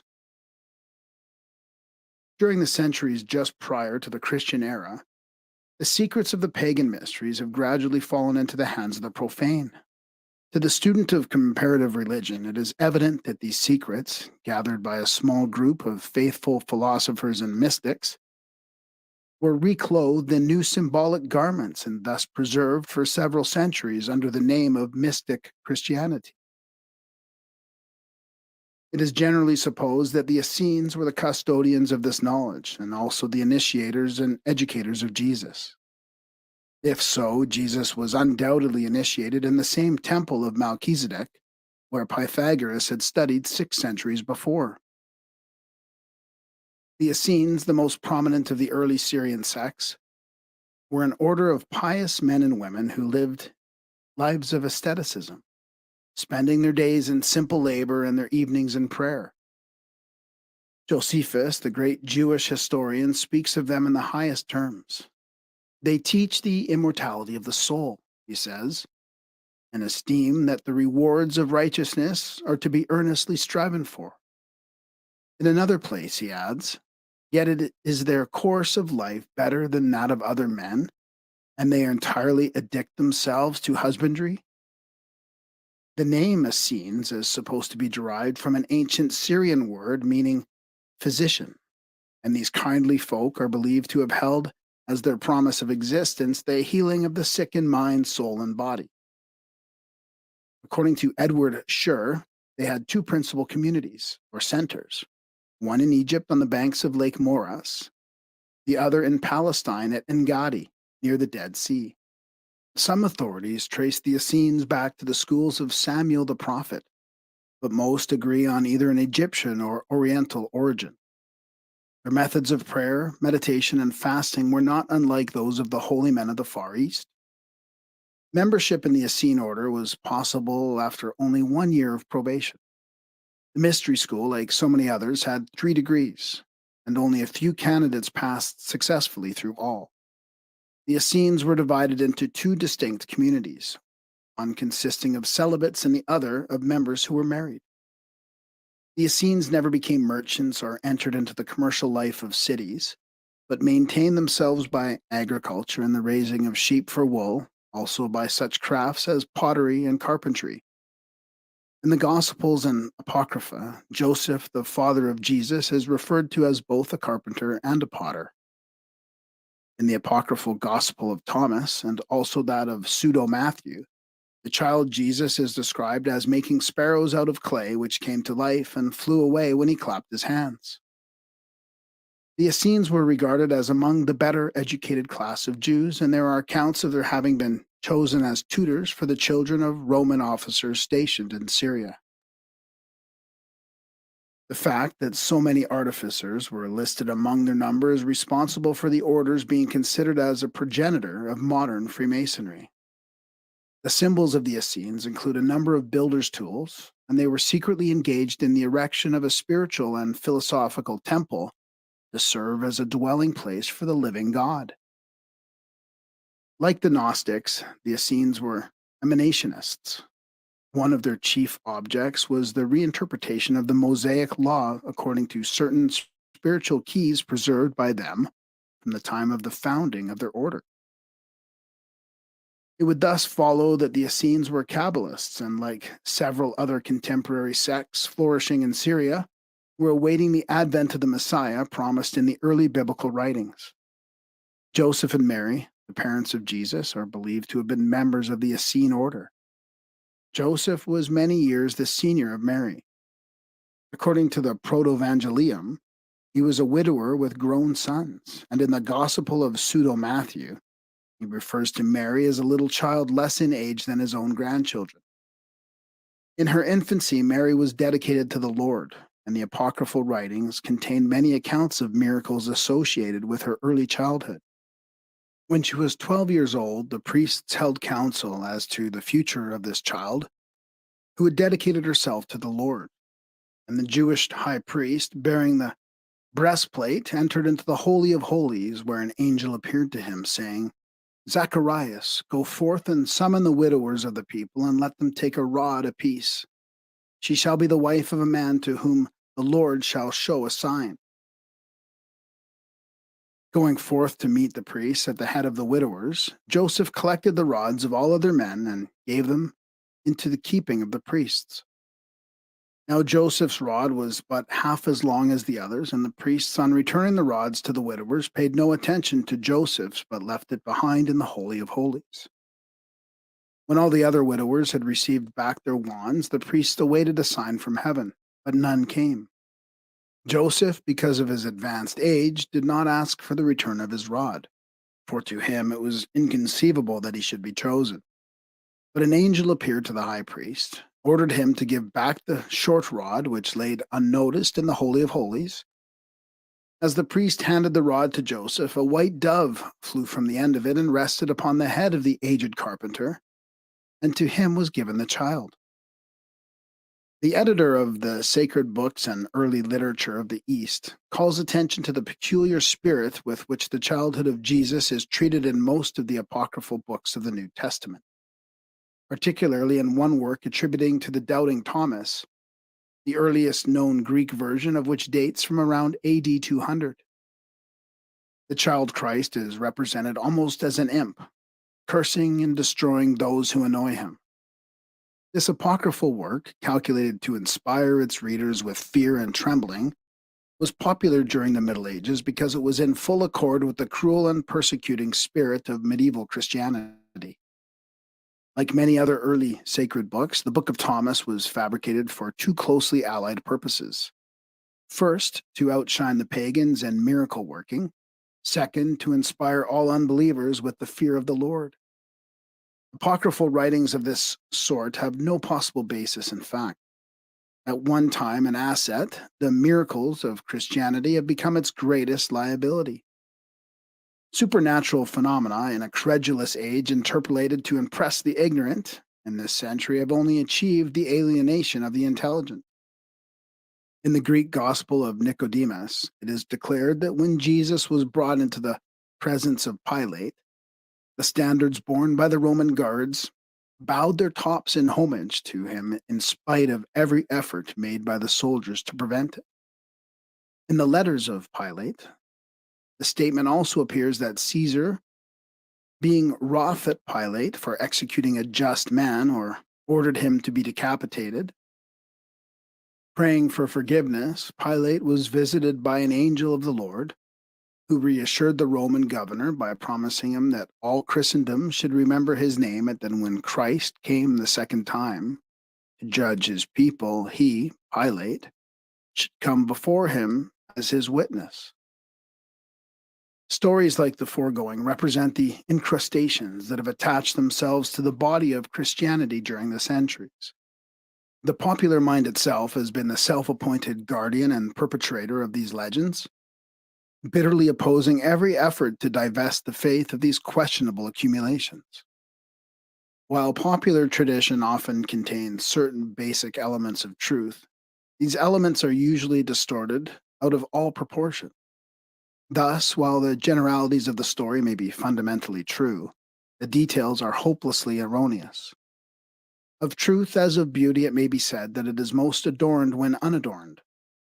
Through the mist of fantastic accounts which obscure the true foundation of the Christian faith is faintly visible to the discerning few a great and noble doctrine communicated to the world by a great and noble soul. Joseph and Mary, two devout and holy-minded souls, consecrate to the service of God and, dreaming of the coming of a Messiah to serve Israel, obeyed the injunctions of the high priest of the Essenes to prepare a body for the coming of a great soul. Thus, of an immaculate conception, Jesus was born. By immaculate is meant clean rather than supernatural. Jesus was reared and educated by the Essenes and later initiated into the most profound of their mysteries, Like all great initiates, he must travel in an easterly direction, and the silent years of his life, no doubt, were spent in familiarizing himself with that secret teaching later to be communicated to him to the world. Like all great initiates, he must travel in an easterly direction, and the silent years of his life, no doubt, were spent in familiarizing himself with that secret teaching later to be communicated by him to the world. Having consummated the ascetic practices of his order, he attained to the christening. Having thus reunited himself with his own spiritual source, he then went forth in the name of the One who has been crucified since before the worlds were, and gathering about him disciples and apostles, he instructed them in that secret teaching which has been lost, in part at least from the doctrines of Israel. His fate is unknown, but in all probability he suffered that persecution which is the lot of those who seek to reconstruct the ethical, philosophical, or religious systems of their day. To the multitudes, Jesus spoke in parables. To his disciples, he also spoke in parables, though of a more exalted and philosophic nature. Voltaire said that Plato should have been canonized by the Christian Church. For being the first propounder of the Christos mystery, he contributed more to its fundamental doctrines than any other single individual. Jesus disclosed to his disciples that the lower world is under the control of a great spiritual being which has fashioned it according to the will of the eternal Father. The mind of this great angel was both the mind of the world and also the worldly mind. So that men should not die of worldliness, the eternal Father sent unto creation the eldest and most exalted of his powers, the divine mind. The divine mind offered itself as a living sacrifice and was broken up and eaten by the world. Having given up its spirit and its body at a secret and sacred supper to the 12 manners of rational creatures, this divine mind became a part of every living thing. Man was thereby enabled to use this power as a bridge across which he might pass and attain immortality. He who lifted up his soul to this divine mind and served it was righteous, and having attained righteousness, liberated this divine mind, which thereupon returned again in glory to its own divine source. And because he had brought to them this knowledge, the disciples said to one another, Lo, he is himself this mind personified. The Arthurian cycle and the legend of the Holy Grail. According to legend, the body of the Christos, the spiritual law, was given into the keeping of two men, of whom the Gospels make but brief mention. These were Nicodemus and Joseph of Arimathea, both devout men, though not listed among the disciples or apostles of the Christos, where all men chosen to be custodians of his sacred remains. Joseph of Arimathea was one of the initiated brethren and is called by A.E. Waite, in his A New Encyclopedia of Freemasonry, the first bishop of Christendom. Just as the temporal or visible power of the Holy See was the establishment by St. Peter, so the spiritual or invisible body of the faith was entrusted to the secret church of the Holy Grail, through apostolic succession from Joseph of Arimathea, into whose keeping had been given the perpetual symbols of the covenant, the ever-flowing cup and the bleeding spear. Presumably obeying instructions of St. Philip, Joseph of Arimathea, carrying the sacred relics, reached Britain after passing through many and varied hardships. Here a site was allotted to him for the erection of a church, and in this manner Glastonbury Abbey was founded. Joseph planted his staff in the earth, and it took root, becoming a miraculous thorn bush which blossomed twice a year and which is now called the Glastonbury thorn. The end of the life of Joseph of Arimathea is unknown. By some, it is believed that, like Enoch, he was translated, by others, that he was buried in Glastonbury Abbey. Repeated attempts have been made to find the Holy Grail, which many believe to have been hidden in a crypt beneath the ancient abbey. The Glastonbury chalice, recently discovered and by the devout, supposed to be the original Sangreal, can scarcely be accepted as genuine by the critical investigator. Beyond its inherent interest as a relic, like the famous Antioch chalice, It actually proves nothing when it is realized that practically little more was known about the Christian mysteries 18 centuries ago than can be discovered today. The origin of the Grail myth, as of nearly every other element in the great drama, is curiously elusive. Sufficient foundation for it may be found in the folklore of the British Isles, which contains many accounts of magic cauldrons, kettles, cups, and drinking horns. The earliest Grail legends describe the cup as a veritable horn of plenty. Its contents were inexhaustible, and those who served it never hungered or thirsted. One account states that no matter how desperately ill a person might be, he could not die within 8 days of beholding the cup. Some authorities believe the Holy Grail to be the perpetuation of the Holy Cup used in the rites of Adonis and Attis. A communion cup or chalice was used in several of the ancient mysteries, and the god Bacchus is frequently symbolized in the form of a vase, cup, or urn. In nature, worshipping the ever flowing grail signifies the bounty of the harvest by which the life of man is sustained. Like Mercury's bottomless pitcher, it is the inexhaustible fountain of natural resource. From the evidence at hand, it would indeed be erroneous to ascribe a purely Christian origin to the Grail symbolism. In the Arthurian cycle appears a strange and mysterious figure, Merlin the magician. In one of the legends concerning him, it is declared that when Jesus was sent to liberate the world from the bondage of evil, the adversary determined to send the Antichrist to undo his labors. The devil, therefore, in the form of a horrible dragon, overshadowed a young woman who had taken refuge in sanctuary to escape the evil which had destroyed her family. When Merlin, her child, was born, he partook of the characteristics of his human mother and demon father. Merlin, however, did not serve the powers of darkness, but being converted to the true light, retained only two of the supernatural powers inherited from his father: prophecy and miracle working. The story of Merlin's infernal father must really be considered as an allegorical allusion to the fact that he was a philosophical son of the serpent or dragon, a title applied to all initiates of the mysteries, who thus acknowledge nature as their mortal mother and wisdom in the form of the serpent or dragon as their immortal father. Confusion of the dragon and serpent with the powers of evil has resulted as an inevitable consequence from misinterpretation of the early chapters of Genesis. Arthur, while an infant, was given into the keeping of Merlin, the mage, and in his youth instructed him by the secret doctrine and probably initiated into the deepest secrets of natural magic. Arthur, while an infant, was given into the keeping of Merlin, the mage, and in his youth instructed by him in the secret doctrine and probably initiated into the deepest secrets of natural magic. With Merlin's assistance, Arthur became the leading general of Britain, a degree of dignity which has been confused with kingship. After Arthur had drawn the sword of Branstock from the anvil and thus established his divine right to leadership, Merlin further assisted him to secure from the Lady of the Lake the sacred sword Excalibur. After the re-establishment of the Round Table, having fulfilled his duty, Merlin disappeared, according to one account, vanishing into the air, where he still exists as a shadow communicating at will with mortals. According to another, retiring of his own accord into a great stone vault which he sealed from within. It is reasonably certain that many legends regarding Charlemagne were later associated with Arthur, who was the most famous for establishing the Order of the Round Table at Winchester.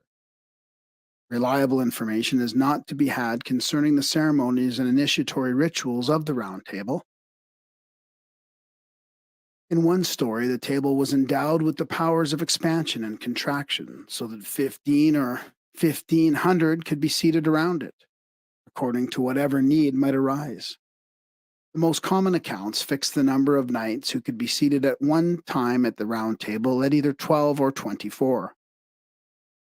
The 12 signified the signs of the zodiac and also the apostles of Jesus. The knights' names and also their heraldic arms were emblazoned upon their chairs. When 24 are shown seated at the table, each of the 12 signs of the zodiac is divided into two parts, a light and a dark half, to signify the nocturnal and diurnal phases of each sign. As each sign of the zodiac is ascending for 2 hours every day, so the 24 nights represent the hours, the 24 elders before the throne in Revelation, the 24 Persian deities who represent the spirits of the divisions of the day. In the center of the table was the symbolic rose of the passion of our Lord Jesus Christ, the symbol of resurrection in that he rose from the dead. There was also a mysterious empty seat called the Siege Perilous, in which none might sit except he who was successful in his quest for the Holy Grail. In the personality of Arthur is to be found a new form of ever recurrent cosmic myth. The Prince of Britain is the sun, his knights are the zodiac, and his flashing sword may be the sun's ray, with which he fights and vanquishes the dragons of darkness, or it may represent the Earth's axis.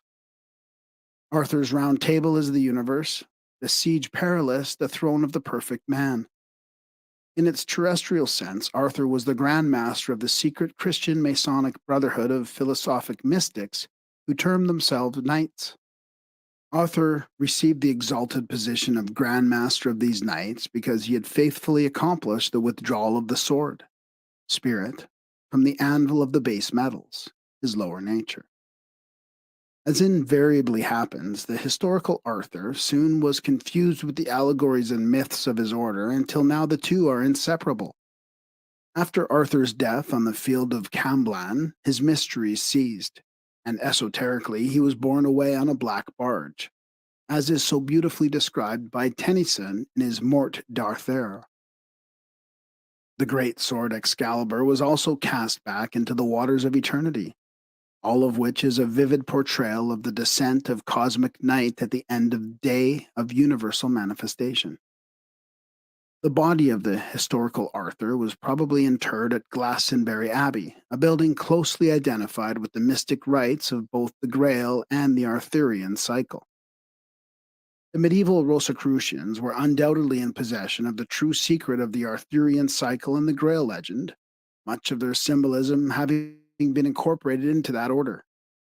Though the most obvious of all keys to the Christos mystery, the Grail legend has received the least consideration. The Cross and the Crucifixion. One of the most interesting legends concerning the cross is that preserved in Aurea Legenda by Jacobus de Vorgane. The story is to the effect that Adam, feeling the end of his life was near, entreated his son Seth to make a pilgrimage to the Garden of Eden and secure from the angel on guard at the entrance the oil of mercy, which God had promised mankind. Seth did not know the way, but his father told him it was an eastward direction, and the path would be easy to follow, for when Adam and Eve were banished from the garden of the Lord, upon the path which their feet had trod, the grass had never grown. Seth, following the directions of his father, discovered the Garden of Eden without difficulty. The angel who guarded the gate permitted him to enter, and in the midst of the garden Seth beheld a great tree, the branches of which reached up to heaven. The tree was in the form of a cross, and stood on the brink of a precipice which led downward into the depths of hell. Among the roots of the tree he saw the body of his brother Cain, held prisoner by the entwining limbs. The angel refused to give Seth the oil of mercy, but presented him instead with 3 seeds from the tree of life. Some say the tree of knowledge. With these, Seth returned to his father, who was so overjoyed that he did not desire to live longer. 3 days later he died, and the 3 seeds were buried in his mouth, as the angel had instructed. The seeds became a sapling with 3 trunks in one, which absorbed into itself the blood of Adam, so that the life of Adam was in the tree. Noah dug up this tree by the roots and took it with him into the ark. After the waters subsided, he buried the skull of Adam under Mount Calvary and planted the tree on the summit of Mount Lebanon. Moses beheld a visionary being in the midst of this tree, a burning bush, and from it cut the magical rod which was able to bring water out of a stone. But because he failed to call upon the Lord the second time he struck the rock, he was not permitted to carry the sacred staff into the promised land. So he planted it into the hills of Moab. After much searching, King David discovered the tree, and his son Solomon tried to use it for a pillar in his temple. But his carpenters could not cut it so that it would fit. It was always either too long or just too short. At last, disgusted, they cast it aside and used it for a bridge to connect Jerusalem with the surrounding hills. When the Queen of Sheba came to visit King Solomon, she was expected to walk across this bridge. Instead, when she beheld the tree, she refused to put her foot upon it, but after kneeling and praying, removing her sandals and forded the stream. This so impressed King Solomon that he ordered the log to be overlaid with golden places and placed above the door of his temple. There it remained until his covetous grandson stole the gold and buried the tree so that the crime would not be discovered. From the ground where the tree was buried, there immediately bubbled forth a spring of water, which became known as Bethesda.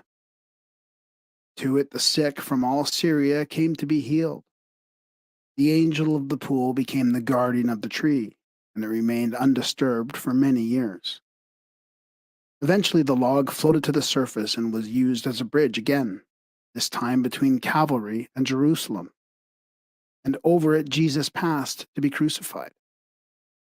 There was no wood on Calvary, so the tree was cut into two parts to serve as the cross upon which the Son of Man was crucified. The cross was set up at the very spot where the skull of Adam had been buried. Later, when the cross was discovered by the Empress Helena, the wood was found to be of 4 different varieties containing in one tree, representing the elements, and therefore the cross continued to heal all the sick who were permitted to touch it. The prevalent idea that the reverence for the cross is limited to the Christian world is disproved by even the most superficial investigation of its place in religious symbolism. The early Christians used every means possible to conceal the pagan origin of their symbols, doctrines, and rituals. They either destroyed the sacred books of other peoples among whom they settled, or made them inaccessible to students of comparative philosophy, apparently believing that in this way they could stamp out all record of the pre-Christian origin of their doctrines. In some cases, the writings of various ancient authors were tampered with, passages of a compromising nature being removed or foreign material interpolated. The supposedly spurious passage in Josephus concerning Jesus is an example adduced to illustrate this proclivity. The Lost Libraries of Alexandria. Prior to the Christian era, 700,000 of the most valuable books written upon parchment, papyrus, vellum, and wax, and also tablets of stone, terracotta, and wood, were gathered from all parts of the ancient world and housed in Alexandria, in buildings specially prepared for the purpose. This magnificent repository of knowledge was destroyed by a series of 3 fires. The parts that escaped the conflagration lighted by Caesar to destroy the fleet in the harbor were destroyed about AD 389 by the Christians in obedience to the edict of Theodosius, who had ordered the destruction of the Serapeum, a building sacred to Serapis in which the volumes were kept. This conflagration is supposed to have destroyed the library that Marcus Antonius had presented to Cleopatra to compensate in part for that burned in the fire of the year 51. Concerning this, H.P. Blavatsky in Isis Unveiled has written, "They, the rabbis of Palestine and the wise men, say that not all the rolls of manuscripts reported in history to have been burned by Caesar, by the Christian mob in 389, and by the Arab general Amru, perished as is commonly believed. And the story they tell is the following. At the time of the contest for the throne, in 51 BC between Cleopatra and her brother Dionysius Ptolemy, the Brycian, which contained over 700,000 rolls, all bound in wood and fireproof parchment, was undergoing repairs, and a great portion of the original manuscripts, considered among the most precious and which were not duplicated, were stored away in the house of one of the librarians. Several hours passed between the burning of the fleet, set on fire by Caesar's order, and the moment when the first buildings situated near the harbor caught on fire in their turn, and the librarians, aided by several hundred slaves attached to the museum, succeeded in saving the most precious of the rolls. In all probability, the books which were saved lie buried either in Egypt or in India, and until they are discovered, the modern world must remain in ignorance concerning many great philosophical and mystical truths. The ancient world more clearly understood these missing links, the continuity of the pagan mysteries in Christianity. The cross in pagan symbolism. In his article on the cross and crucifixion in the Encyclopedia Britannica, Thomas McCall Fallow casts much light on the antiquity of this ideograph. The use of the cross as a religious symbol in pre-Christian times and among non-Christian peoples may probably be regarded as almost universal, and in very many cases it was connected with some form of nature worship. Not only is the cross itself a familiar object in the art of all nations, but the veneration for it is an essential part of the religious life of the greater part of humanity. It is a common symbol among the American Indians, North, Central, and South. William W. Seymour states, "The Aztec goddess of rain bore a cross in her hand, and the Toltecs claimed that their deity, Quetzalcoatl, taught them the sign and ritual of the cross. Hence his staff, or scepter of power, resembled a crosier, and his mantle was covered with red crosses." The cross in tradition, history, and art. The cross is also highly revered by the Japanese and Chinese. To the Pythagoreans, the most sacred of all numbers was 10, the symbol of which is an X, or cross. In both the Japanese and Chinese languages, the character of the number 10 is a cross.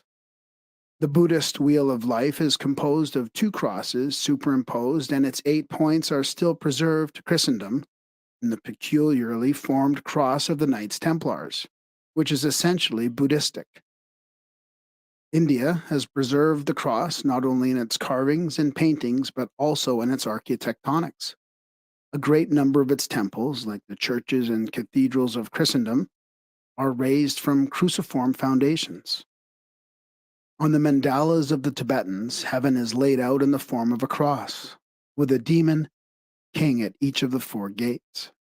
A remarkable cross of great antiquity was discovered in the island caves of Elephanta in the harbor of Bombay. Crosses of various kinds were favorite motifs in the art of Chaldea, Phoenicia, Egypt, and Assyria. The initiates of the Eleusinian mysteries of Greece were given a cross when they suspended about their necks on a chain a cord at the time of initiation. To the Rosicrucians, alchemists, and Illuminati, the cross was the symbol of light, because each of the 3 letters, LVX, is derived from some part of the cross. The Tau cross. There are 3 distinct forms of the cross. The first is called the Tau, more correctly the Tav. It closely resembles the modern letter T, consisting of a horizontal bar resting on a vertical column, the 2 arms being of equal length. An oak tree cut off some feet above the ground and its upper part laid across the lower in this form was the symbol of the Druid god Hu. It is suspected that this symbol originated among the Egyptians from the spread of the horns of a bull or ram, Taurus or Aries, and the vertical line of its face. This is sometimes designated as the hammer cross because, if held by its vertical base, it is not unlike a mallet or gavel. In one of the Kabbalistic Masonic legends, C. Hiram Abiff is given a hammer in the form of a Tau by his ancestor, Tubal-Cain. The Tau cross is preserved to modern masonry under the symbol of the T square. This appears to be the oldest form of the cross extant. The Tau cross was inscribed on the forehead of every person admitted into the mysteries of Mithras. When a king was initiated into the Egyptian mysteries, the Tau was placed against his lips. It was tattooed upon the bodies of candidates in some of the American Indian mysteries. To the Kabbalist, the Tau stood for heaven, and the Pythagorean tetractys. The caduceus of Hermes was an outgrowth of the Tau cross. See Albert Pike. The crux ansata. The second type was that of a T, or Tau, cross surmounted by a circle, often foreshortened to the form of an upright oval. This was called by the ancients the crux ansata, or the cross of life. It was the key to the mysteries of antiquity, and it probably gave rise to the more modern story of St. Peter's golden key to heaven. In the mysteries of Egypt, the candidate passed through all forms of actual and imaginary dangers, holding above his head the crux ansata, before which the powers of darkness fell back abashed. The student is reminded of the words in hoc signo vinces. The Tau form of the cross is not unlike the seal of Venus. As Richard Payne Knight has noted, he states, the cross in this form is sometimes observable on coins, and several of them were found in a temple of Serapis, the Serapeum, demolished at the general destruction of those edifices by the Emperor Theodosius, and were said by the Christian antiquaries of that time to signify the future life. Man has 4 vehicles, or mediums, of expression by means of which the spiritual ego contacts the external universe: the physical nature, the vital nature, the emotional nature, and the mental nature. Each of these partakes in principle of one of the primary elements, and the 4 creatures assigned to them by the Kabbalists cause the cross to be symbolic of the compound nature of man. Augustus Le Plongeon, in his Sacred Mysteries among the Mayas and Quiches, notes that the crux ansata, which he calls the key to the Nile and the symbol of symbols, either in its complete form or as a simple Tau, was to be seen adorning the breasts of statues and bas reliefs at Palenque, Copan, and throughout Central America. He notes that it was always associated with water, that among the Babylonians it was the emblem of the water gods, among the Scandinavians of heaven and immortality, and among the Mayas of rejuvenation and freedom from physical suffering. Concerning the association of this symbol with the waters of life, Count Goblet d'Alvilia, in his Migration of Symbols, calls attention to the fact that an instrument resembling the crux ansata and called the nilometer was used by the ancient Egyptians for measuring and regulating the inundations of the river Nile. It is probable that this relationship to the Nile caused it to be considered the symbol of life, for Egypt depended entirely upon the inundations of this river for the irrigation necessary to ensure sufficient crops. In the papyrus scrolls, the crux ansata is shown issuing from the mouths of Egyptian kings when they pardoned enemies, and it was buried with them to signify the immortality of the soul. It was carried by many of the gods and goddesses and apparently signified their divine benevolence and life-giving power. The Cairo Museum contains a magnificent collection of crosses of many shapes, sizes, and designs, proving that they were a common symbol among the Egyptians. The Roman and Greek Catholic crosses. The third form of the cross is the familiar Roman or Greek type, which is closely associated with the crucifixion of Jesus Christ. Although it is improbable that the cross used resembled its more familiar modern form. There are unlimited sub-varieties of crosses differing in the relative proportions of their vertical and horizontal sections. Among the secret orders of different generations, we find compounded crosses, such as the triple Tau in the Royal Arch of Freemasonry, and the double and triple crosses of both Masonic and Roman Catholic symbolism. To the Christian, the cross has a twofold significance. First, it is the symbol of the death of his Redeemer, through whose martyrdom he feels that he partakes of the glory of God. Secondly, it is the symbol of humility, patience, and the burden of life. It is interesting that the cross should be both a symbol of life and a symbol of death. Many nations deeply consider the astronomical aspect of religion, and it is probable that the Persians, Greeks, and Hindus looked upon the cross as a symbol of the equinoxes and the solstices, in the belief that at certain seasons of the year the sun was symbolically crucified upon these imaginary celestial angles. The fact that so many nations have regarded their savior as a personification of the sun globe is convincing evidence that the cross must exist as an astronomical element in pagan allegory. Augustus Le Plongeon believed that the veneration for the cross was partly due to the rising of a constellation called the Southern Cross, which immediately preceded the annual rains, and as the natives of those latitudes relied wholly upon those rains to raise their crops, they viewed the cross as an annual promise of the approaching storms, which to them meant life. There are four basic elements, according to both ancient philosophy and modern science, and the ancients represented them by the four arms of the cross, placing at the end of each arm a mysterious Kabbalistic creature to symbolize the power of one of those elements. Thus, they symbolize the element of earth by a bull, water by a scorpion, a serpent or an eagle, fire by a lion, and air by a human head surrounded by wings. It is significant that the four letters inscribed upon parchment, some say wood, and fastened to the top of the cross at the time of the crucifixion should be the first letters of four Hebrew words which stand for the four elements: Ayamin, the sea or water; Nur, fire; Rosh, the air; and Ibasha, the dry earth. See Morals and Dogma by Albert Pike. That a cross can be formed by opening or unfolding the surfaces of a cube has caused that symbol to be associated with the earth. Though a cross with a circle has been long regarded as a sign of the planet Earth, it should really be considered as the symbol of the composite element Earth, since it is composed of the four triangles of the elements. For thousands of years, the cross has been identified with the plan of salvation for humanity. The elements salt, sulfur, mercury, and azoth, used in making the philosopher's stone in alchemy, were often symbolized by a cross. The cross of the four cardinal angles also had its secret significance, and Masonic parties of three still go forth to the four cardinal points of the compass in search of the lost word. The material of which the cross was formed was looked upon as being an essential element in its symbolism.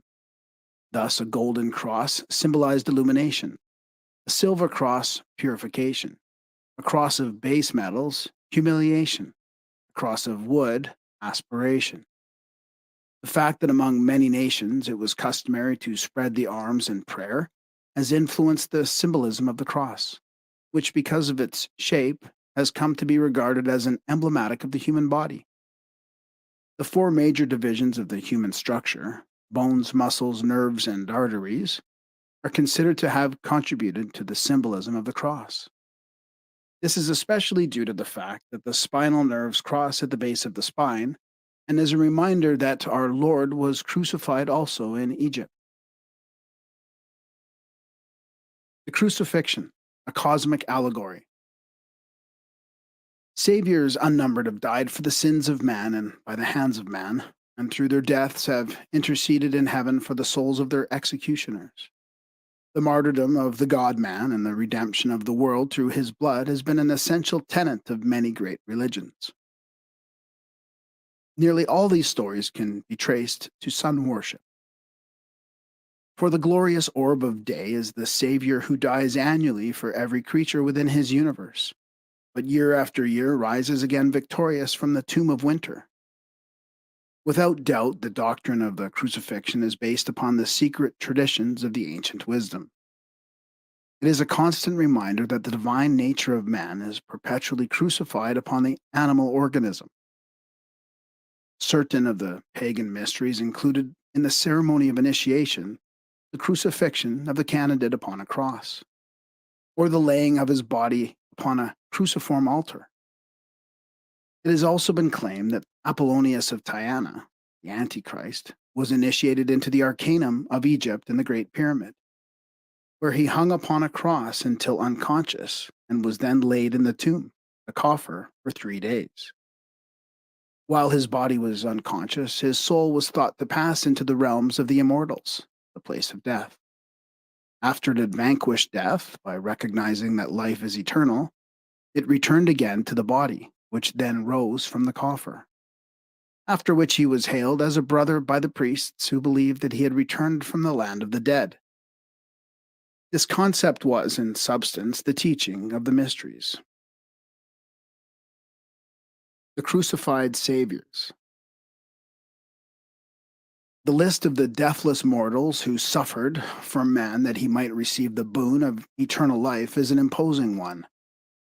Among those connected historically or allegorically with the crucifixion are Prometheus, Adonis, Apollo, Ares, Bacchus, Buddha, Krishna, Horus, Indra, Ixion, Mithras, Osiris, Pythagoras, Quetzalcoatl, Semiramis, and Jupiter.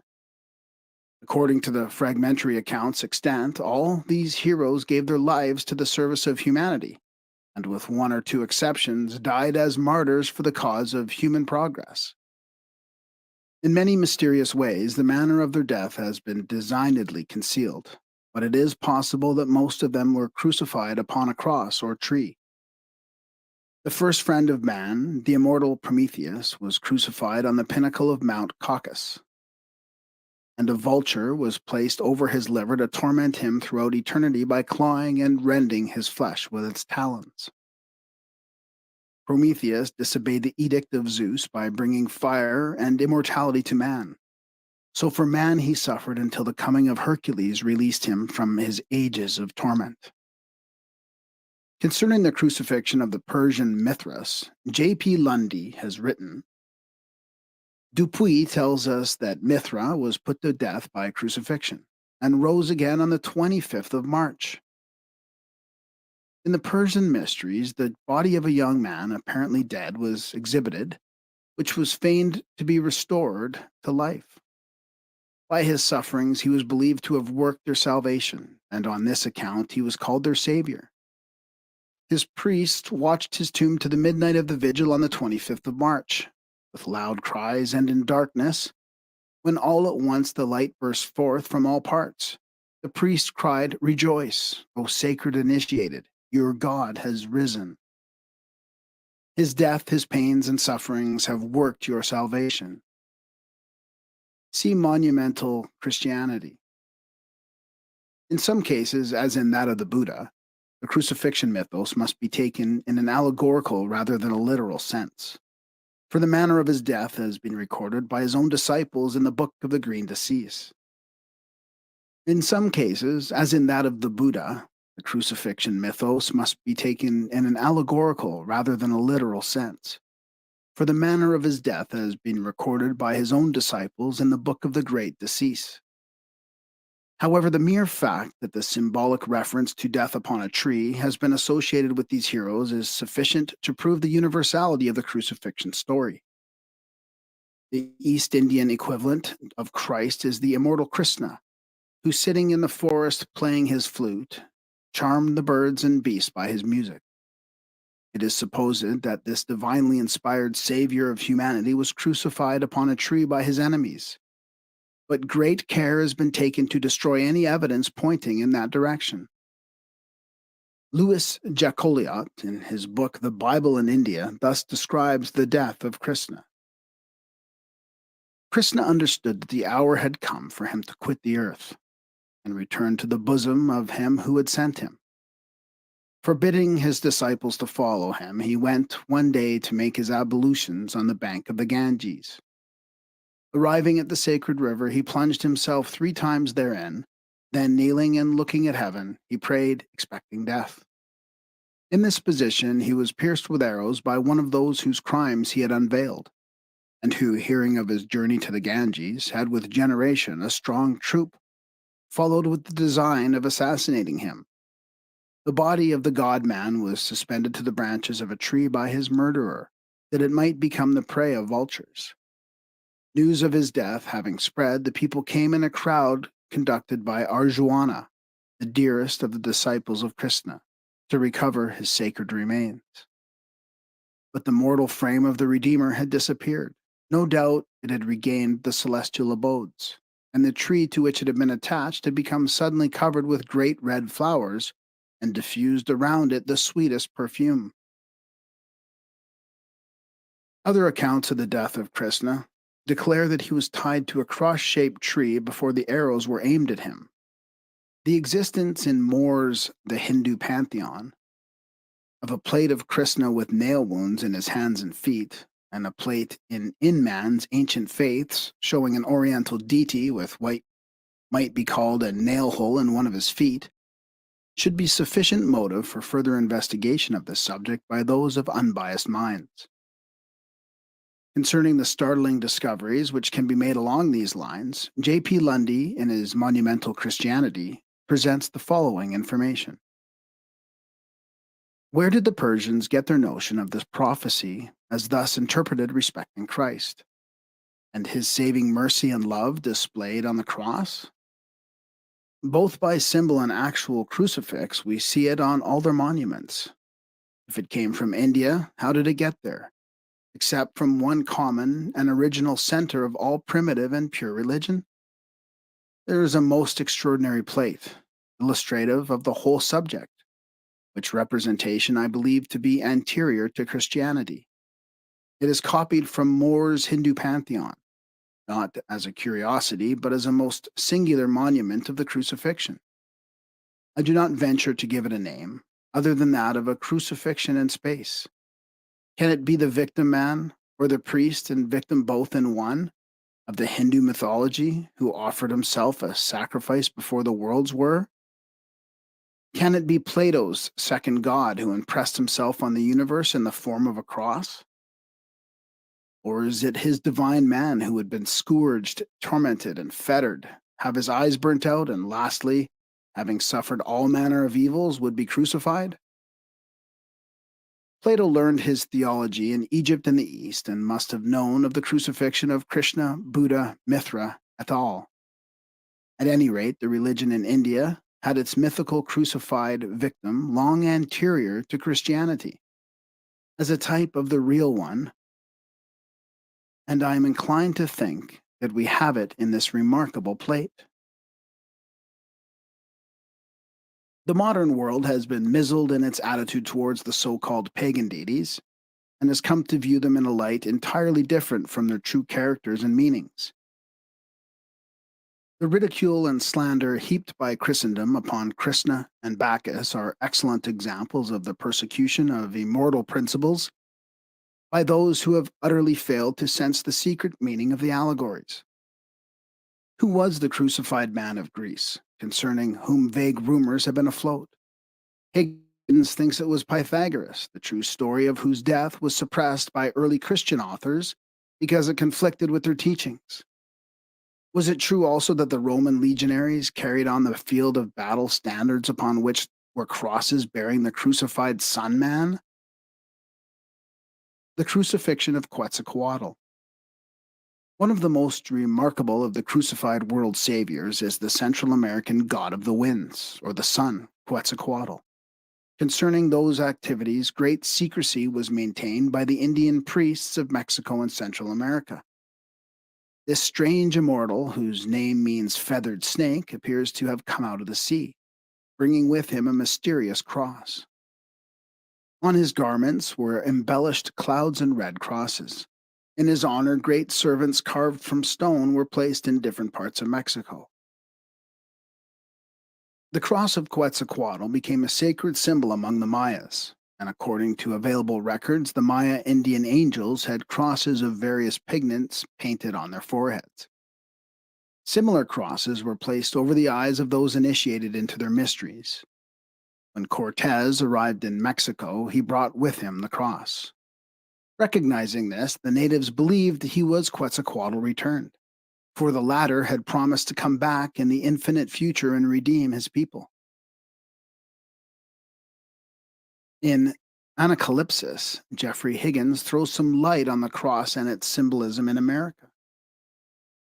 The Incas had a cross of very fine marble, or beautiful jasper, highly polished, of one piece, 3/4 of an ell in length, and 3 fingers in width and thickness. It was kept in a sacred chamber of a palace and held in great veneration. The Spaniards enriched this cross with gold and jewels and placed it in the Cathedral of Cuzco. Mexican temples are in the form of a cross and face of the four cardinal points. Quetzalcoatl is represented in the paintings of the Codex Borgianus nailed to the cross. Sometimes even the two thieves are there crucified with him. In Volume 2, Plate 75, the god is crucified in the heavens in a circle of 19 figures, the number of the Metonic cycle. A serpent is depriving him of the organs of generation.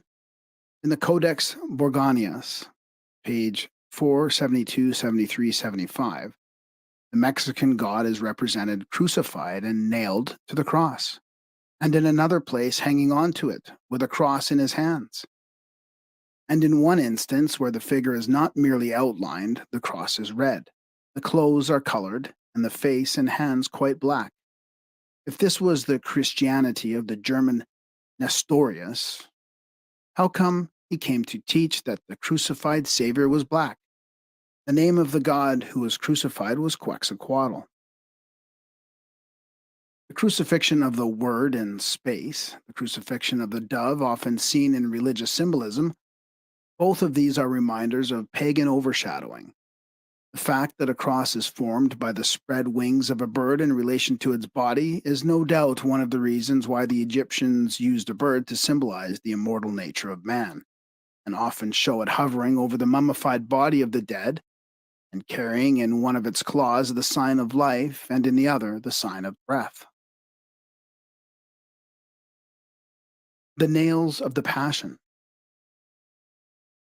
The three nails of the Passion have found their way into the symbolism of many races and faiths. There are many legends concerning these nails. One of these is to the effect that originally there were four nails, but one was dematerialized by a Hebrew Kabbalist and magician, just as they were about to drive it through the foot of the master. Hence, it was necessary to cross the feet. Another legend relates that one of these nails was hammered into a crown and that it still exists as the imperial diadem of a European house. Still another story has it that the bit on the bridle of Constantine's horse was a passion nail. It is improbable, however, that the nails were made of iron, for at that time it was customary to use sharpened wooden pegs. Hargrave Jennings, in his Rosicrucians, Their Rites and Mysteries, calls attention to the fact that the mark or sign used in England to designate royal property and called the broad arrow is nothing more nor less than the three nails of the crucifixion grouped together, and that by placing them point to point, the ancient symbol of the Egyptian Tau cross is formed. In his Ancient Freemasonry, Frank C. Higgins reproduces the Masonic apron of a colossal stone figure at Cuguria, Guatemala. The central ornament of the apron is the three passion nails, arranged exactly like the British broad arrow. That three nails should be used to crucify the Christ, three murderers to kill Hiram Abiff, and three wounds to slay Prince Ko, the Mexican Indian Osiris, is significant. C.W. King, in his Gnostics and the Remains, thus describes a Gnostic gem. The Gnostic pleroma, or combination of all the aeons, is expressed by the outline of a man holding a scroll. The left hand is formed like three bent spikes or nails, unmistakably the same symbol that Belus often holds in his extended hand on the Babylonian cylinders, afterwards discovered by the Jewish Kabbalists in the points of the letter Shin, and by the medieval mystics in O the Three Nails of the Cross. From this point, Hargrave Jennings continues King's speculations, noting the resemblance of the nail to an obelisk or pillar, and that the Kabbalistic value of the Hebrew letter Shin, or Sin, is 300, namely 100 for each spike. The passion nails are highly important symbols, especially when it is realized that, according to the esoteric systems of culture, there are certain secret centers of force in the palms of the hand and the soles of the feet. The driving of the nails and the flow of blood and water from the wounds were symbolic of certain secret philosophic practices of the temple. Many of the Oriental deities have mysterious symbols on the hands and feet. The so called footprints of Buddha are usually embellished with a magnificent sunburst at the point where the nail pierced the foot of Christ. In his notes on the theology of Jacob Boehme, Dr. Franz Hartmann thus sums up the mystic symbolism of the crucifixion. The cross represents terrestrial life, and the crown of thorns the sufferings of the soul within the elementary body, but also the victory of the spirit over the elements of darkness. The body is naked to indicate that the candidate for immortality must divest himself of all desires for terrestrial things. The figure is nailed to the cross, which symbolizes the death and surrender of the self will, and that it should not attempt to accomplish anything by its own power, but merely serve as an instrument wherein the divine will is executed. Above the head are inscribed the letters INRJ, whose most important meaning is In nobis regnat Jesus. Within ourselves reigns Jesus. But this signification of this inscription can be practically known only to those who have actually died relatively to the world of desires and risen above the temptation for personal existence. Or to express it in words, those who have become alive in Christ, and in whom thus the kingdom of Jesus, the holy love will issuing from the heart of God, has been established. One of the most interesting interpretations of the crucifixion allegory is that which identifies the man Jesus with the personal consciousness of the individual. It is this personal consciousness that conceives of and dwells in the sense of separateness, and before the aspiring soul can be reunited with the ever present and all pervading Father, this personality must be sacrificed that the universal consciousness may be liberated. The mystery of the Apocalypse. The presence of the Temple of Diana at Ephesus marked that city as sacred to the mystery religion, for the seven wonders of the ancient world were erected to indicate the repositories of recondite knowledge. Of Ephesus, H. P. Blavatsky writes, "It was a focus of the universal secret doctrines, the weird laboratory whence, fashioned in elegant Grecian phraseology, sprang the quintessence of Buddhistic, Zoroastrian, and Chaldean philosophy. Artemis, the gigantic concrete symbol of theosophical, pantheistic abstractions, the great mother multimama, androgyne and patroness of the Ephesian writings, was conquered by Paul. But although the zealous converts of the apostles pretended to burn all their books on curious arts, enough of these remained for them to study when their first zeal had cooled off. See Isis Unveiled." Being a great center of pagan learning, Ephesus had been the locale for many early Christian myths. The assertion had been made that it was the last domicile of the Virgin Mary, also that the tomb of St. John the Divine was located there. According to legend, St. John did not depart from this life in the usual manner, but selecting his vault, entered it while still alive, and closing the entrance behind him, vanished forever from mortal sight. A rumor was current in ancient Ephesus that St. John would sleep in his tomb until the return of the Savior, and that when the apostle turned over on his sepulchral couch, the earth moved above like the coverlets of a bed. Subjected to more criticism than any other book now incorporated in the New Testament, the Apocalypse, popularly accredited to St. John the Divine, is by far the most important but least understood of the Gnostic Christian writings. Though Justin Martyr declared the Book of Revelation to have been written by John, one of Christ's apostles, its authorship was disputed as early as the 2nd century after Christ. In the 3rd century, these contentions became acute, and even Dionysius of Alexandria and Eusebius attacked the Johannine theory, declaring that both the Book of Revelation and the Gospel according to St. John were written by one Cerinthus, who, borrowing the name of the great apostle the better to foist his own doctrines upon the Christians. Later, Jerome questioned the authorship of the Apocalypse, and during the Reformation, his objections were revived by Luther and Erasmus. The once generally accepted notion that the book of Revelation was the actual accord of a mystical experience occurring to St. John while that seer was in exile in the Isle of Parmos is now regarded with disfavor by more critical scholars. Other explanations have therefore been advanced to account for the symbolism permeating the volume and the original motive for its writing. The more reasonable of these theories may be summed up as follows. First, upon the weight of evidence furnished by its own contents, the book of Revelation may well be pronounced a pagan writing, one of the sacred books of the Eleusinian or Phrygian mysteries. As a corollary, the real author of a work setting forth the profundities of Egyptian and Greek mysticism must have been an initiate himself and consequently obligated to write only in the symbolic language of the mysteries. Second, it is possible that the book of Revelation was written to reconcile the seeming discrepancies between the early Christian and pagan religious philosophies. When the zealots of the primitive Christian church sought to Christianize pagandom, the pagan initiates retorted with a powerful effort to paganize Christianity. The Christians failed, but the pagans succeeded.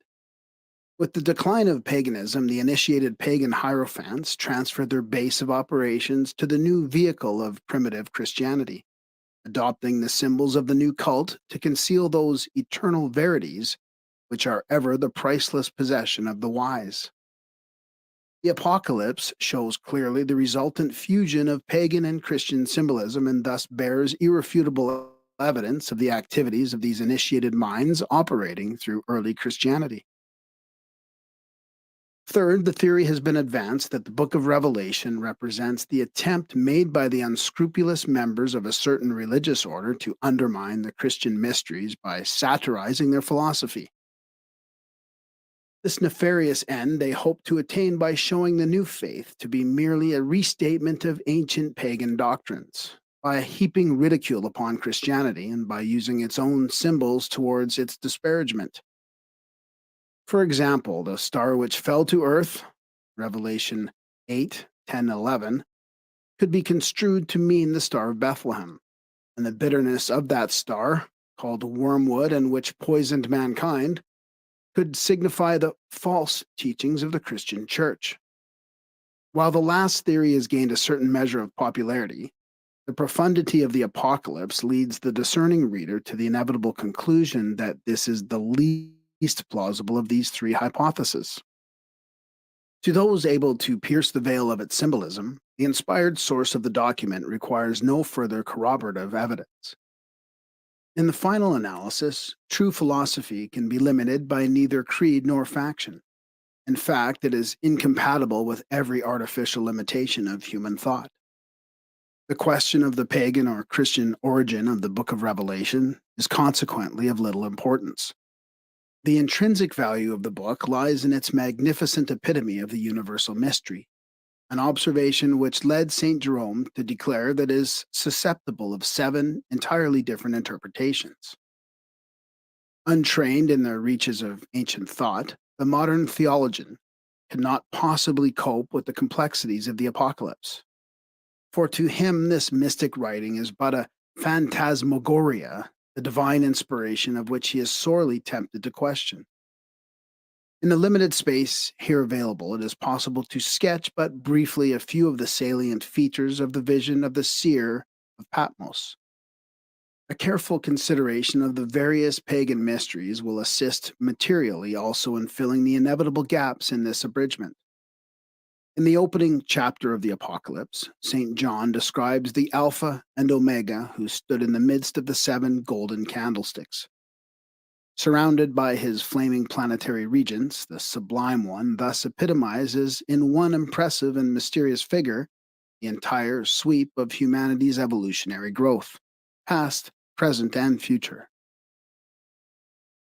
The first stages of man's earthly development, writes Dr. Rudolf Steiner, ran their course at a period when the earth was still fiery and the first human incarnations were formed out of the element of fire. At the end of his earthly career, man will himself radiate his inner being outwards creatively by the force of the element of fire. This continuous development from the beginning to the end of the earth reveals itself to the seer when he sees on the astral plane the archetype of evolving man. The beginning of earthly evolution stands forth in the fiery feet, its end in the fiery countenance, and the complete power of the creative word. To be finally one is seen in the fiery source coming out of the mouth. See Occult Seals and Columns.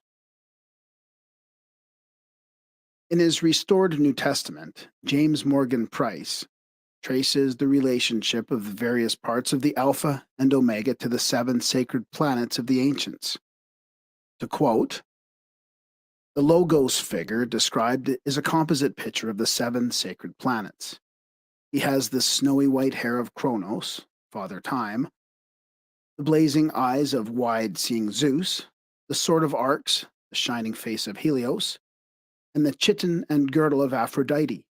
His face are of Mercury, the metal sacred to Hermes, and his voice is like the murmur of the ocean's waves, the many waters," alluding to Selene, the moon goddess of the four seasons and of the waters. The seven stars carried by this immense being in his right hand are the governors of the world. The flaming sword issuing from his mouth is the creative fiat, or word of power, by which the illusion of material permanence is slain.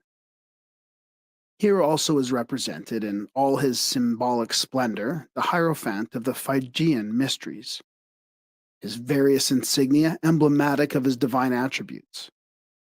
Seven priests bearing lamps and his attendants, and the stars carried in his hand are the seven schools of the mysteries whose power he administers.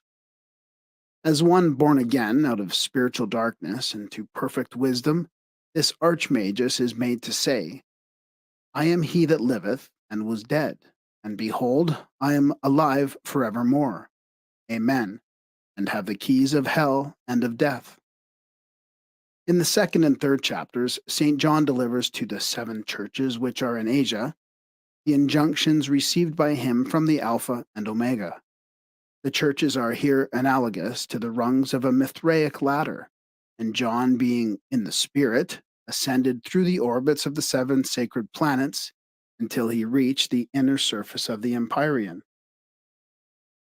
After the soul of the prophet, writes the anonymous author of Mankind, Their Origin and Destiny, in his ecstatic state has passed in its rapid flight through the seven spheres, from the sphere of the moon to that of Saturn, or from the planet which corresponds to Cancer, the gate of men, to that of Capricorn, which is the gate of the gods. A new gate opens to him in the highest heaven, and in the zodiac, beneath which the seven planets revolve.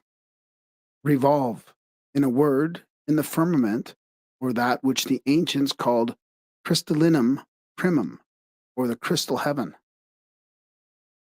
When related to the Eastern system of metaphysics, these churches represent the chakras, or nerve ganglia, along the human spine.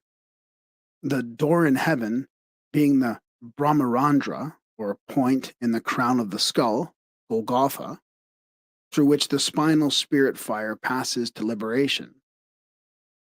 The church of Ephesus corresponds to the Muladhara, or sacral ganglion, and the other churches to the higher ganglia according to the order given in Revelation. Dr. Steiner discovers a relationship between the seven churches and the divisions of the Aryan race.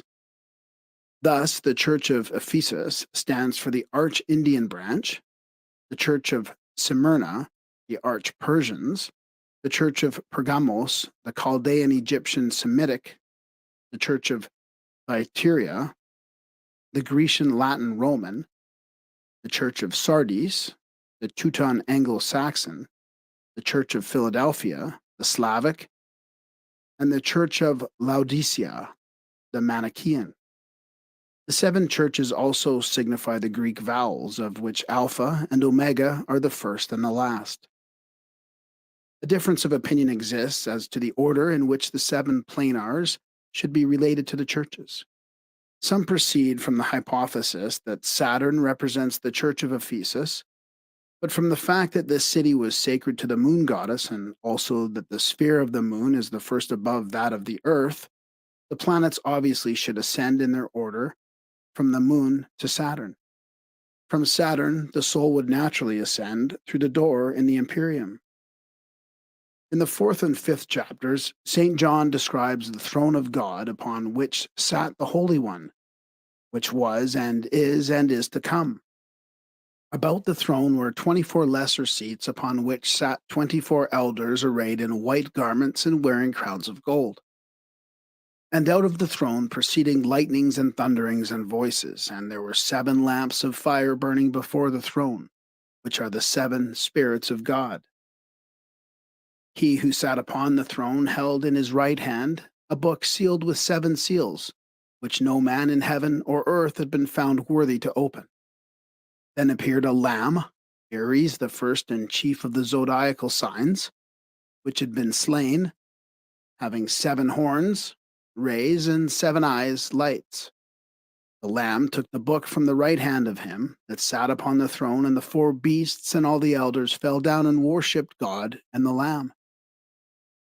During the early centuries of the Christian church, the Lamb was universally recognized as a symbol of Christ, and not until after the 5th Synod of Constantinople, the Quinisext Synod, AD 692, was the figure of the crucified man substituted for that of Agnus Dei. As shrewdly noted by one writer on the subject, the use of a lamb is indicative of the Persian origin of Christianity, for the Persians were the only people to symbolize the first sign of the zodiac by a lamb. Because a lamb was the sin offering of the ancient pagans, the early mystic Christians considered this animal as an appropriate emblem of Christ, whom they regarded as the sin offering of the world. The Greeks and the Egyptians highly venerated the lamb, or ram, often placing its horns upon the foreheads of their gods. The Scandinavian god Thor carried a hammer made from a pair of ram's horns.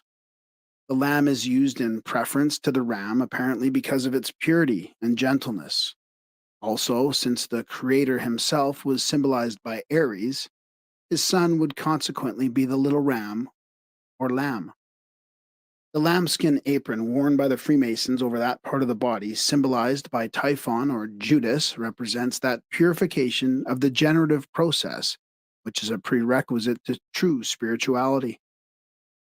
In this allegory, the lamb signifies the purified candidate, its 7 horns representing the divisions of the illuminated reason, and its 7 eyes the chakras, or perfected sense perceptions. The 6th to 11th chapters inclusive are devoted to an account of the opening of the 7 seals on the book held by the Lamb. When the first seal was broken, there rode forth a man on a white horse, wearing a crown and holding in his hand a bow. When the second seal was broken, there rode forth a man upon a red horse, and in his hand was a great sword. When the third seal was broken, there rode forth a man upon a black horse, and a pair of balances in his hand. And when the 4th seal was broken, there rode forth Death upon a pale horse, and hell followed after him. The 4 horsemen of the apocalypse may be interpreted to signify the 4 main divisions of human life. Birth is represented by the rider on the white horse who comes forth conquering, and to conquer the impetuosity of youth by the rider on the red horse who took peace from the earth. Maturity by the rider on the black horse who weighs all things in the scales of reason. And death by the rider on the pale horse who was given power over a 4th part of the earth. In the Eastern philosophy, these horsemen signify the 4 yugas, or ages of the world, which riding forth at their appointed times become for a certain span the rulers of creation. Commenting on the 24 allocution of Chrysostom and the origin of the religious worship, Dupuy notes that each of the 4 elements were represented by a horse bearing the name of the god, who is set over the element. The first horse, signifying the fire ether, was called Jupiter and occupied the highest place in the order of the elements. The horse was winged, very fleet, and describing the largest circle, encompassed all the others. It shone with the purest light, and on its body were the images of the sun, the moon, the stars, and all the bodies in the ethereal regions. The second horse, signifying the element of air, was Juno. It was inferior to the horse of Jupiter and described in a smaller circle. Its color was black, but that part exposed to the sun became luminous, thus signifying the diurnal and nocturnal conditions of air. The third horse, symbolizing the element of water, was sacred to Neptune. It was of heavy gait and described a very small circle. The fourth horse, signifying the static element of earth, described as immovable and champing its bit, was the steed of Vesta. Despite the differences in temperature, these four horses lived harmoniously together, which is in accord with the principles of the philosophers, who declared the world to be preserved by the concord and harmony of its elements. In time, however, the racing horse of Jupiter burned the mane of the horse of Earth. The thundering steed of Neptune also became covered with sweat, which overflowed the immovable horse of Vesta and resulted in the deluge of Deucalion.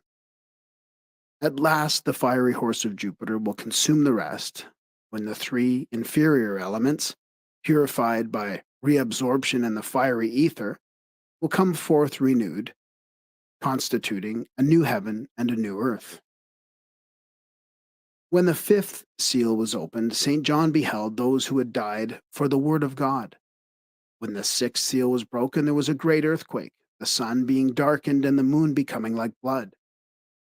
The angels of the winds came forth, and also another angel who sealed upon their foreheads 144,000 of the children of Israel, that they should be preserved against the awful day of tribulation.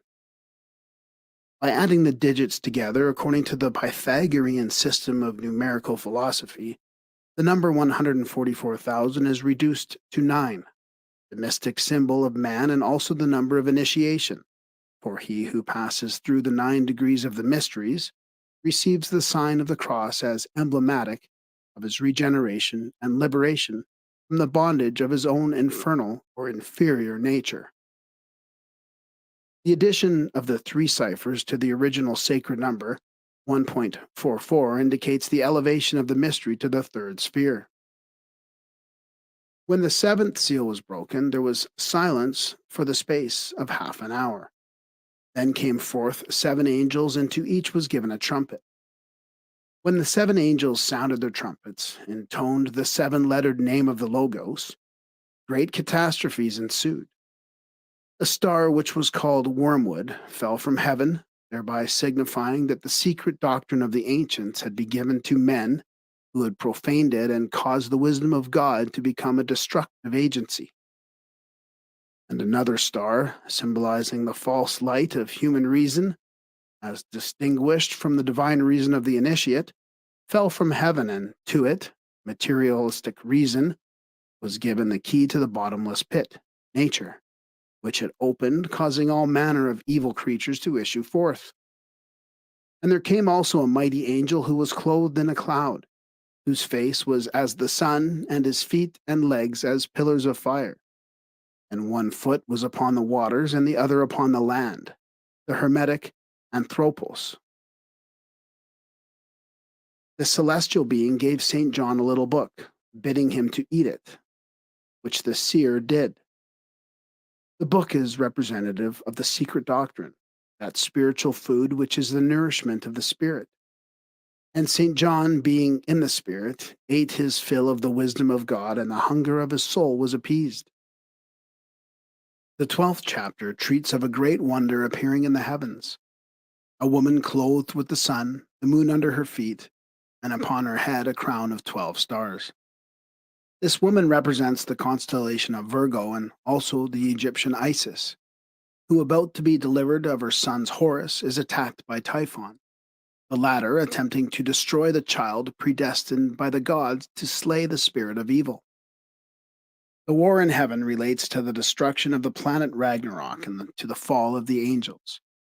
The Virgin can be interpreted to signify the secret doctrine itself, and her son, the initiate born out of the womb of the mysteries.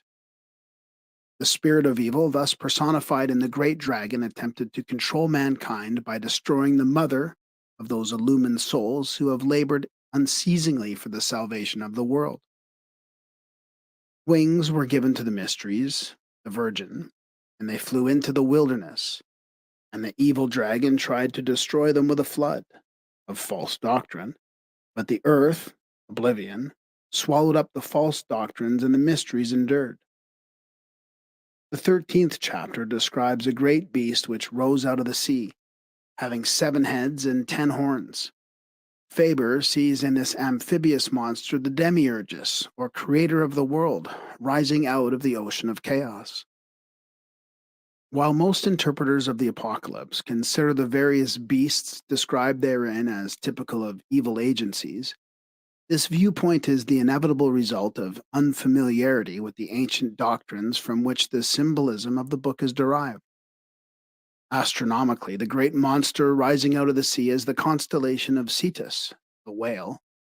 Because religious ascetics looked upon the universe itself as an evil and ensnaring fabrication, they also came to regard its very creator as a weaver of delusions. Thus, the great sea monster, the world, and its maker, the demiurgus, whose strength is derived from the dragon of cosmic power, came to be personified as a beast of horror and destruction, seeking to swallow up the immortal part of human nature.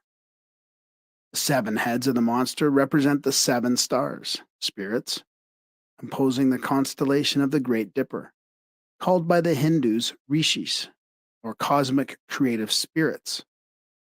The 10 horns Faber relates to the 10 primordial patriarchs. There may also denote the ancient zodiac of 10 signs. The number of the beast, 666, is an interesting example of the use of Kabbalism in the New Testament and early among Christian mystics. In the following table, Kircher shows the names of Antichrist as given by Irenaeus all have 666 as their numerical equivalent. James Morgan Pyre also notes that according to this method of figuring, the Greek term, which signifies the lower mind, has 666 as its numerical equivalent. It is also well known to Kabbalists that Jesus has for its numerical value another sacred and secret number, 888. Adding the digits of the number 666 and again adding the digits of the sum gives the sacred number 9, the symbol of man in his unregenerate state and also the path of his resurrection.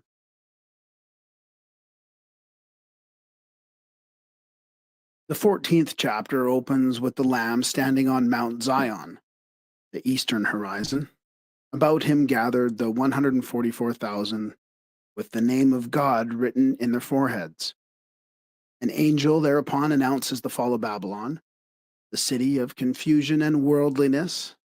Those perish who do not overcome worldliness and enter into the realization that spirit, and not matter, is enduring. For having no interest other than those which are material, they are swept to destruction with the material world. And St. John beheld one like unto the Son of Man, Perseus, riding upon a cloud, the substances of the invisible world, and bearing in his hand a sharp sickle. And with the sickle the Shining One reaped the earth. This is a symbol of the initiator releasing into the sphere of reality the higher natures of those who, symbolized by ripened grain, have reached the point of liberation. And there came another angel, Butes, deaf, also with a sickle, Karma, who reaped the vines of the earth, those who have lived by the false light, and cast them into the winepress of the wrath of God, the purgatorial spheres. The 15th to 18th chapters inclusive contain an account of 7 angels, the Pleiades, who pour their vials upon the earth. The contents of their vials, the loosened energy of the cosmic bull, are called the 7 last plagues. Here also is introduced a symbolic figure termed the harlot of Babylon, which is described as a woman seated upon a scarlet-colored beast having 7 heads and 10 horns. The woman was arrayed in purple and scarlet and bedecked with gold, precious stones, and pearls, having in her hand a golden cup of abominations. This figure may be an effort, probably interpolated, to vilify Cybele, or Artemis, the great mother goddess of antiquity. Because the pagans venerated the Mater Diorum through symbols appropriate to the feminine generative principle, they were accused by the early Christians of worshipping a courtesan. As nearly all the ancient mysteries included a test of the neophyte's moral character, the temptress, the animal soul, is here portrayed as a pagan goddess. In the 19th and 20th chapters is set forth the preparation of that mystical sacrament called the marriage of the Lamb. The bride is the soul of the neophyte, which attains conscious immortality by uniting itself to its own spiritual source. The heavens opened once more, and St. John saw a white horse, and the rider, the illumined mind, which sat upon it, was called Faithful and True. Out of his mouth issued a sharp sword, and the armies of heaven followed after him. Upon the plains of heaven was fought the mystic Armageddon, the last great war between light and darkness. The forces of evil under the Persian Ahriman battled against the forces of good under Ahura Mazda. Evil was vanquished, and the beast and the false prophet cast into a lake of fiery brimstone. Satan was bound for 1,000 years. Then followed the last judgment. The books were opened, including the book of life. The dead were judged according to their works, and those whose names were not in the book of life were cast into a sea of fire. To the neophyte, Armageddon represents the last struggle between the flesh and the spirit, and finally overcoming the world, the illumined soul rises to union with its spiritual self. Judgment signifies the weighing of the soul and was borrowed from the mysteries of Osiris. The rising of the dead from their graves and from the sea of illusion represents the consummation of the process of human regeneration. The sea of fire into which those are cast who fail in the ordeal of initiation signifies the fiery sphere of the animal world. In the 21st and 22nd chapters are pictured the new heaven and the new earth to be established at the close of Ahriman's reign. St. John, carried in the spirit to a great and high mountain, the brain, beheld the New Jerusalem descending as a bride adorned for her husband. The holy city represents the regenerated and perfected world, the true ashlar of the mason, for the city was a perfect cube, it being written, the length and the breadth and the height of it are equal. The foundation of the holy city consisted of 140 stones in 12 rows, from which it is evident that the New Jerusalem represents the microcosm, patterned after the greater universe in which it stands. The 12 gates of this symbolic dodecahedron are the signs of the zodiac through which the celestial impulses descend into the inferior world. The jewels are the precious stones of the zodiacal signs, and the transparent golden streets are the streams of spiritual light along which the initiate passes on his path towards the sun. There is no material temple in that city, for God and the Lamb are the temple, and there is neither sun nor moon, for God and the Lamb are the light.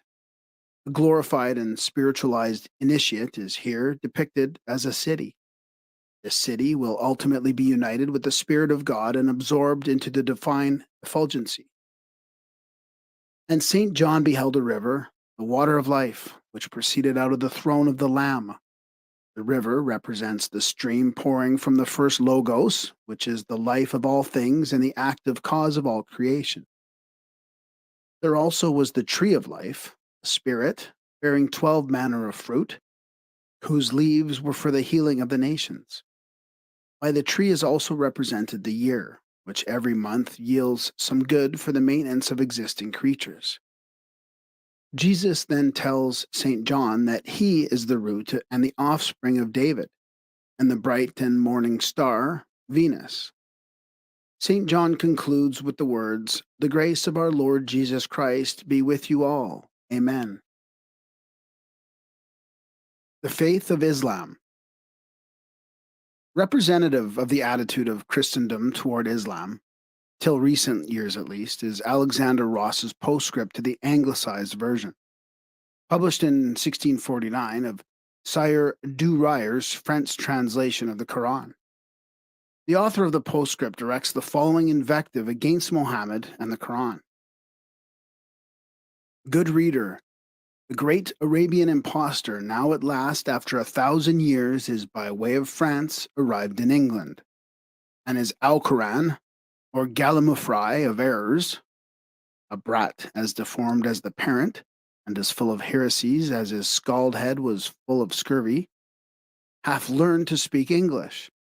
If you will take a brief view of the Alcoran, you shall find it a hodgepodge made up of these four ingredients. Number 1, of contradictions. Number 2, of blasphemy. Number 3, of ridiculous fables. Number 4, of lies. The accusation of blasphemy is emphasized against Mohammed because he affirmed that God, being unmarried, was incapable of having a son. The fallacious argument, however, is apparent from the Prophet's own views of the nature of God as contained in the second surah of the Quran.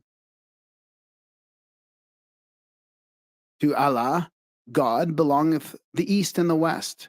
Therefore, whithersoever ye turn yourselves to pray, there is the face of Allah. For Allah is omnipresent and omniscient. They say, Allah hath begotten children. Allah forbid. To him belongeth whatever is in heaven and on earth. All is possessed by him, the creator of heaven and earth. And when he decreeth a thing, he only saith unto it, Be, and it is. In other words, the God of Islam has but to desire, and the object of that desire at once comes into being. Whereas the God of Alexander Ross must proceed in accord with the laws of human generation. Muhammad, prophet of Islam, the desired of all nations, was born in Mecca, AD 570, and died in Medina, AD 632, or in the 11th year after the Hijrah. Washington Irvine thus describes the signs and wonders accompanying the birth of the prophet. His mother suffered none of the pangs of travail. At the moment of his coming into the world, a celestial light illumined and surrounding the country. And the newborn child, raising his eyes to heaven, exclaimed, God is great. There is no God but God, and I am his prophet. Heaven and earth, we are assured, were agitated at his advent. The lake Sawa shrank back to its secret springs, leaving its borders dry, while the Tigris, bursting its bounds, overflowing the neighboring lands. The palace of Khosru, the king of Persia, shook on its foundations, and several of its towers were toppled to the earth.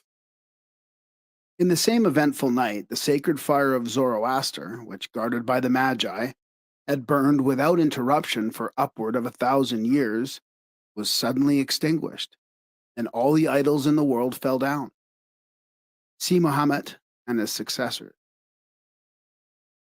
While the prophet was still but a toddling babe, the angel Gabriel with 70 wings came to him, and cutting open the child, withdrew his heart. This Gabriel cleansed of the backdrop of original sin which is in every human heart because of the perfidy of Adam, and then returned the organ to its proper place in the prophet's body. See footnote in E. H. Palmer's translation of the Quran.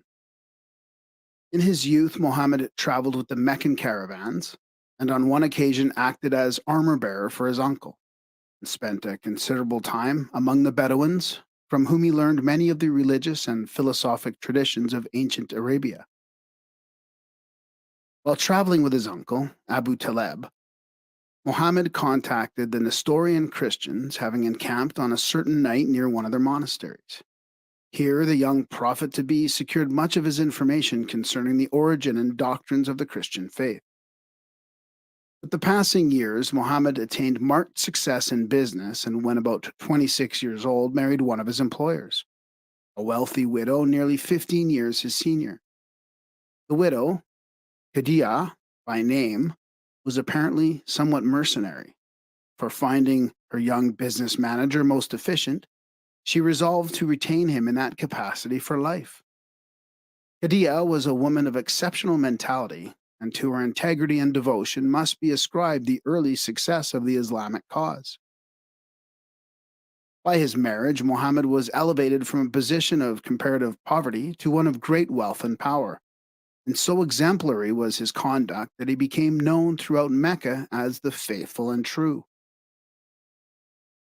Mohammed would have lived and died an honored and respected Meccan had he not unhesitatingly sacrificed both his wealth and social position in the service of the God whose voice he heard while meditating in the cavern on Mount Hira in the month of Ramadan. Year after year, Muhammad climbed the rocky and desolate slopes of Mount Hira, since called Jebel Nur, the mountain of light, and here in his loneliness cried out to God to reveal anew the pure religion of Adam, the spiritual doctrine lost to mankind through the dissensions of religious factions. Khadijah, solicitous over her husband's ascetic practices, which were impairing his physical health, sometimes accompanied him in his weary vigil, and with womanly intuition sensed the travail of his soul. At last, one night in his 40th year, as he lay upon the floor of the cavern, enveloped in his cloak, a great light burst upon him. Overcome with a sense of perfect peace and understanding in the blessedness of the celestial presence, he lost consciousness. When he came to himself again, the angel Gabriel stood before him, exhibiting a silken shawl with mysterious characters traced upon it. From these characters, Mohammed gained the basic doctrines later embodied in the Quran. Then Gabriel spoke in a clear and wonderful voice, declaring Mohammed to be the prophet of the living God. In awe and trembling, Mohammed hastened to Qadiyah, fearing the vision to have been inspired by the same evil spirits who served the pagan magicians so greatly despised by him. Qadiyah assured him that his own virtuous life would be his protection and that he need fear no evil. Thus reassured, the prophet awaited further visitations from Gabriel. When these did not come, however, such a despair filled his soul that he attempted self-destruction, only to be stopped in the very act of casting himself over a cliff by the sudden appearance of Gabriel, who again assured the prophet that the revelations needed by his people would be given to him as necessity arose. Possibly as a result of his lonely periods of meditation, Muhammad seemingly was subject to ecstatic swoons.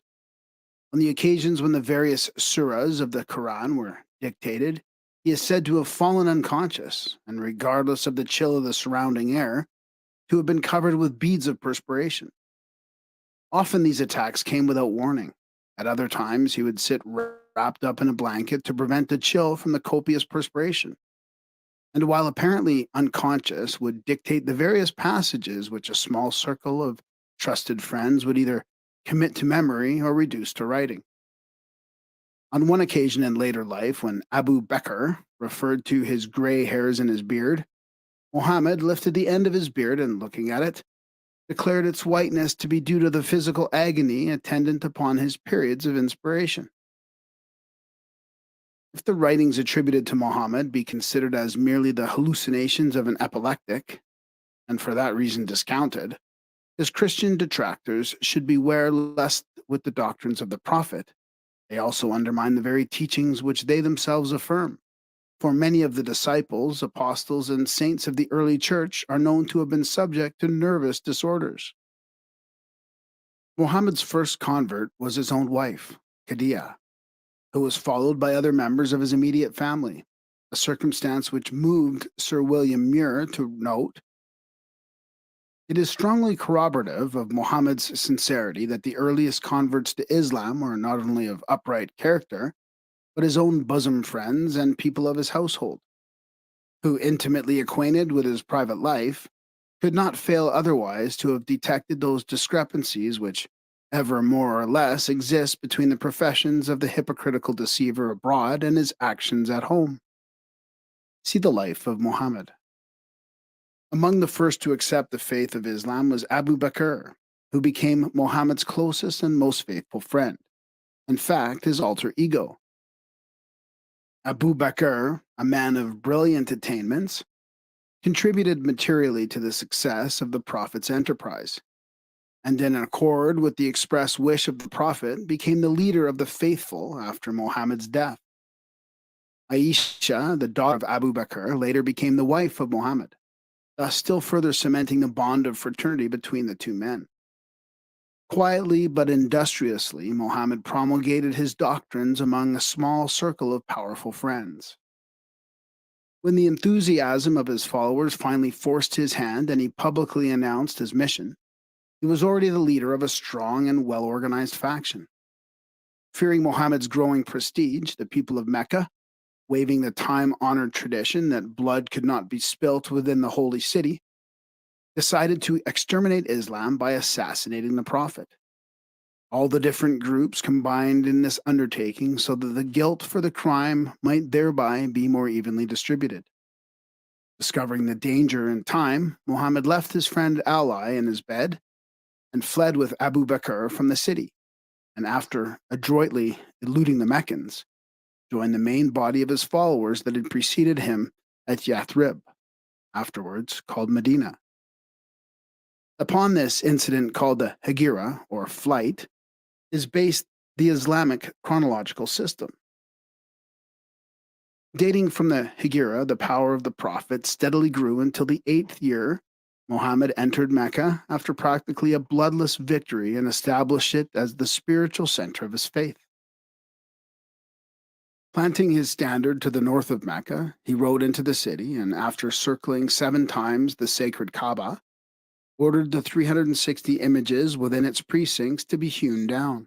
He then entered the Kaaba itself, cleansing it of his idolatrous associations, and rededicated the structure to Allah, the monotheistic God of Islam.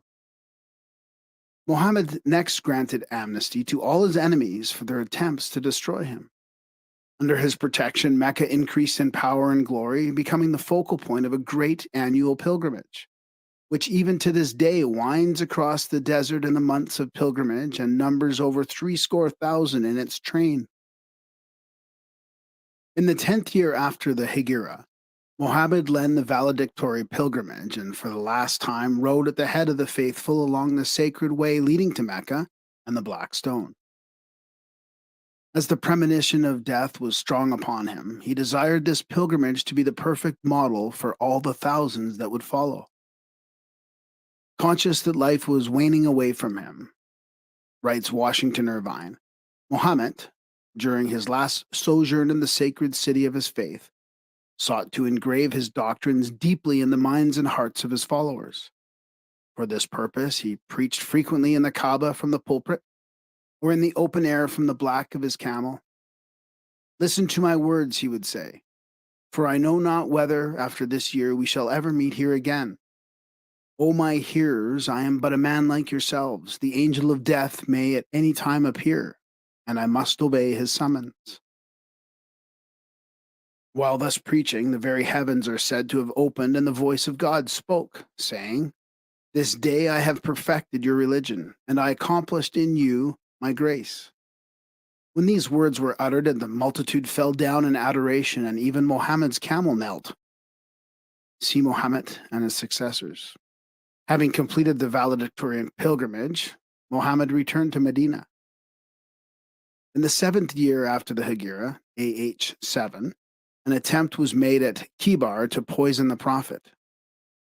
As Muhammad took the first mouthful of the poisoned food, the evil design was revealed to him either by the taste of the meat or, as the faithful believe, by divine intercession. He had already swallowed a small portion of the food, and for the remainder of his life he suffered almost constantly from the effects of the poison. In AH 11, when his final illness came upon him, Muhammad insisted that the subtle effects of the poison were the indirect cause of his approaching end. It is related that during his last sickness, he rose one night and visited a burial ground on the outskirts of Medina, evidently believing that he too would soon be numbered with the dead. At this time, he told an attendant that the choice had been offered him of continuing his physical life or going to his Lord, and that he had chosen to meet his Maker.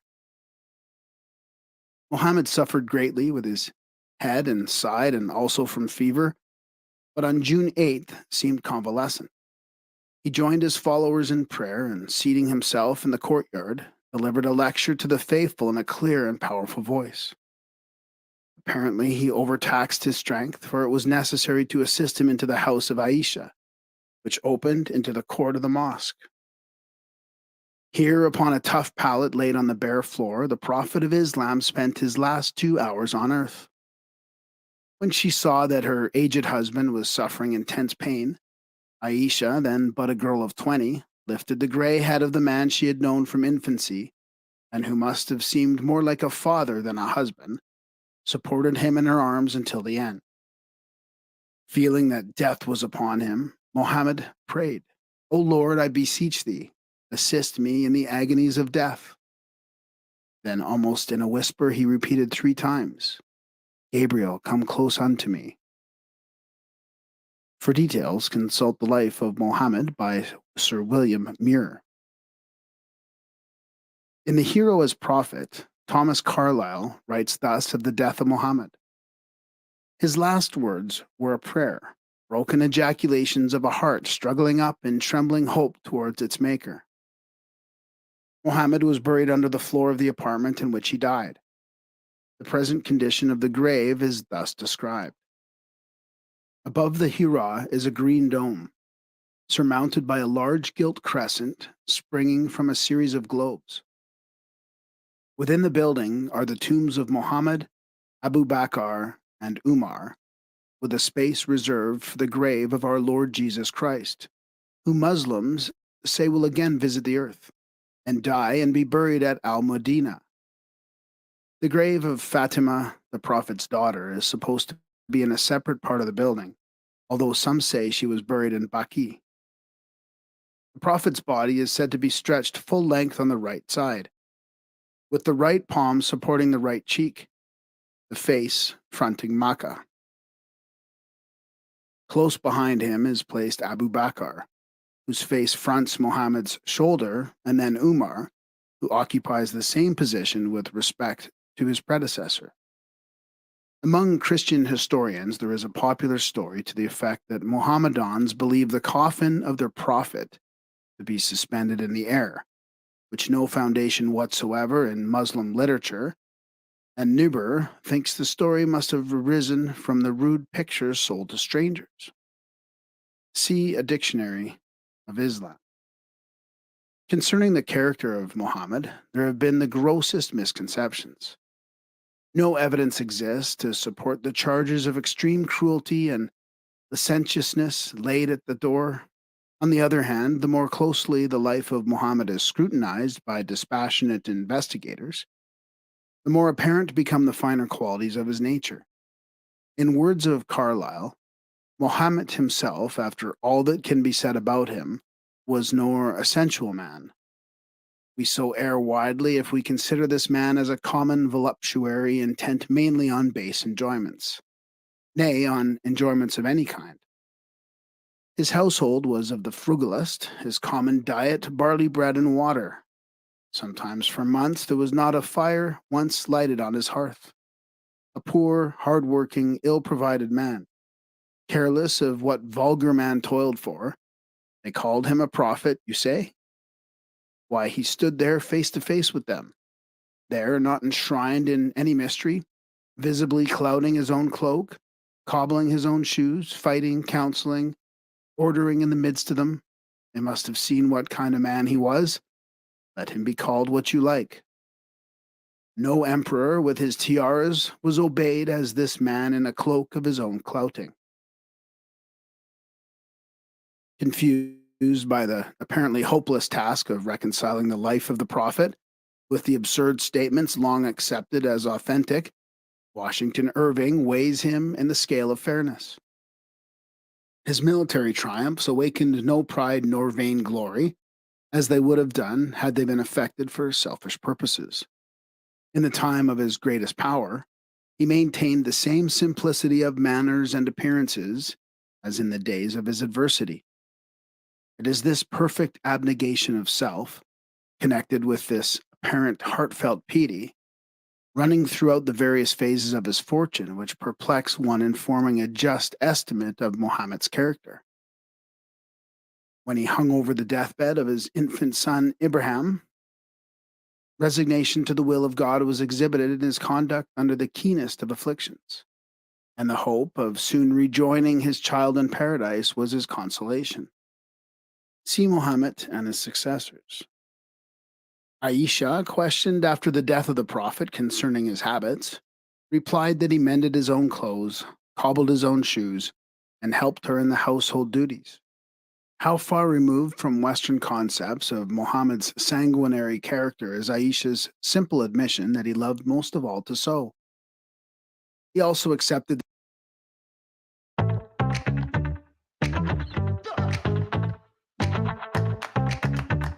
exhibited in his conduct under the keenest of afflictions, and the hope of soon rejoining his child in paradise was his consolation. See Muhammad and his successors. Aisha, questioned after the death of the Prophet concerning his habits, replied that he mended his own clothes, cobbled his own shoes, and helped her in the household duties. How far removed from Western concepts of Muhammad's sanguinary character is Aisha's simple admission that he loved most of all to sew. He also accepted the invitations of slaves and sat at meals with servants, declaring himself to be a servant. Of all vices, he hated lying the most. Before his death, he freed all his slaves.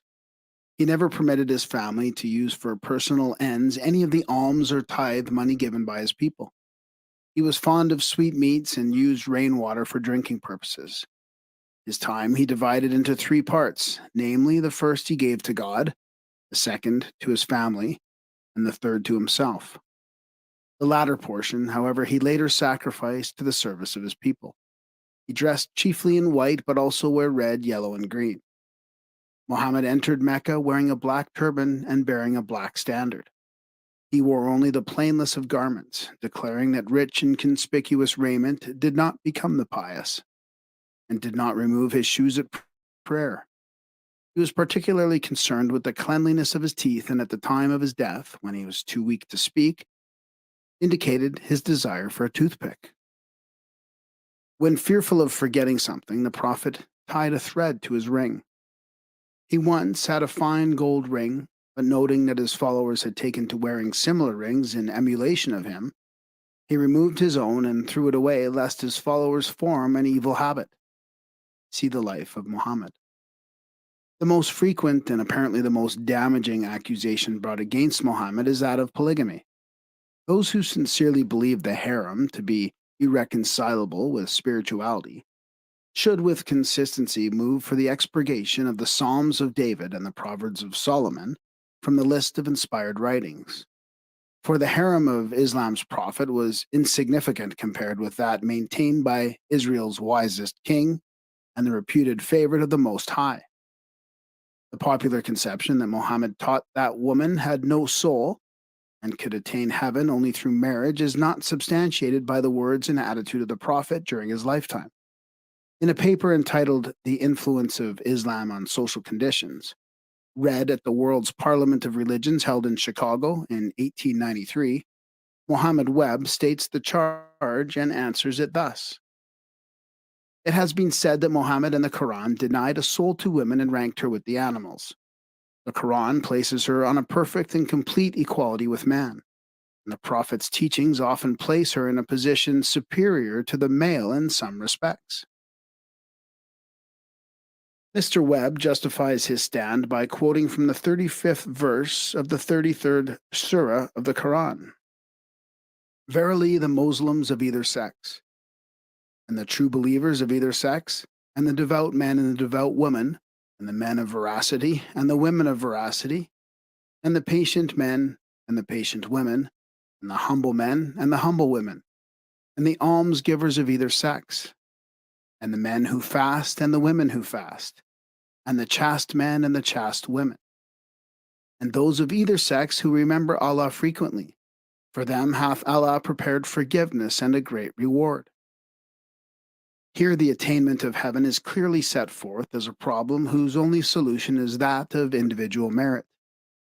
On the day of his death, Muhammad told Fatima, his beloved daughter, and Safiya, his aunt, work ye out that which shall gain acceptance for you with the Lord. For I verily have no power with him to save you in any wise. The prophet did not advise either woman to rely upon the virtues of her husband, nor in any manner did he indicate woman's salvation to be dependent upon the human frailty of her spouse. Everything to the contrary notwithstanding, Muhammad is not responsible for the contradictions and inconsistencies in the Quran, for the volume was not compiled and did not assume its present form until over 20 years after his death. In its present state, the Quran is, for the major part, a jumble of hearsay through which occasionally shines forth an example of true inspiration. From what is known of the man Muhammad, it is reasonable to suppose that these nobler and finer portions represent the actual doctrines of the Prophet. The remainder are obvious interpolations, some arising from misunderstanding and other direct forgeries calculated to satisfy the temporal ambitions of conquering Islam. On this subject, Godfrey Higgins speaks with his usual perspicacity. Here we have the Quran of Muhammad and the first four sincere and zealous patriarchs, and the Quran of the conquering and magnificent Saracens, puffed up with pride and vanity. The Quran of the eclectic philosopher was not likely to suit the conquerors of Asia. A new one must be grafted on the old to find a justification for their enormities. See Anacalypsis. To the discerning few, it is evident that Muhammad had a knowledge of that secret doctrine which must needs constitute the core of every great philosophical, religious, or Cox Business is here to set you up with tech solutions that adapt to your business needs, like reliable fiber internet and automatic cellular backup that keeps you online during the unexpected. Switch today. Fiber availability limited in select areas. ethical institution. Through one of four possible avenues, Muhammad may have contacted the ancient mystery teachings. 1. Through direct contact with the great school in the invisible world. 2. Through the Nestorian Christian monks. 3. Through the mysterious holy man who appeared and disappeared at frequent intervals during the period in which the surahs of the Quran were revealed. 4. Through a decadent school already existing in Arabia, which school, in spite of its lapse into idolatry, still retained the secrets of the ancient wisdom cult. The arcana of Islam may yet be demonstrated to have been directly founded upon the ancient pagan mysteries performed at the Kaaba, centuries before the birth of the Prophet. In fact, it is generally admitted that many of the ceremonials now embodied in the Islamic mysteries are survivals of pagan Arabia. The feminine principle is repeatedly emphasized in Islamic symbolism. For example, Friday, which is sacred to the planet Venus, is the Muslims' holy day. Green is the color of the Prophet, and being symbolic of verdure, is inevitably associated with the World Mother, and both the Islamic crescent and the scimitar may be interpreted to signify the crescent shape of either the moon or Venus. The famous stone of Kaaba, Kabir, or Kabir at Mecca, says Jennings, which is so devoutly kissed by the faithful, is a talisman. It is said that the figure of Venus is seen to this day engraved upon it with a crescent. This very Kaaba itself was at first an idolatrous temple, where the Arabians worshipped Al-Uzza, god in Issa, that is Venus. See Keneally's Enoch, the second messenger of God. The Musulmans, writes Sir William Jones, are already a sort of heterodox Christians. They are Christians, if Locke reasons justly, because they firmly believe the Immaculate Conception, divine character, and miracles of the Messiah. But they are heterodox in denying vehemently that his character of Son and his equality as God with the Father, of whose unity and attributes they entertain and express the most awful ideas. While they consider our doctrine as perfect blasphemy and insist that our copies of the Scriptures have been corrupted by both Jews and Christians. The following lines are declared by the followers of the Prophet to have been deleted from the Christian Gospels. And when Jesus, the son of Mary, said, O children of Israel, Verily, I am the apostle of God sent upon you, confirming the law which was delivered before me, and bringing good tidings of an apostle who shall come after me, and whose name shall be Ahmed. In the present text containing the prophecy of Jesus concerning a comforter to come after him, it is further claimed that the word comforter should be translated illustrious, and that it had been a direct reference to Muhammad. Also, to that the tongues of flame that descend upon the apostles of the day at Pentecost in no way could be interpreted as signifying the promised comforter. When asked, however, for definite proof that the original Gospels contain these so called expurgated references to Muhammad, the Muslims make a counter demand for production of the original documents upon which Christianity is founded. Until such writings are discovered, the point under dispute must remain a source of controversy. To ignore the heritage of culture received from Islam would be an unpardonable oversight, for when the crescent triumphed over the cross in southern Europe, it was the harbinger of a civilization which had no equal in its day. In Studies in a Mosque, Stanley Lane Poole writes, "For nearly 8 centuries, under her Mohammedan rulers, Spain set to all Europe a shining example of a civilized and enlightened state. Art, literature, and science prospered, as they then prospered nowhere else in Europe. Students flocked from France and Germany and England to drink from the fountains of learning which flowed only in the cities of the Moors. The surgeons and doctors of Andalusia were in the van of science. Women were encouraged to devote themselves to serious study, and a lady doctor was not unknown among the people of Cordova. Mathematics, astronomy, and botany, history, philosophy, and jurisprudence were to be mastered in Spain and in Spain alone." The library of original sources thus sums up the effects of Islam. The results of Mohammedanism have been greatly underestimated. In the century after Muhammad's death, it wrested Asia Minor, Africa, and Spain from Christianity, more than half of the civilized world, and established a civilization the highest in the world during the Dark Ages. It brought the Arabian race to their highest development, raised the position of women in the East, though it retained polygamy, was intensively monotheistic, and until the Turks gained control, for the most part encouraged progress. In the same work, among the great Islamic scientists and philosophers who have made substantial contributions to human knowledge are listed Gerber or Jaffer, who in the 9th century laid the foundations for modern chemistry; Ben Musa, who in the 10th century introduced the theory of algebra; Alhaze, who in the 11th century made a profound study of optics and discovered the magnifying power of convex lenses.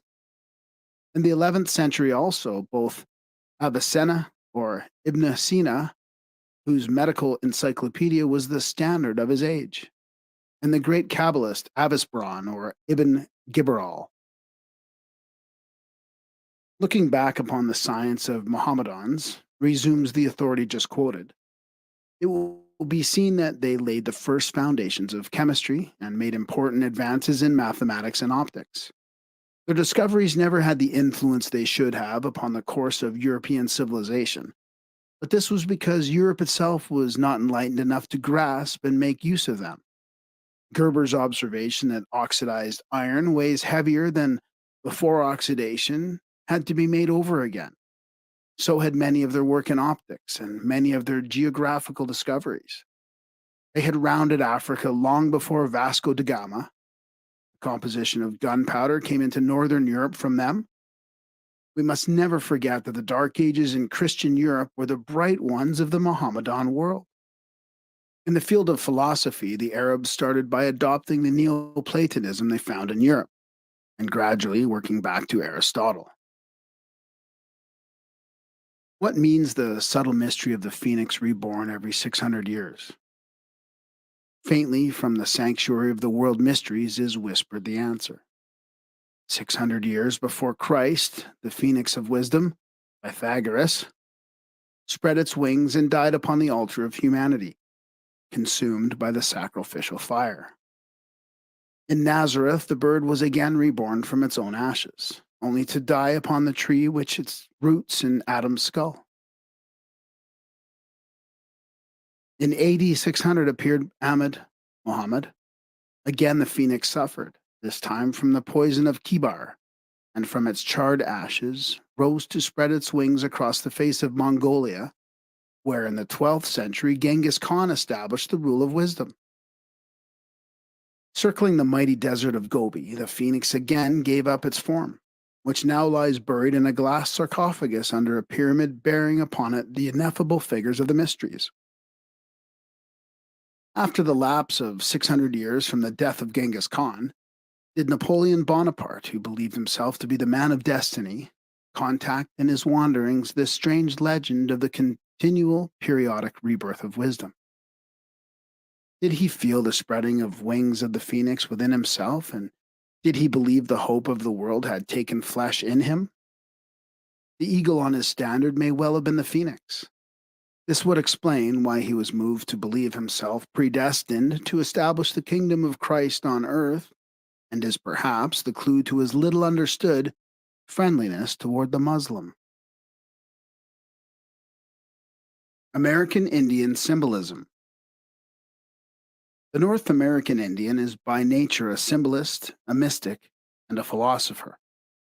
Like most Aboriginal peoples, his soul was en rapport with the cosmic agencies manifesting about him. Not only did his manidos control creation from their exalted seats above the clouds, but they also descended into the world of men and mingled with their red children. The gray clouds hanging over the horizon were the smoke from the calumuts of the gods, who could build fires of petrified wood and use a comet for a flame. The American Indian peopled the forests, rivers, and skies with myriads of superphysical and invisible beings. There are legends of entire tribes of Indians who lived in lake bottoms, of races who were never seen in the daytime, but who, coming forth from their hidden caves, roamed the earth at night and waylaid unwary travelers. Also of bat Indians with human bodies and bat-like wings, who lived in gloomy forests and inaccessible cliffs, and who slept hanging head downward from great branches and outcroppings of rock. The red man's philosophy of elemental creatures is apparently the outcome of his intimate contact with nature, whose inexplicable wonders became the generating cause of such metaphysical speculations.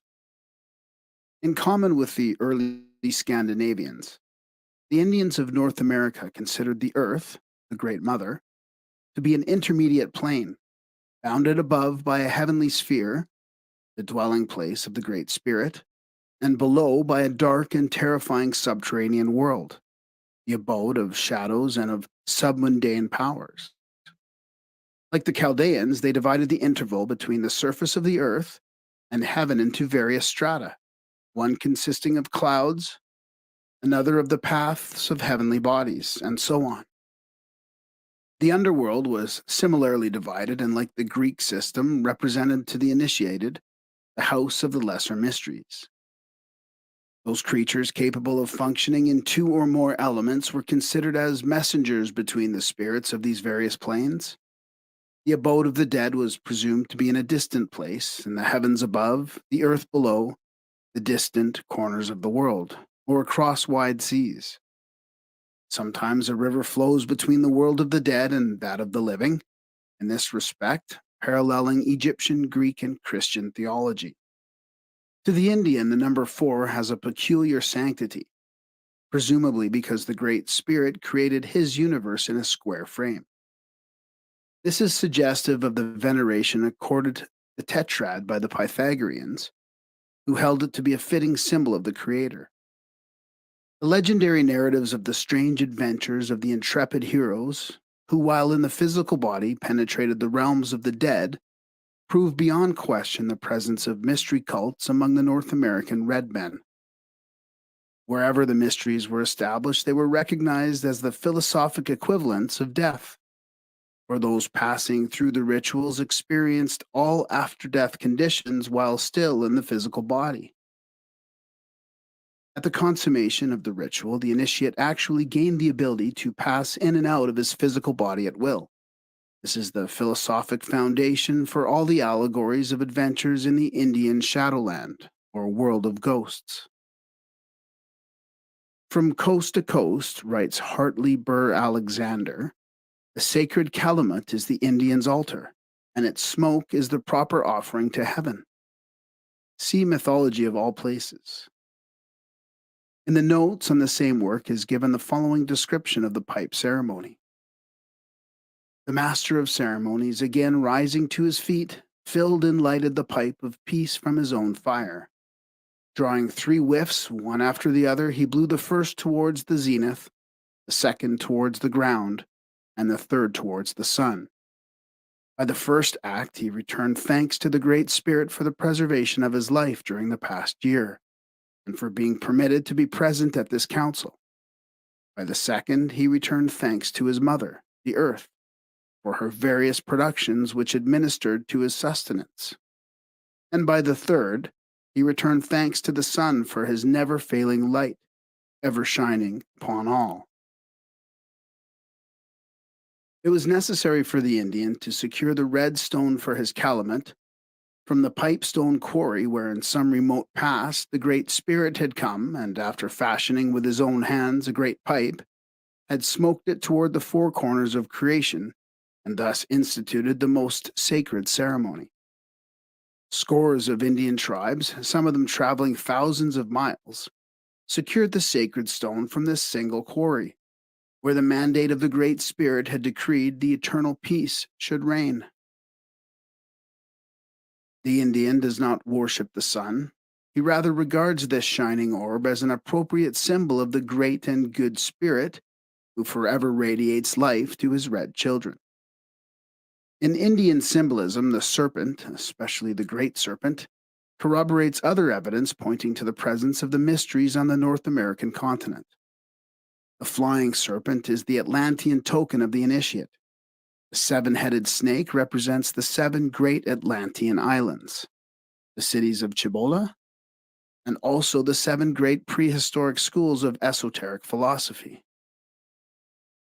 Moreover, who can doubt the presence of the secret doctrine in the Americas when he gazes upon the great Serpent Mound in Adams County, Ohio, where the huge reptile is represented as disgorging the egg of existence? Many American Indian tribes are reincarnationists, and some are transmigrationists. They even called their children by the names supposed to have been born by them in a former life. There is an account of an instance where a parent, by inadvertence, has given his infant the wrong name, whereupon the babe cried incessantly until the mistake had been rectified. The belief in reincarnation is also prevalent among the Eskimos. Aged Eskimos not infrequently kill themselves in order to reincarnate in the family of some newly married loved one. The American Indians recognize the difference between the ghost and the actual soul of a dead person, a knowledge restricted to initiates of the mysteries.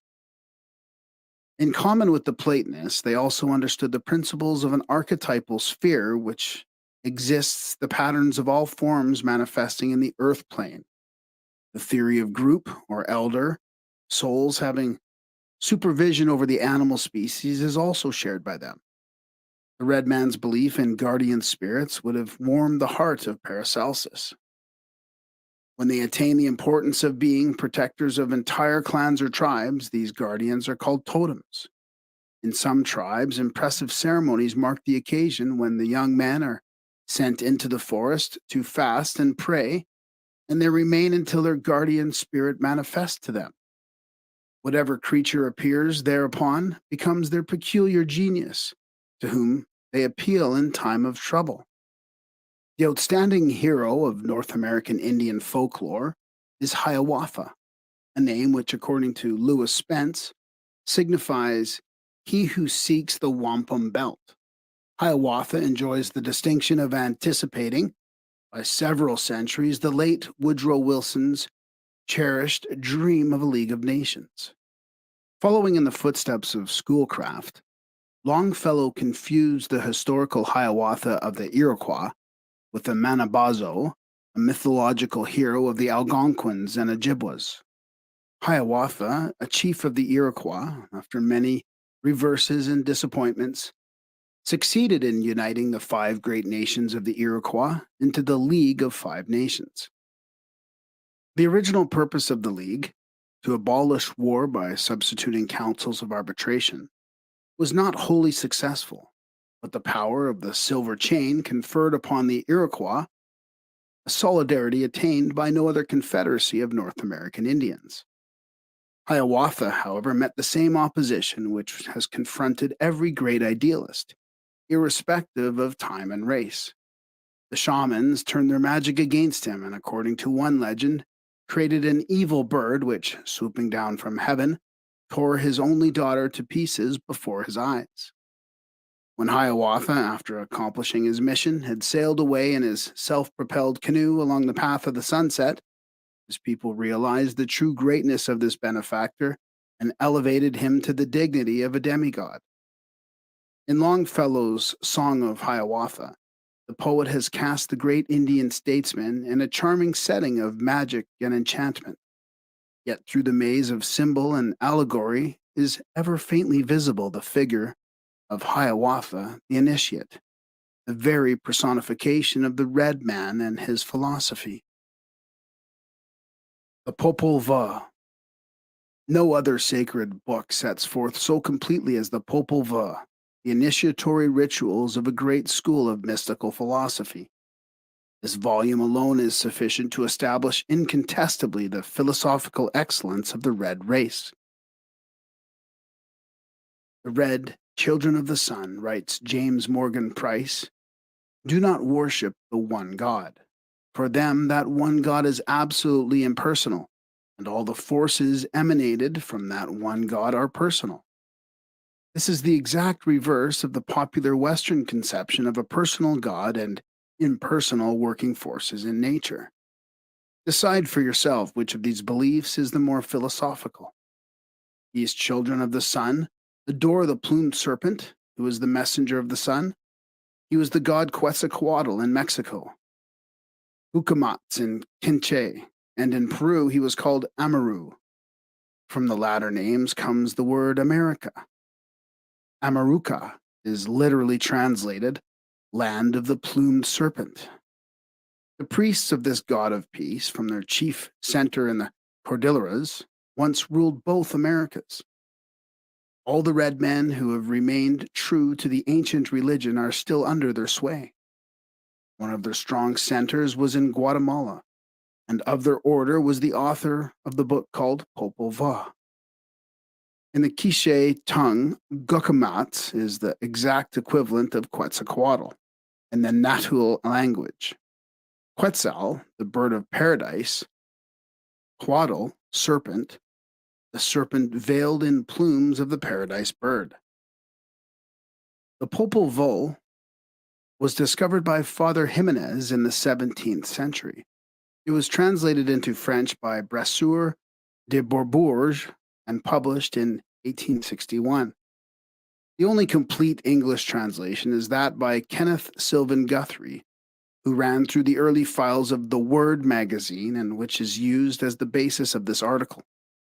A portion of the Popol Vuh was translated into English with extremely valuable commentaries by James Morgan Price, but unfortunately his translation was never completed.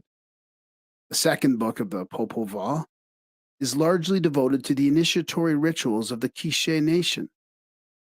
These ceremonies are of first importance to students of Masonic symbolism and mystical philosophy, since they establish beyond doubt the existence of ancient and divinely instituted mystery schools on the American continent. Lewis Spence, in describing the Popol Vuh, gives a number of translations of the title of the manuscript itself. Passing over the renditions, the Book of the Mat, and the Record of the Community, he considers it likely that the correct title is A Collection of Written Leaves. Popol signifying the prepared bark, and vuh, paper or book, from the verb ukt, to write. Dr. Guthrie interprets the words Popol Vuh to mean the Senate book, or the Book of the Holy Assembly. Brasseur de Bourbourg calls it the Sacred Book, and Father Jimenez designates the volume the National Book. In his articles on the Popol Vuh, appearing in the 15th volume of Lucifer, James Morgan Price, approaching the subject from the standpoint of the mystic, calls this work the Book of the Azure Veil. She my little dog, she my best friend, and I got big shoes, this ain't no size 10. The way I'm rocking, the way I'm walking in, the way I'm walking in. Cause she my little dog, she my best friend, and I got big shoes, this ain't no size 10. The way I'm rocking, the way I'm walking in, the way I'm walking in.